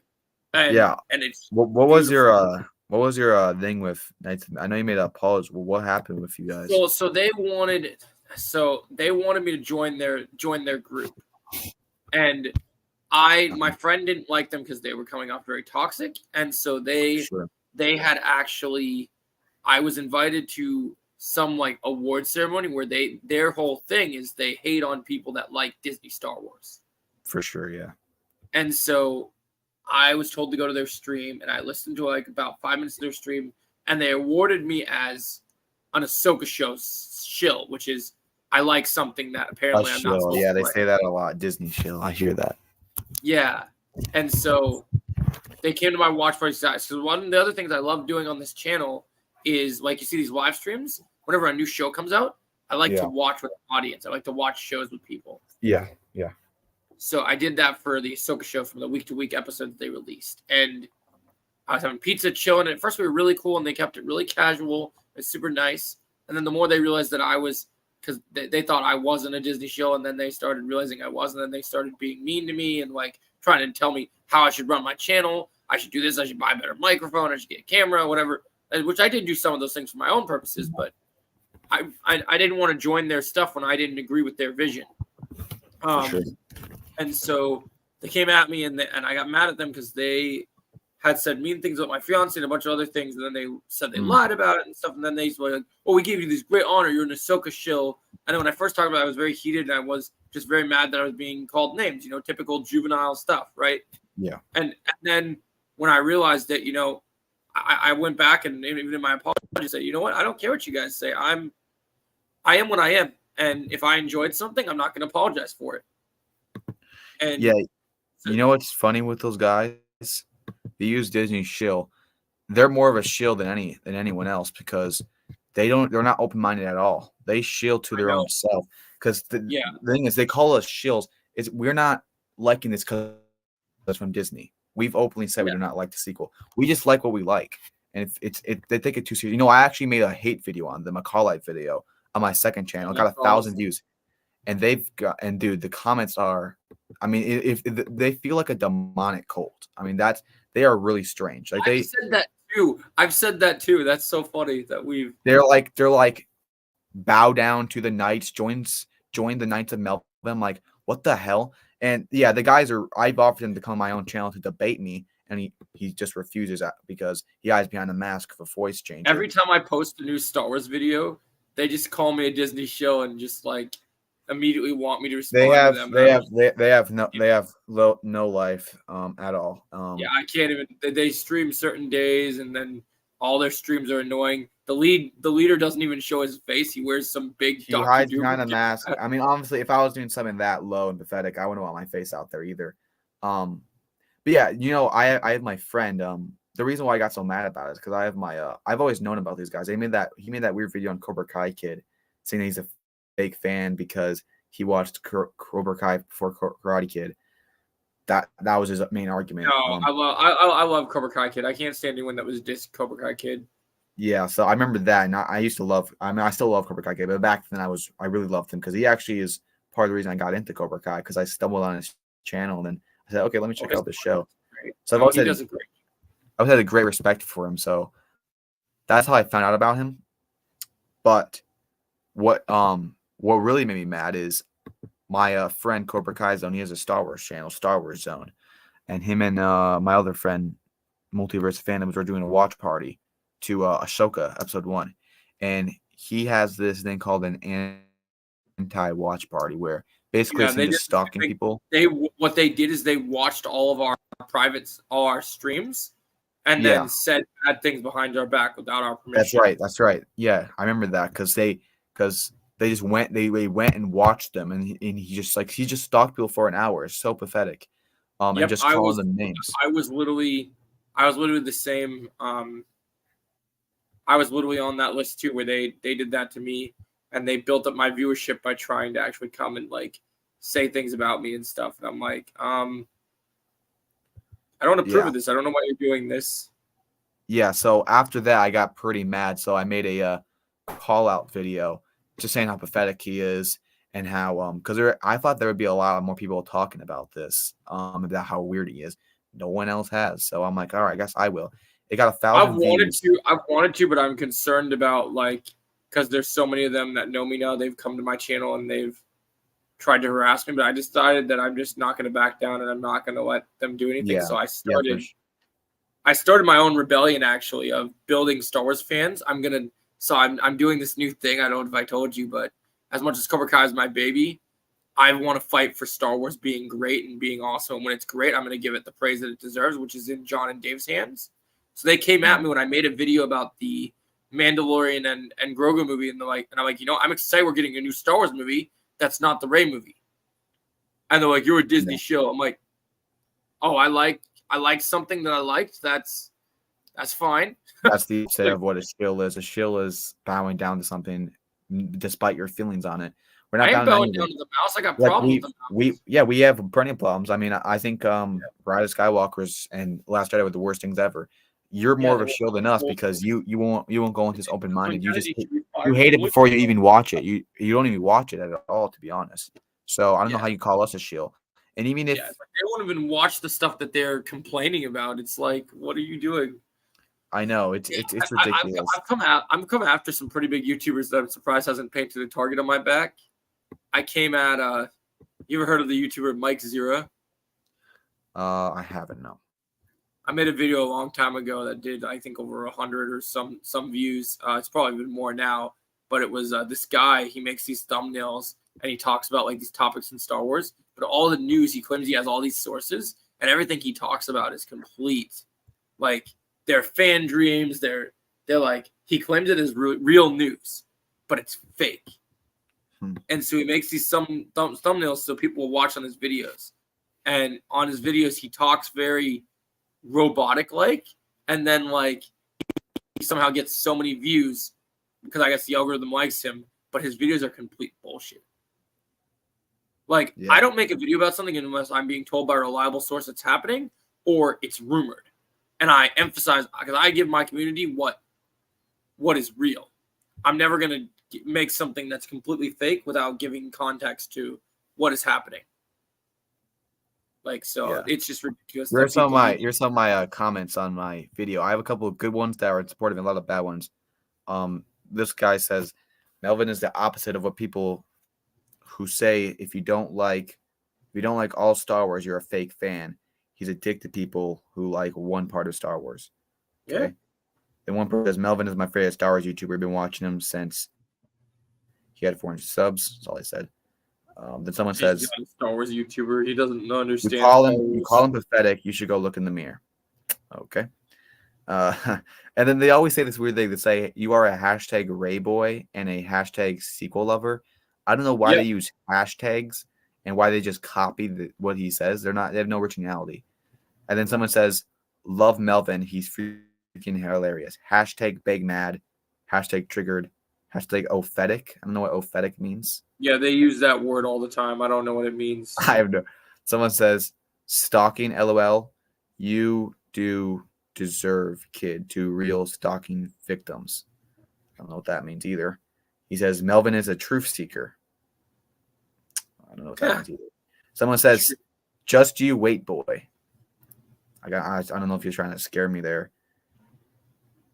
He says Melvin is funny. Plus, he is one of the few truly consistent critics of Star Wars, of Disney Star Wars. He recognizes that the foundation of Disney Star Wars is flawed.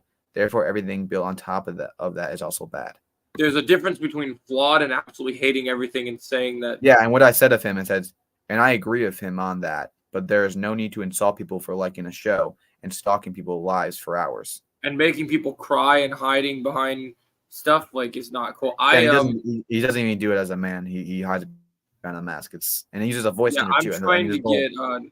I'm trying to put together, because they have a massive community of like they're all like haters. I want to put, you got the dark. They think they're the dark side, right? So like, I want to put together like, as much as I hate the movie, I was like, you guys think you're all the Sith? I want to take all the so-called Disney shows, get them on a podcast, and go, hey, guess what? I'm all the Jedi now. Yeah, no, I would love to do a live with Melvin, because I honestly want to understand what his problem is, but he just won't do it because I don't know why. And someone says, this is where it gets weird. He says, Darth Melvin is a Chad. Hashtag hail the knights. Like that, they treat it like a cult. It's honestly weird. Like someone says, finally someone called out this prequel shill. I still think the prequels are. I mean, I don't like episode 1 too much, but episode 2 and 3 are good. Yeah. No, I agree. I think that's so weird that people are like that. Yeah. So I hope you saw that video. I 20. think I did I'll it. have to go find it. I don't know if I. When did you do it? I posted about, I think, August. It's on my second. I posted on my second channel. I can send it to you if you want. Yeah, I'll have to check that out. That's pretty cool. Yeah, I appreciate anyone that's willing to like take the sacrifice and go. And sometimes you got to take that shot in the dark, and you can't let other people be bullied the way that they're being bullied. Like it's just not right. Yeah, it's messed up what he does, and it puts a bad, because Star Wars has a bad reputation of the community being all messed up and everyone angry at each other, and That's he why I want just to put. That's why I want to put together a group of people that are positive Star Wars and people. Star Wars community shouldn't be that. It should be respectful. Obviously, if someone liked the sequels, I mean, or the sequels, I would say that's good for you. I'm actually jealous of you. I wish I could have that. I'm actually fans with sequel fans, and I actually just say they tell me raise their favorite character, and instead of getting mad at them, I say that's awesome. Yeah, because it's a fictional I'm glad that Star character. Wars, like one thing I'll say that people don't agree with that I think is crazy is I'm glad that the sequel trilogy has made girls actually interested in Star Wars, because Star Wars should not be for just one genre. I wish they had better female role models, but like I'm okay with it. That's the thing that got them into something. So for sure. So I like that. That's something that gets looked at. Yeah. I think I mean movies are made for entertainment. So if they entertain someone, what's wrong with that? I think people take Star Wars a little too much seriously. And also for the sequels, I actually like The Force Awakens. I like The Force Awakens. Yeah, I like Force Awakens. But obviously, Return of the Jedi. What was the second one? Yeah, Last Jedi. That one. I mean, I don't know what I hate more, Last Jedi or I wouldn't say I hate Last Jedi more because the way they treated Luke Skywalker. He's my favorite character. Yeah, for me, I love Luke, so it's hard for me. I'm personally Luke and Obi-Wan is my favorite, and the way they treated Luke was awful. For me, I'm similar to the YouTuber Star Wars theory in the sense that I love as much as I love Luke. I grew up in the prequel era, so I'm very much of an Anakin fanboy. Yeah, like I'm hardcore Anakin. Yeah. Like a lot of people got mad at me because my favorite episode of the Ahsoka show was they called me not only a Disney show, but they called me an Anakin simp because I was like losing my shit with seeing Anakin coming back but just what the Star Wars fan community did to Hayden Christensen was unacceptable, and seeing the praise for him and the killer acting in that scene and in the episode was amazing. Like I just loved. Yeah, I mean, I'll admit, in my own opinion, I don't think his acting was really good in episode 2, but I think no, and that's fair. Like I don't critique anyone who thought that. That mostly. Yeah, I still think the way they treated him was awful. I mean, even like the way they treat everyone. I mean, remember that one actress in the Obi-Wan show who played what was her name again? It was that Reva. Yeah, Reva. I mean, by the way, I did not like the character at all. But the way they treated the actress was awful. I mean, what they would say to her, even like the child actors would get terrible stuff thrown at them. I mean, the young Anakin actor in episode 1, look what they did to him. So yeah, the Star Wars community. I think this community needs to get revived into something more positive, because it's been not only negative for a long time, negative for that's why I think the way forward is to just, and I've said this many times, I might even start doing videos on this. I want to extend my hand and put together a Star Wars podcast of, I want to take these so-called Disney shills that they claim that we have. I know a couple of them. I've interacted with a couple of them on Twitter. I'm trying to get. Have you heard the YouTuber Race Side? Yeah. She's a girl that loves Star Wars. She has great reactions, and of course, she loves Rey, but which is where she got her name. But I've actually been trying to interact with more sequel fans because I want to know where that passion comes from, that they actually like this new Star Wars movie. Like, because I want to celebrate Star Wars as Star Wars, and we can have our favorite things, but let's celebrate Star Wars for the way that we have Star Wars. Exactly. And that, I think, needs to be the focus. And so I'm going to start to reach out to some more people. Maybe I'll make some videos because the Twitter just isn't hitting as many people as I was hoping. So I might just try and hit them on videos instead and do like opening like calls to people. And maybe I'll start throwing out names and saying that I'd like to interview or talk to some of these people. Yeah. I've tried. I'm not the biggest Star Wars fan. I actually only started watching. It was I think November of 2021 is when I started watching. So only about 2 years now. Well, I started doing. So it wasn't like a childhood movie for me. It was a newer thing. Because I know so many people are saying you got to watch Star Wars. You got to watch Star Wars. I'm like, okay, I'll watch it. It really sucked. I was trying to get Star Wars Theory's attention and try and collaborate with him and do really fun things with him. Even though he's a really big YouTuber, I thought he would give me a shot or whatever. Because I remember I was in contact with him one time, and I think I almost had a collab with him, but something went wrong, and something like time wise, so it never happened, which is unfortunate. And he never collaborated back with you? No, I mean, I don't know if he got busy, but yeah, I collaborated with a couple of the Cobra Kai. I done a couple with Drew and who else have I done one with Ken Cole. I don't know if you heard of him. I done a couple with him as well. My whole thing is I'm planning to get Strike on soon, somewhere this month maybe. Yeah, Strike's my friend too. I'm working on getting him on here as well. Yeah, he's such a nice guy. I'm hoping as the closer we get to season 6, like the fact that you came on here now, I'm hoping that we only grow more Cobra Kai content creators coming here because I want Cobra Kai. Everyone looks at Cobra Kai as a small thing. I want everyone to look at it where if we all unite, I think it would be the craziest thing ever. For sure. Yeah, I think it's always good to collaborate with people, and even with me, I'm at 1,000 subscribers. I'm really proud of it. But even if I was at 100,000, 1 million, I always want to be connecting with all sorts of different people. I mean, there's a lot of lives that I go on. Yeah, if you want to, I would appreciate it if when you're making a post for your videos and stuff, I would totally appreciate it if you could send some of your people my way too, because that'd be super great. Yeah, for sure. Because I'm doing my thing. I'll say this. My next network, which will be Tuesday, usually for those it's let me think here. I'm trying to remember what I could try to get you on. The thing is with my podcast, it has a pretty bad history of when I bring people on, there's a lot of drama that happened. I don't know if you know, but back last year there was drama really, really bad, which involved a couple of people. What kind of drama was it? Pretty bad. I mean, address leaking, death threats, stuff like that. It got pretty bad. Well, we just have to make sure that we have all our mods in, and we just got to make sure that I have mods in there, but we always try to be careful when we bring someone else new on, in case that they're not new to, in case they don't understand that, because there's some people on there that do not like me or like us, and they say some crazy stuff. Well, I know, like I told you already, I'm certified to protect myself and those that I care about. So yeah, I guarantee we'll be fine. So, and I'll tell you this much: you have Cobra Kai content creators that just love content, that are like, oh yeah, these are really cool people, and they love talking about Cobra Kai. I live Cobra Kai. Okay, so I have a friend of mine who lives in California. He's like Kung Fu chosen, like in terms of skills and stuff, like a black belt in Kung Fu, right?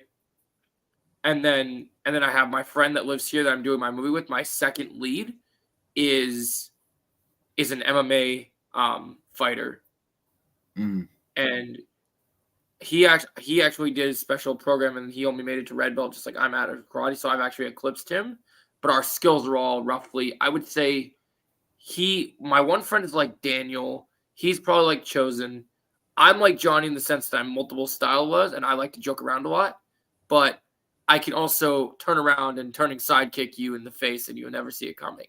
So so what we do is, so when the drama started with me and Nelson Melvin, they were threatening me and causing problems, and I told them that on one of my streams that I wouldn't be afraid if it came to it to bringing my boys down and stirring up some trouble, and they didn't like that so much. They thought I was joking, and I even told them I'll never regret it. When I'm real, when I'm serious about something, when something is happening, I mean it. And sometimes when people cause problems, that they get what they deserve. So it's unfortunate. Like, I just can't stand when people are rude like that to other people, and people that are copying that information. How do they get that information and stuff? Usually, like that's weird that they would get access to that. Yeah, I honestly don't know. I had one of the guys. They found one of my friend's father's phone number and called his father and saying weird stuff to him. So I don't know how they do it. I mean, I'm not necessarily scared of these guys either. I mean, worst case scenario, if they ever were to come to me and something, I'm sure I could defend myself. Yeah, if they ever came deadly, where they're trying to like, and I don't think I think just talking crap on the screen. I don't think it's something like that. If it ever got deadly, obviously I do carry a firearm too, so I wouldn't be too worried about that. But the thing is that worries me is if they somehow got my address. Have you heard of doxing, where they can call police and they can say that this address has a bomb, and that's what will happen is a SWAT team will come to your house with guns and break in there. And if you make one bad move, they could take your life. So that's one thing that worries me. That's why whenever I tell someone new to come on, I mean, it's not as bad anymore. Like it doesn't happen too much anymore, but you never know when these guys come out of the water and just start acting the same crazy stuff. Well, what we just need to do is we just need to make sure that we maintain the situation, and we know that we don't put information out there that, like for me, all my information isn't out there on the internet. I work at a very private security job, so all my stuff is very secretive. Yeah. So like through YouTube, I have my email, but my email is connected only through my YouTube. I use different emails for things. My phone number is only on some places. I don't think I give people through YouTube my phone number unless they like live near me and it's very close. Yeah, I also use a VPN too when I do my live streams too. So I'm technically in Atlanta. Yeah, so that actually can help you. So yeah, so that's good. Yeah, it's not as bad as anymore, but I always try to whenever someone new comes on, because usually they come to chat and just start saying rude stuff. Like I know they said, I don't know if you know Melissa, but she goes on World's live streams. Yeah, she was just in my right. Oh yeah. But yeah, I know Chosen. I heard you and Chosen had beef before or something. Chosen CVO. Yeah. Oh yeah. Yeah, I mean he was a great person. I had him on my channel. And there was drama. He had drama with people before me. But I told him like, it's fine. You can come on my channel. I'm open for everyone. But he just kept making a bunch of fake accounts. Said some things about my family, and I just didn't appreciate it, so I had to let him go. So ever since then, I understand that he's kind of like, for me, I've done this podcast with him, but I've been looking for other people to kind of do this. I think he takes, in my opinion, my opinion of it, I think he just really wants attention. He jokes too much. One thing that makes me frustrated is I'm trying to do a serious podcast with him, and I know he's like 18 and I'm older than him, but like when I do YouTube, I do things for as serious as possible as I can, even if I'm having fun. I do it through a business standpoint, right? And so like one thing that annoys me is like, so earlier when I had Melissa on, I had other people. We have Chosen will be there and he wants the attention. So when I'm trying to talk to someone and ask questions, he's talking over me or other people, and it's really frustrating sometimes. Yeah, I would say he definitely tries to make it his own show. But yeah, I think for the main part of it was for my podcast, I want to keep it more of just me and my friends, because we have a group that we've been really strong with each other. I mean, we know each other personally. I think I'll fit in pretty good with your with your group. For sure. Yeah, but with me, I try to keep a no drama route. I mean, with Knights of Melvin, if they find me, I have people that can block them very easily, and I'm not afraid of them. So I don't have anyone that can ever like threaten me that follows me, which is good. Yeah. After this, I always try to stay away from that drama, but Yeah, you won't have that to worry about with me. I'm pretty clean cut as they come. Yeah, because I also had one guy that joined one time. His name was I built my Paul. community. Oh yeah, go ahead. Yeah, I mean, I trust you, but there's just been Yeah. a lot of times where I have people join my channel and then stuff happens. I also had another person. I probably won't say his name. I had another person who come on and something went wrong with him. I don't know what happened with him, and he snapped at people, leaked addresses, and he's just been absurd. I had another person come on earlier this year. He was a really nice kid, called the Cobra, and for some reason he just started taking stuff way too seriously, took jokes way too seriously. He blocked all of us, made a video saying lies about us that we were being mean to him. When all we told him to do is there's this one guy, his name was Max. He kept saying this theory in my live chat, talking about how he wants um the OG Cobras to come back. Who I'm trying to remember his name is what was that one guy? Dutch. He wants Dutch to come back. And we're trying to say to him, like, oh, Chad McQueen, the actor, said he does not want to return. It's not going to happen. So he was getting kind of annoying. He said some weird stuff. So we would kind of poke fun at him and stuff. But then we found out that the guy has like a mental disorder, some mental disorder. So we kind of stopped joking at him because we realized that he has some mental disorder.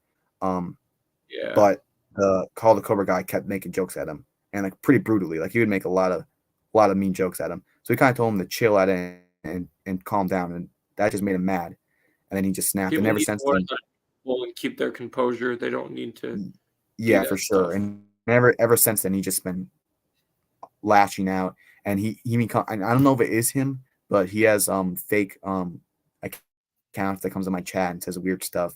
I don't know if it's him or not. So yeah, I always try to be cautious. I always try to be cautious when I also don't do open link anymore. I used to do open link where I put link in my chat. I don't do that anymore. There's some people that I do not want on that will try to come on, that I've had problems with. So I don't do that anymore. So I'm always cautious that I bring people on.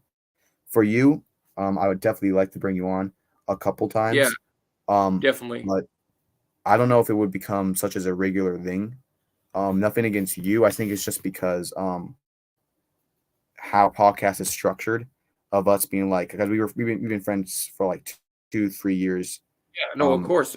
Well, the way I look at it is like you got to kind of flow with whatever works, and then if you feel like you have flow, like obviously as we start to get to know each other more, if you realize that like your friends and everyone is really good vibing, then you can always structure your podcast differently to make it fit what you're doing, which is really. I'm definitely open to different things, but yeah, me too. The way my podcast has been for the last like 2 years, I've always tried to it's always been structured in a way where it's just certain type of people. We all hang out. We have all great chemistry. We all joke around, have a fun time. We end the stream. So when I kind of experience of other people coming on, it always came out a bit awkward. Like I didn't feel like we had the chemistry.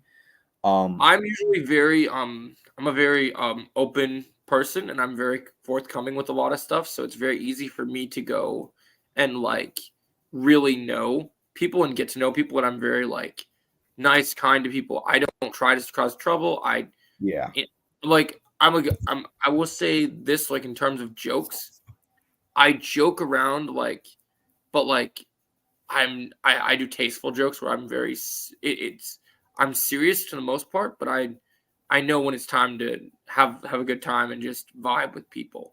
Yeah. But I never take jokes too far. I keep it very. I work in security, so I'm very professional, and I apply that to most of my things. I have fun, but I know my limits. After this stream, when will you do Dawn of DC podcast again? I'm thinking about doing it on Sunday, Brandon, because we haven't done it in a while. Otherwise, I can do it Saturday, but I think Sunday probably. Yeah, I run a couple different podcasts a week. I used to do it pretty consistently, and I haven't gone back to my original format. Right now, I'm supposed to do a new Star Wars podcast on Tuesday with one of my other collaborators. People who bully you aren't your friends. They're just people out there that are mean. That's true, Brandon. So, yeah, I've collaborated with a couple people. I've been working on some other collaborations. And by the way, as far as online bullying goes, I'm not a personal believer in online bullying. I don't think it's a real thing. I think people can be mean to you, but as far as bullying goes, I don't think that's the correct terminology as far as online bullying goes. I think bullying is when it comes physical. Of course, you could say emotional bullying is true, but I think when you look at bullying online, I don't believe in cyberbullying. I feel like someone's being mean to you on the internet. You can always block them, delete them, move on. A lot of stuff you can do to prevent that. Physical bullying, you can't prevent that. So there's a lot of people out there that gets bullied really seriously, physically. So I don't like to use the label that I've been being bullied because I think it takes Yeah. away what real people that gets real bullied for in the real world where it's physical and it's really bad. So whenever somebody meets me on the internet, I I could just put that away. I couldn't do that in the real world. So that's why I don't like to use the word bullying. But so I never felt attacked emotionally by these people. I usually don't get my feelings hurt too easily, unless you attack my family or anything.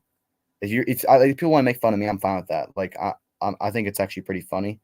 Um, I think you could make a better society if everyone just jokes or like pokes fun at each other in a fun way, and you can accept Yeah, as that. long as you do it tastefully and you don't do it and make Yeah, myself I for feel one like thing. I feel like people just need to stop taking stuff so personally, and So just one thing realize you to got to take a know, joke. so I'm glad you mentioned that. So my best friend, I'm going over to his house tomorrow, and we started collaborating on videos and stuff together because we're basically the same. We've known each other our whole lives, and Mm, so my friend who's in my movie, he has a YouTube channel called The Pixar Expert because he loves everything Pixar, but he covers mm, other things too. And so he started being my editor for a long time, where he started making intros for me and making actual like thumbnails for my videos. And eventually he got a girlfriend, and it took up so much of his time that he ended up being unreliable for certain things. So now I took responsibility of doing everything, so it takes me longer to do my videos because I'm literally a one-man mm. army right now. Right. Now, if I get monetized and I start making money, that won't be a issue anymore. But Mm. right now, it just is the way it is. Yeah. And for the most part, I manage. I do good. I'm not worried about it. But Yeah, you seem to be he's doing also really good. he's a good friend of mine, and we joke at each other. We kind of are like Johnny and Daniel in the sense that like we'll play Injustice together, and one of us will lose a match, and we'll start turning it into a real fight in Oh our yeah. house. I mean, I don't think you can have a true friend unless you ever got in a real fight with them. Yeah. So it definitely. I mean, a lot of my friends, we've gotten some pretty serious stuff, but we always find a Real way to.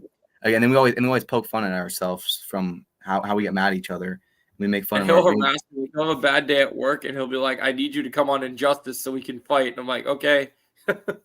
And so we'll play games together. And his reactions to things, like when he does a video or when he does like a stream, and I'll play games with him. I love how he says certain things. He has no filters. So some of the things he says, I'm Oh like, yeah. he's not crazy about getting monetized. So like, it's like I'm laughing, but at the same time, I'm like, buddy, ease up, man. That's gonna get us in trouble. Like, so Oh yeah. just have fun with him sometimes like that. Oh, hold up. I had a cyberbullying guy who made fun of me because he didn't like a prequel meme I sent in a group chat on Instagram. Gladly, I Hmm. don't talk to him anymore. I've been there, karate. Oh, thanks for that, Brandon. Yeah. Well. Brandon's been in my community Yeah. for a very long time. He's very reliable. He comes to all my streams. He always asks nice questions. He's Yeah. like family to me now. Yeah. But yeah, I probably will get some sleep now. Yeah, I gotta get But I will sad say, news. I have to work in 2 hours. I will text you around Tuesday. I'll get you on that network. Usually, Good. just so you know what it truly is, just a live stream. We go for maybe an hour, 2 hours. We talk about all sorts of Okay. stuff, movies, Cobra Kai. And then yeah, um, I can try to get you on some other ones. Yeah, I'll have to see how it goes. But I definitely do want to start coming on your lives more, and I definitely want to help get your channel to grow because I I think you got appreciate it. you got a lot of great intentions, and whenever I see someone trying to put a good Yeah. message out, I try to spread out as much as possible. Of course, I man. Yeah, also you're totally welcome. I also heard in your video you're a man of faith, so I really respect that too. Yeah, As very a much. Christian myself, I really appreciate Yeah, that, and I I try would and try push to it. I try to put that more. I try to put that more in my video. I don't want to force it to anyone, but I try to put it out there, make it clear. So Yeah, whenever I meet someone, especially with this channel, Strike, it's really I know Strike First Media. He is also man of faith. We talk about that. My friend Cobra Kaizone is, even though he doesn't act like it sometimes, he is. But yeah, so we all I have always try those to. moments. Yeah, we all have those moments for sure. I mean, I might have done some things too, but it's been great talking to you. Really appreciate it. Love Of talking about course, man. movies. And yeah, for Sounds my great, man. podcast, just text me on it. I'll text you on Instagram the time when we'll do it. Yeah, I sounds believe good. we have the same time zone, right? So it'll be pretty easy for our time zones Yeah, to it's pretty figure easy that out. time zone. What time do you normally do it at usually? I aim for around our time, 8 to 9. Usually I put the link at 8, but it takes like an hour to actually get it started because we Okay, just that's wait for because it takes a while for the other guys to get on, and usually we just sit there and talk for an hour before we start about whatever. Usually it's just making fun of each other for an hour, as a joke, of course. I might have to find a new background to use something exciting to have for my backdrop for that now. Yeah, Uh, I'll bring you on that one. We'll see how it goes. it should And go maybe I pretty. can, and then yeah, you should start joining some of Cobra Kai World's live. He does open link too, and Melissa and me, we always join that live. Yeah, Um, I try to go around the block and chat with different people, get people vibe. My yeah, so biggest thing is every yeah, go. Wednesday night, Cobra Kai World is alive. He does open chat with him and Melissa, and yeah, we always have a great time on there. So I definitely recommend you to go on there too, I appreciate that. Yeah, especially for getting your name out there too. He has a lot of great. He has a great community there, and I think if they see you and they hear about your channel, I'm sure they'll definitely check it out. yeah, I definitely haven't. I don't know if I've interacted with him very much anymore. I need to have to see if I can. I think I've seen him around, but I don't know if I've ever had a personal interaction with him. Yeah, So I'll have to. he's really chill. He he describe him. He's just really chill. He's really calm. He never really Yeah, gets too excited or really too mad. He's just calm.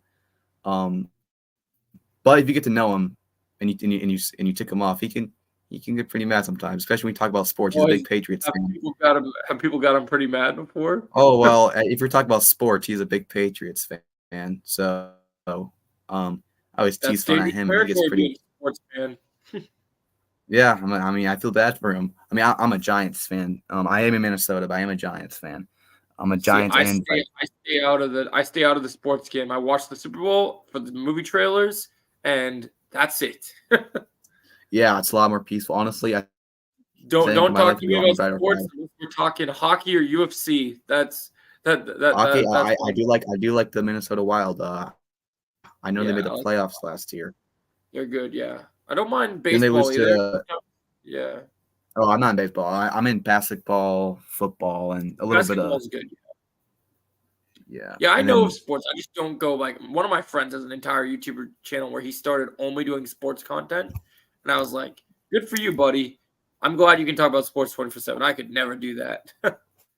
yeah, yeah. I mean, honestly, I think it's a bit stressful if you're a fan because it just puts a lot of stress in your life. So I think when people take it too far, um, it's like those hardcore fans. I think I don't know why people put so much stress in their life because of a football team.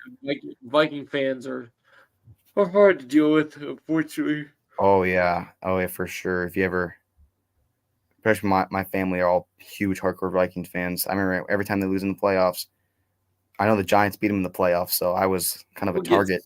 People get so mad. They get so. If you ever watch those videos of sport fans watching their team lose in the playoffs or Super Bowl, oh man, it's pretty funny. Man. People get so mad. Great TV. I've gone pretty mad too. During some games, it wasn't nice losing to the Cowboys 40-0. That was not nice, but it happens.